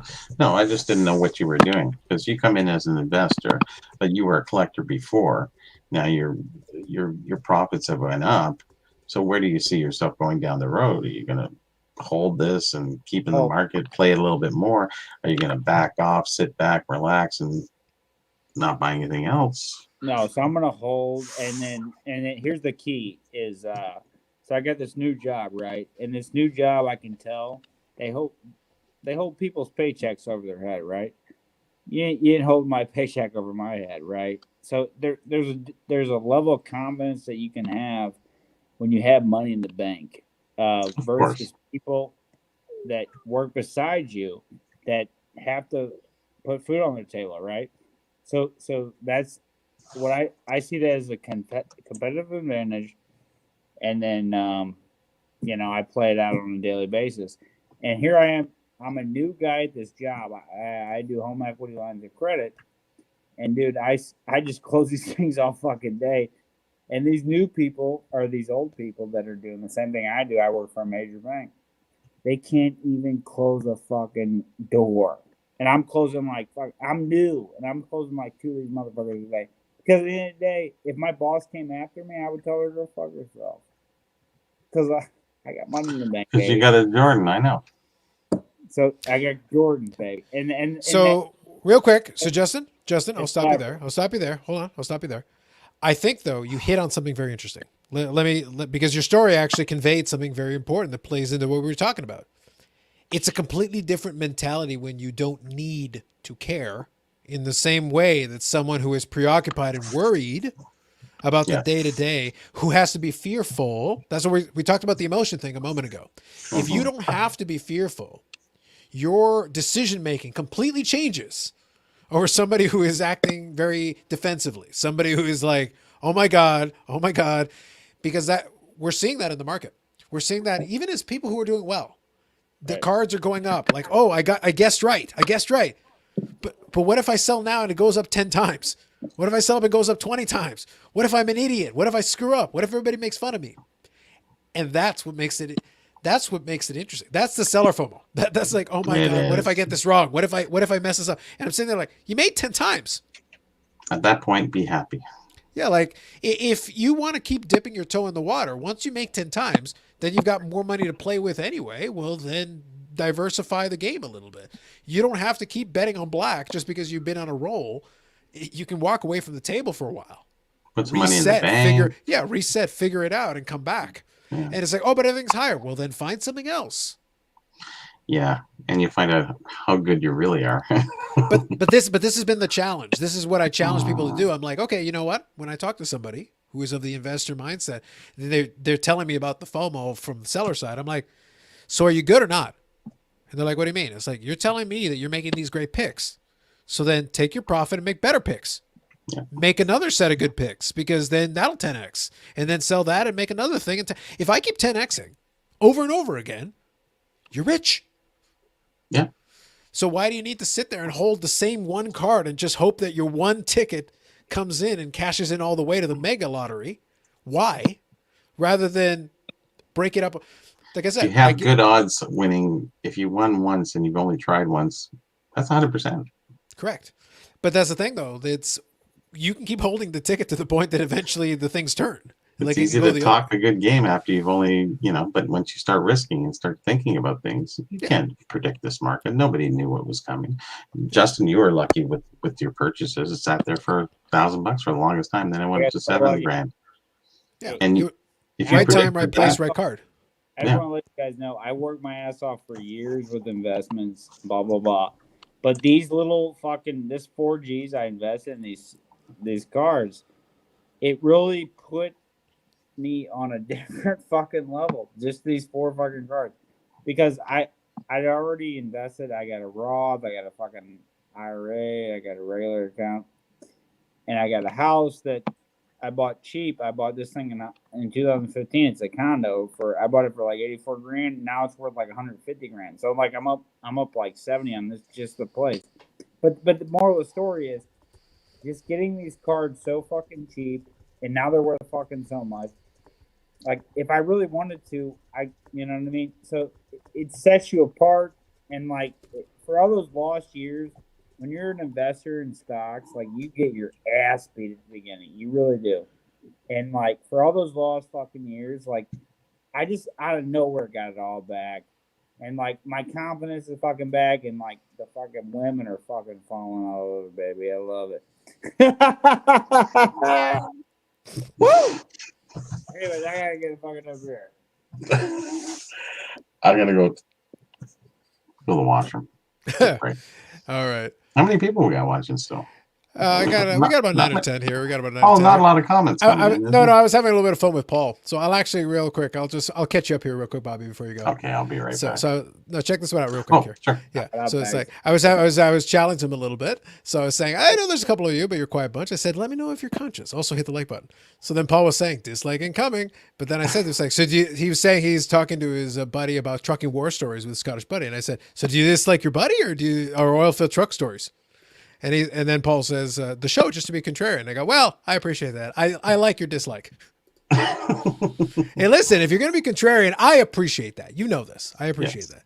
So then a part of our discussion here, he says, but what if you're a broken clock that's right twice a day, about the person with the FOMO thing, the thing that I said. Gotcha. And I said, well, then you need to hang in there long enough to get into the day to be right twice again. Mhm. That's all you got to do. Or wait for a leap year. Yeah. So there you go. So I just wanted to get us caught up on the comments. So go ahead, Bobby. We'll catch you in a second. Yeah. Okay. 1 second. Go for it. I just wanted to get you caught up. I figure you'd appreciate that one. Sounds good. All right. So real quick. So what we'll do here, guys, because the truth is, all of this is always played into the psychology piece of it. All of it is always played into how people respond to these things. And the thing is, and I saw a comment, and I'm not going to attribute it to anybody. I want to be fair. I want to leave it blank.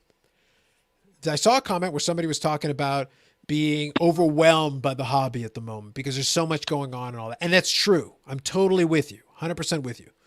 But I want to say something about that. It doesn't have to be. I'm knee deep in it because I'm interested. I'm engaged in it. But like my stress level is 0. I tease when I hang out in the chat of some other live streams and stuff. Like my stress level is 0. I don't care. I'm serious when I say these cars can go to 0. I don't care. These cars can go to 1 million. I don't care. If they go to 1 million, I'll probably sell them. I'll take my money and walk away. I'll go buy some other stuff and move on.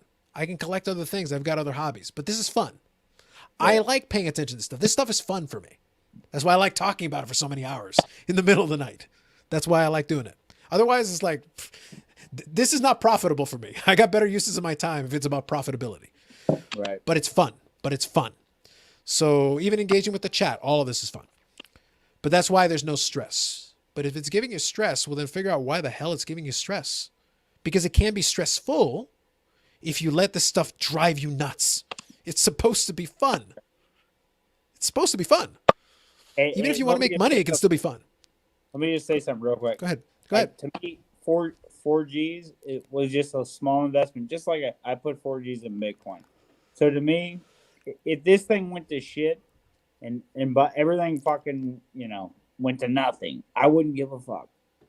Like I got plenty of money in other avenues, baby. I don't give a fuck, to be honest. But the fact that I only put 4 Gs in this thing and I got probably $75,000 worth of fucking shit right now, that's fucking badass. Like, to me, that takes fucking #1 position for excitement. And the fact that I get to sit here on a Friday night and drink a beer and hang out with people from Canada, I love it, baby. I was going to say a beer. You're being generous. How many of those have you got have you gone through so far? Probably 7 or 8. I was going to say. But anyway, that's beside the point. Yeah. No, that's fair. I get it. But that's what it comes down to. 90s Hockey Collector hits the nail on the head here. He goes, if you stress about the hobby, you're doing it wrong, which is valid. Now, here's the thing. Not everybody's going to be like Justin, because I want to make sure I cover all the levels here. $4,000 is a lot of money to a lot of folks. And if it's a lot of money, you should be very judicious with how you use it. Don't like go crazy. Chill out, settle down. If you want to participate, you can, but you got to find whatever that lane is, wherever your comfort level is, wherever you can do your thing. Over the years, the reason why I said I wouldn't sell my collection for $50,000 is that would be profitable. Like if I just wanted to make money, like that would be more than what I spent in it. I've done well overall, but I've also put in a lot of time and I put in money in it. But it's one of those, I've done it over such a long period of time that I don't feel it that way. It's not like I went and tried to buy this collection in a weekend. That isn't how that would work. It's spent over years doing it, and I still add pieces as I go along. But that's because it is fun. Otherwise, like, this is silly. Why would I spend... If you're going to spend money on the hobby, your goal is to make money, don't buy it for a personal collection. That's just silliness. Because most of that stuff you're not going to make your money back on, especially if it's new issue stuff or whatever. Maybe you will, maybe you won't. But you would buy the hot players. You would buy the Jordan rookies. You would buy the Lemieux rookies. You would buy the Gretzky rookies. If that's your goal is to make money. You wouldn't spend it on cards for personal collection. But But you got to figure out what you're doing like, hobby wise. it's like that was I wanted that, but when I was a kid, like, ever like you, that's what I wanted. But if there was a card you wanted in the first place, that's fine. That's not what we're talking about though, because there are people out there who have multiple copies of those cards and are freaking out about the potential of buying another one or doing whatever. And it's like, well, you've got a couple. If you just wanted one for your collection, well, then you just need Right. one. But what like Jeremy says best, he goes, I like to buy cards that, yeah, I want, but at the same time, if I had to separate myself from them, for a good reason, I want them to sell higher than where I bought them at. You know what I mean? So I feel the same way as him. Oh, I get it. But the thing is, at that point, you're worrying about keeping score. What if it did go down? Your $4,000. You said if your $4,000 went to zero, you don't care because it's $4,000. It's not a big deal at the end of the day. Yeah. But if it did, well, then would you hang on to the cards or would you sell them if they went under? But so that's a different mindset. So, but it's not at the same time. So what all I'm saying was the way Jeremy buys cards is beautiful. He goes, I'll buy it. And at the same time, I just want to buy a card that I know at the end of the day, I can always sell in the future at a higher price. It's just simple as that. And it's fine as long as that's true. The only part that I push Tough back is on it. is that we can feel strongly that it will. We can believe strongly that it will. None of us know if the card is going to be more in the future. It has up until this point, but the dollar's also worth less than it was 40 years ago. And you hope it all crumbles down anyways, Carlos. Well, I like to see the world See burn. the lights Bobby. went out on I like to see the world burn, Bobby. That's different. That's a different topic. Yeah.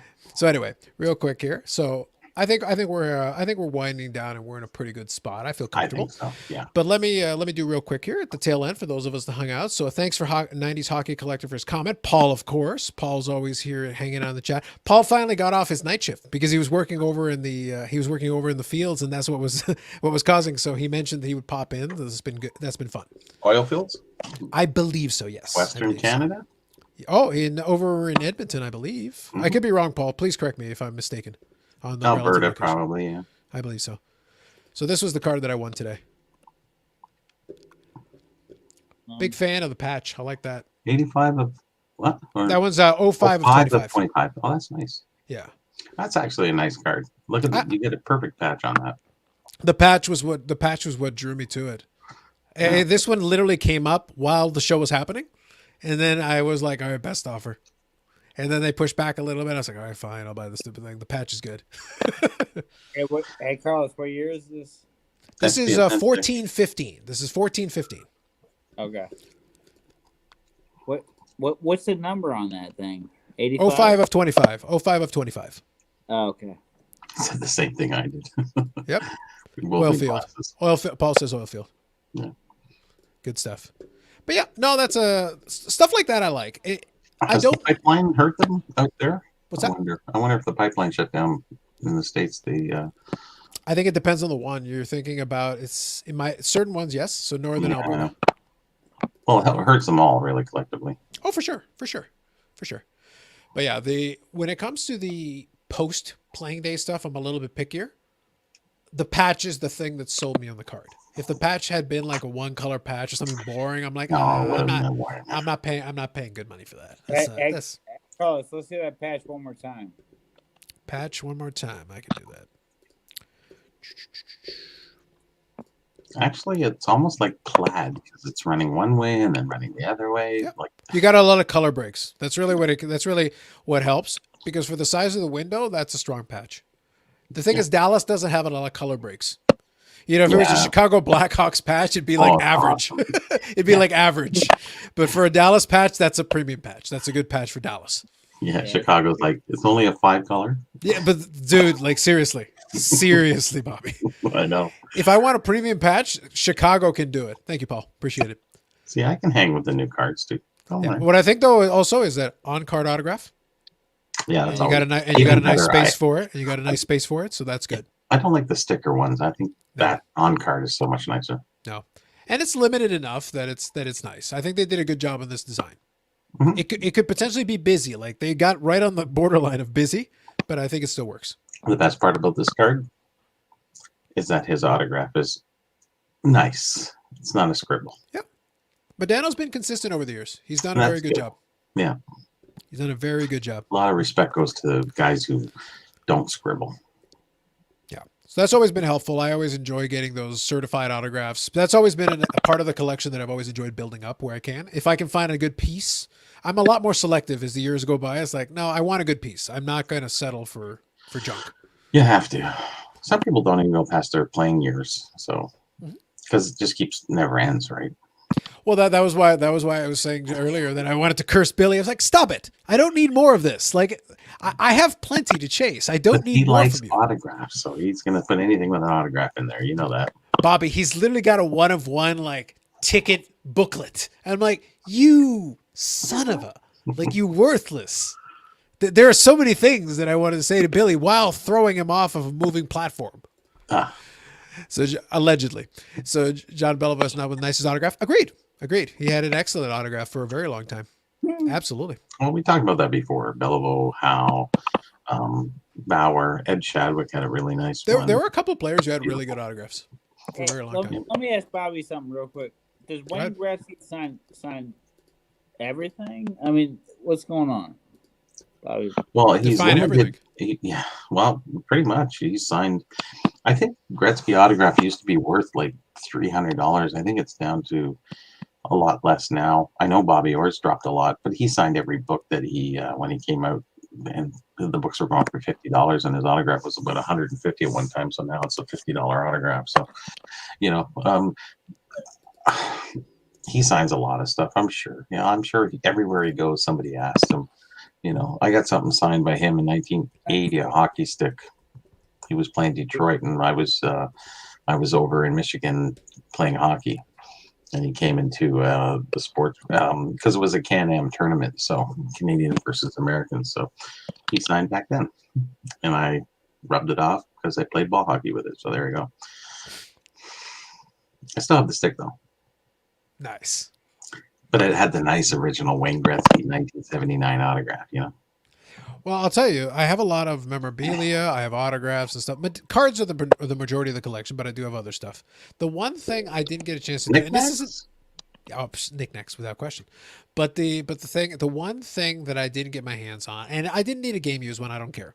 But there was a stretch of time. Do you remember the Synergy hockey sticks? The composite sticks. So Modena was one of the athletes that had the Synergy stick for a little while there.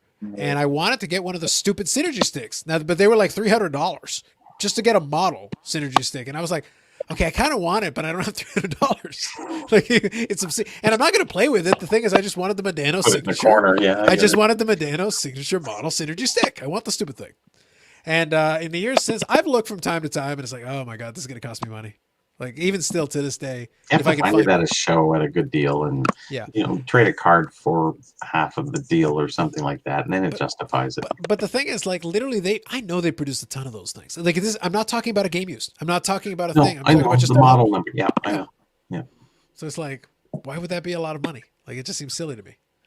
Because the composite sticks are were a lot of money to produce back They then. were. No, I agree with you. I agree with you. It's just one of those things where it's like I would love to just have it because the only difference was just the shaft. It's not the shaft. Sorry, the blade was the shape of the blade because that was player specific. They each got their own shape. Yeah, Gretzky did that with Coke, and it was just Yes. you know, and they did all these other things. So I got a Wendell Clark Campbell soup one. Yeah. I'll be honest with you. Probably, to be honest, probably my best bet would be if I could find one at a show or something. That'd be ideal. But the other thing you could do is like, I take a lightly used one. I don't care. I just want an example of the damn thing. I don't really want to pay top dollar for it if it's not a game used or doesn't have any association to it. I just want it because I want it when I was a kid. That's a purely nostalgic purpose. I'm not going to pay premium for that. Like, not going to happen. Do they come up for often? And do you ever see them at the show? I've rarely seen them because it's one of those things where there's really no game used element to it. It's just a random. Otherwise, it's just a random hockey stick. Yeah, but stuff like that shows up all the time. I would think so. I would hope so. No, I know so. Well, you've been to the expos, every expo. So. Yeah, I guess I have to. I guess I have to pay closer attention. Maybe would be the trick on that one, for sure. Yeah. But yeah, I was just scanning a couple of Gretzky autographs while we were talking. It's like they're definitely a lot less expensive than they used to be because Upper Deck got him to sign a lot of stuff. I think all the autograph things have really come down in certain stars. Well, I think once you get a guy to sign enough stuff, like how much are you going to do? Well, how rare is a Gretzky autograph? It's Not at all. Not at all. Yeah, I had one. I had a little mini collection I put together of 600 goal scorers. I wanted all the 600 goal guys, and I got a Gretzky Messier duel. Oh, nice. And they were and then I kind of got bored of it, and then I sold it. I just wanted to put it together. Once I did, I had them all. I was like, okay, I'm kind of bored of this. Yeah, All I get that way. I build something and then I sell it because it was fun building it. Hey, dude, there's this one card out there. It's a 2012, like signatures of the game. If you could look it up, Carlos, that'd be huge. Sign of the times. Are you or- sure it's 2012? Sign of the Times, 2012. Okay, All the Oilers. Can you believe I hit that, Carlos? Bobby, I'm sorry. I'm gonna start thinking that the knick-knack thing is just a cover. Yes. You're like Steve pretending about the hockey. Maybe. Or I should be called the hockey oracle too. Well, we're gonna have to have this discussion. We're gonna have this discussion. So I'll take a look. Is it 2012 sign of the times? Is what you're saying? 2012 for sure. Yeah. Okay, I'll take a look. I'll see if I can find it.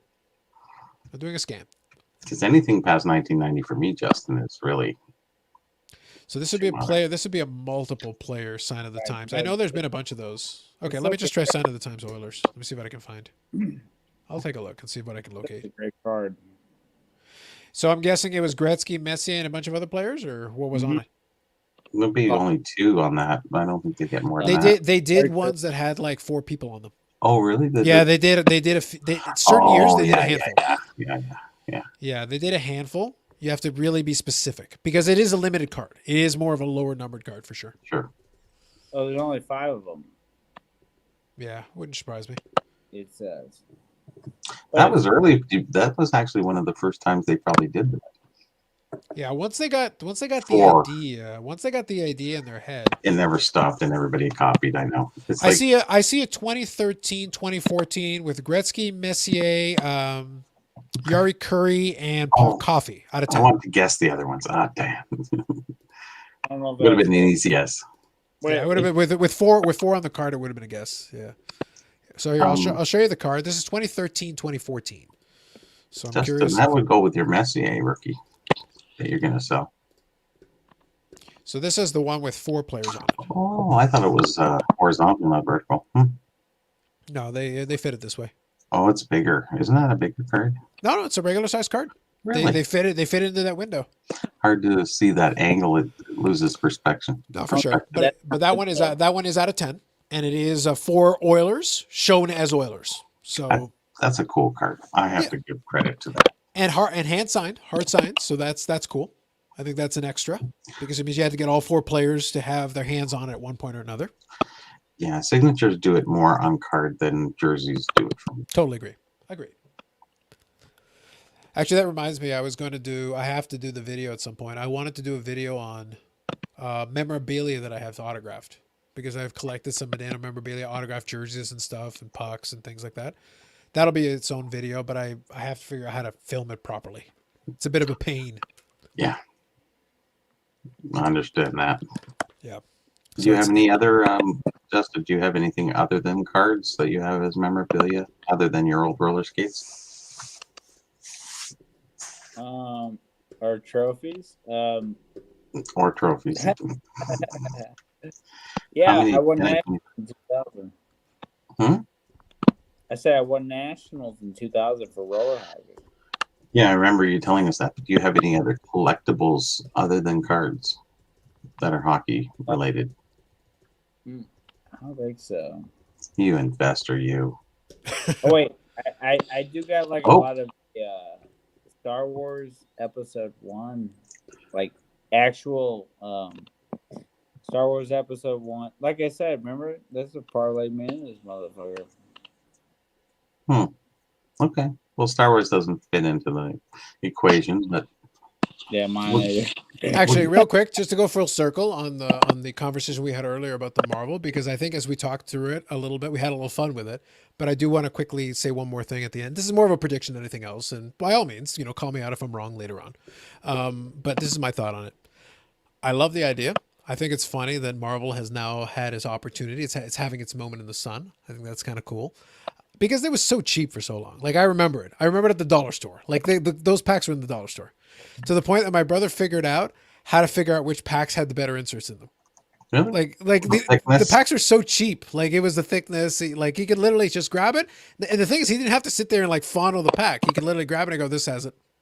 Yeah. And then he'd take it home and open it and it's right there. Yeah. So it's like it was so obvious, but I thought it was funny. I think that it'll have its moment in the sun, which is kind of fun. For the collectors of it, for the old school collectors of it, I think this is a great moment for them. They're getting their moment. But I think once people start sending it to PSA in bunches, there's a lot out there. Yeah, it'll be short-lived. Yeah. All the movies are over for the most part with Marvel. There's nothing really coming. Iron Man's over. There will be something else down the track because they've got their whole cinematic universe. They'll find something else. Too far. And if they would have came out a couple years earlier when everything was hitting it, oh, that would have been amazing. That would have skyrocketed the market. But there isn't a whole lot they can send in. I mean, back in 1991, everybody just they had nails and they had dirt. Remember dirt? I'm with you, but the thing is that there's a bunch that is still in unopened boxes. Yeah. No, but the thing is, there's still a bunch still unopened in the boxes for the people that I promise there are people out there with cases of the stuff. Cases. Yeah, good point. I'm very comfortable with the belief because I remember I was there when they were at the dollar store. They were there. The dollar store was picking them up by the case load, by the pallet. They just rolled them in. It's like it's $1 a pack, guys. It's $1 a pack. So, Justin, should we invest?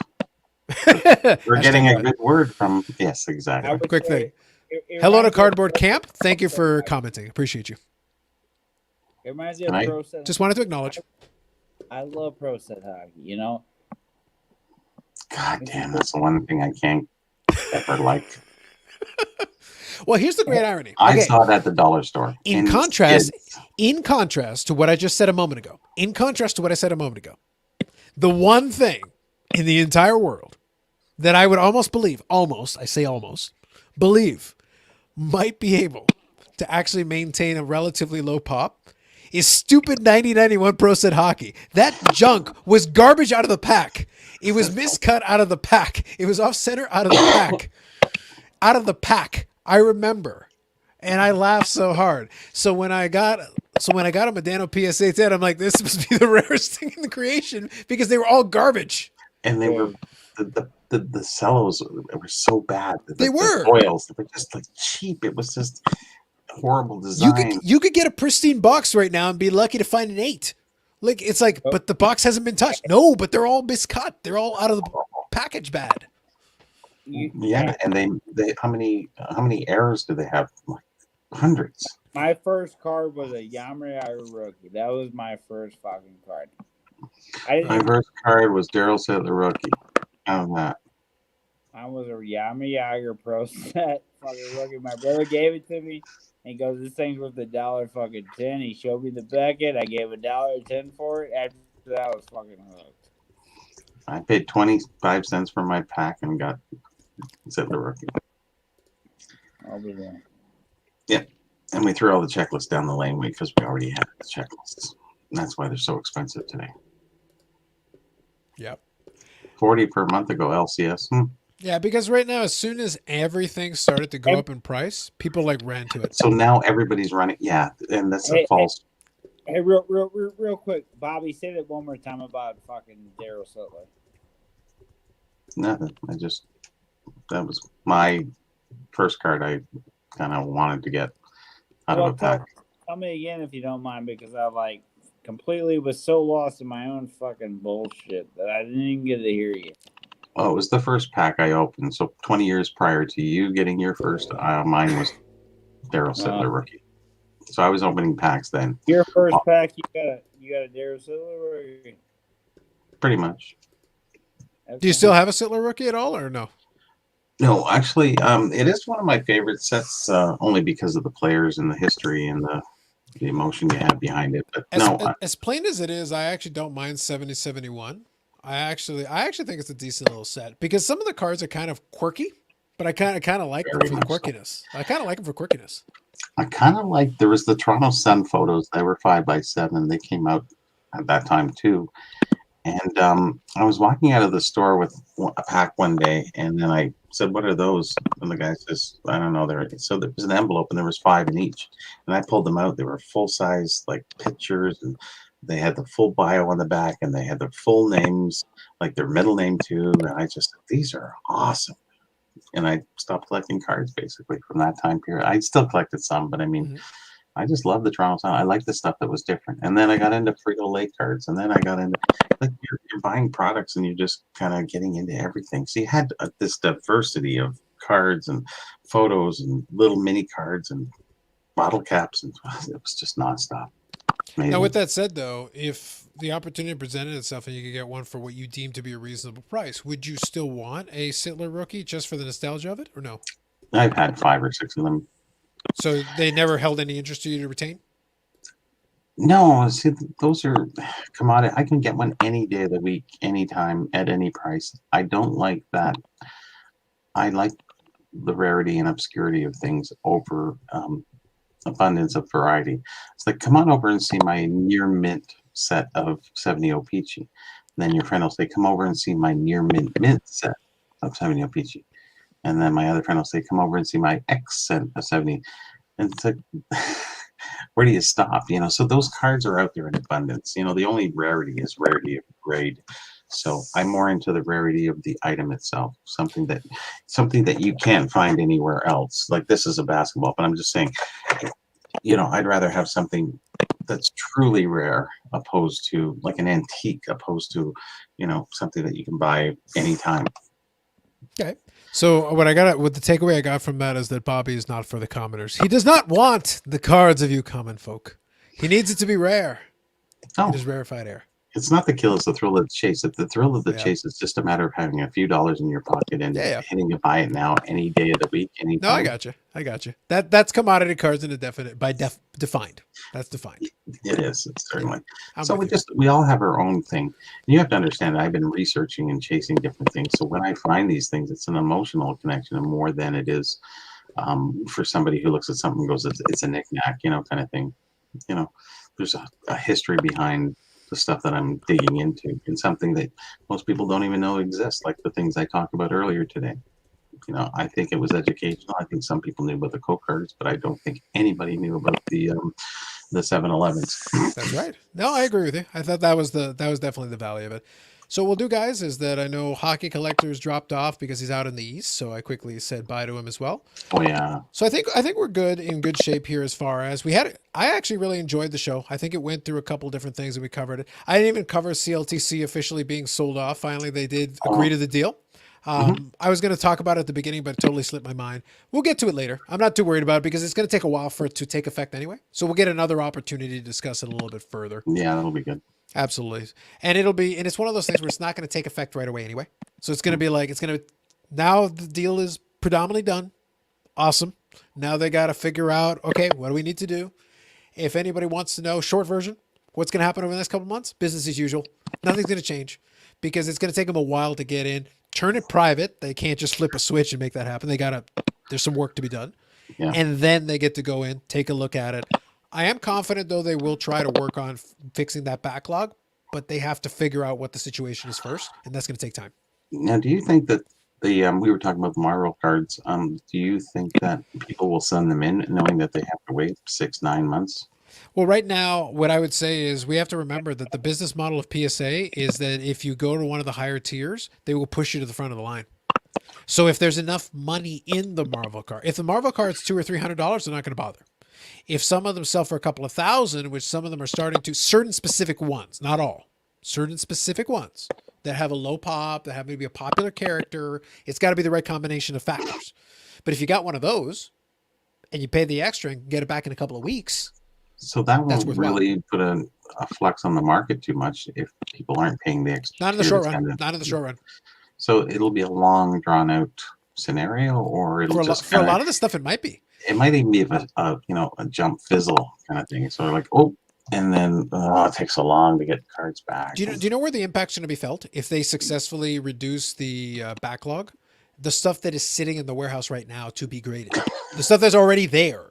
Like literally, there's a bunch of stuff that is available in plenty of quantity. The Luka Doncic Prism cards that are sitting there right now as we speak, ready to come back someday, and they'll come by the hundreds and by the thousands. That stuff will if take they- a hit. If they get the turnaround of down to 30 days to 45 days, Yeah. I think the influx on the marketplace won't be able to handle it. That's what I mean. Like that's so here's a reference for you in hour 4. That's the sword of Damocles sitting above everybody. That is the sword of Damocles just sitting there. It's there if you're aware, but if you don't realize it and don't look up, it's like, oh, everything's great. It's sitting right there. It's right above your head. But you have to understand that because it won't be for everything. For this Marvel cards, it's not really going to be a big issue right away because it's No. like the reason it was a low pop is because no one cared to send off the Galactus rookie card PSA 10 up until this point. But do people care now, or they just care about the market aspect of it? They care about anything that has a low pop right now. Yeah. Because if it has a low pop, at least you have that going for you. You can say definitively, yes, it is a low pop. Right now, Luka Doncic Prism, you can't say it's a low pop. You can say it's Luka. Huge. That's all you can say. You can say it's Zion, but you're banking on, okay, well, the demand is really high, but the supply is really high too. Oh, you heard Really that? high. Sasha T said something about that. Remember, you're saying, look, you can't sell it, you can't get rid of it anymore. But it should tell you something that a young guy who's trying to make moves is selling those by the stack and being like, you take those, I'll take the Jordan, I'll take the Kobe, I'll take the LeBron. That's it. And I'll take the more limited version, the one that is numbered or whatever. Rarity. Something. Yes. Yeah. It's a consolidation tactic, but it's a smart one. I'll take 10 of these and trade you for one of those, but that one of those will probably still be here afterward. Average up. Always. Correct. Smart way of going. Yeah. So that's why I say, like, there's little nuggets of wise decisions being made if you're paying attention, Yes. but you also want to see what they're doing because it'd be like, okay, you don't strike me as a dummy. So I'm watching what you're doing because there's more like you and there are people who are imitating you. Mhm. So people who are trying to imitate you are probably going to follow a similar blueprint. Yeah, but not everybody's him. You have Correct. to know so much in the marketplace. You really have to know your stuff. Where a lot of guys are going to walk in going, I think I know what I'm doing. And I think that's happening with the hobby with every sport is everybody's kind of walking in going, hey, I'll give it a run. That's the leverage though if you do know what you're doing. I'll That's give it supposed to be I'll your give edge. it a shot. Yeah, that's supposed to be your edge though if you do know what you're doing. That's supposed to be like if you do know what It you're doing, is. that It is supposed to be your edge. You It should be certainly like is. thankful. You're like the poker player who's thankful the fish just showed up. They don't know how to play. Great. If you know how to play, then you should be able to play them perfectly and take all their money. Congratulations. Yeah. You're welcoming them. You're not turning them away. Certainly the key to the hobby is knowing a little bit more than somebody else. Correct. So there you go. So that'll be our last word. As far as the hobby is concerned and in life, don't be the fish. Don't be the fish. Don't be the fish, baby. There you go. Sounds good. Thank Justin for hanging out. Appreciate you, Bobby, and appreciate the lesson. So I will strip that out and we'll make that its own independent video as well. If you guys want to check out that piece, there was some good stuff there. If you've never heard of this issue, it'll be something. And one other thing I'll leave you with that piece is that even if the issue itself doesn't interest you, what it should tell you is that there's a whole world of stuff out there beyond the standard, beyond the average, and beyond what you've already seen a million times before. That isn't just only interesting. That's rare. Yeah. What's the pop report on the Magic motion exographs? Yeah. Low. Yeah. Low pop? Are you suggesting it's lower than the PSA 10 Galactus? Yes. Ooh. Very much so. That's Well, a what's hot it? take right there. One, Hot take right there. 2 Nolan Ryans and well, I told you the population of what was known to be found out there. So Yeah. Yeah. and I now think- you showed me a couple more new ones. Yeah. That's I awesome. think the point though is that there is something to be said for the road less traveled, and for somebody who's weary about the current market and the current hobby, and you think there's too much out there and you don't want any part of that, well then go for the road less traveled. There's stuff out there. Nice. Subtle. Well played. Yeah, I should have held the sign up. You know? Obviously. All right. Have a good night. Thanks to Paul. Thanks to 90 Hockey Collector. Cardboard Cam, who joined us for the first time. That's awesome. I'm just grabbing the That's last good. couple of folks. I can't go back hours, so I'm not going to do that. And thanks for Meat popping in, Lowell, and a couple of other folks throughout the course of the evening. Thank you all for hanging out. It is now Saturday on the East Coast. Have yourself a good Saturday. Enjoy the One rest of more your day weekend. till Super Bowl. Ooh, we're getting there. We didn't even talk about it. Actually, hold on. Before we go, last thing. All right, Justin, you go first. Super Bowl prediction: Chiefs, Buccaneers. Who wins? First off, I'm gonna say I love you guys. Fuck, I'm gonna go with Chiefs. All right, he's going with the Chiefs. Bobby, Tampa Chiefs, Bay. Buccaneers. Tampa Bay by 15. Tampa Bay by 15. Bold. It's going to be a weird one. Yeah. Bold. I'll go the exact opposite of Bobby. I'm going to say the Chiefs, but I'm going to say the Chiefs get up early and they win by 20. 20? I'm going to go that they blow out Tampa Bay. It's more secretly what I'm hoping, but I've actually bet on Tampa Bay. I'm actually hoping to lose money. I would like to lose. You're kind of reversing your mental capacity on. No, I am predicting don't. the Chiefs to win because I think they should. I think as a team they should. But if Tampa Bay for some reason wins, then I make money. But I would like to lose money here. I want to lose money. I would like to lose is what I'm trying to say. You'd like to lose, but if you win, you're going to win. If I win, I win. You win both ways that way, really. Correct? Yes. Mhm. Okay, gotcha. You guys are being very Canadian about this. Canadian? What do you mean? I'm tired of the calls. It's true. Oh, we're too friendly. That's what it is. We have to be a little bit more. I fast. literally spend entire stretches of time talking about how much I don't like Tom Brady and think he's a fake goat. I literally spend all my time on it. Bobby, you are not too friendly, baby. Believe that. I want to leave on the note that someone actually suggested I'm friendly. I want to leave it at that. Those of you who watch the show regularly enjoy that tidbit, and I will steal it for later. Only you guys are friendly to me. Right. All right. All guys. right. Have yourself a good night, guys. Take it easy. Enjoy the rest of your Saturday. Enjoy your weekend, and if you watch the Super Bowl, enjoy that too. Take it easy. Okay. Bye-bye. Love it. All right. Bye-bye. See ya.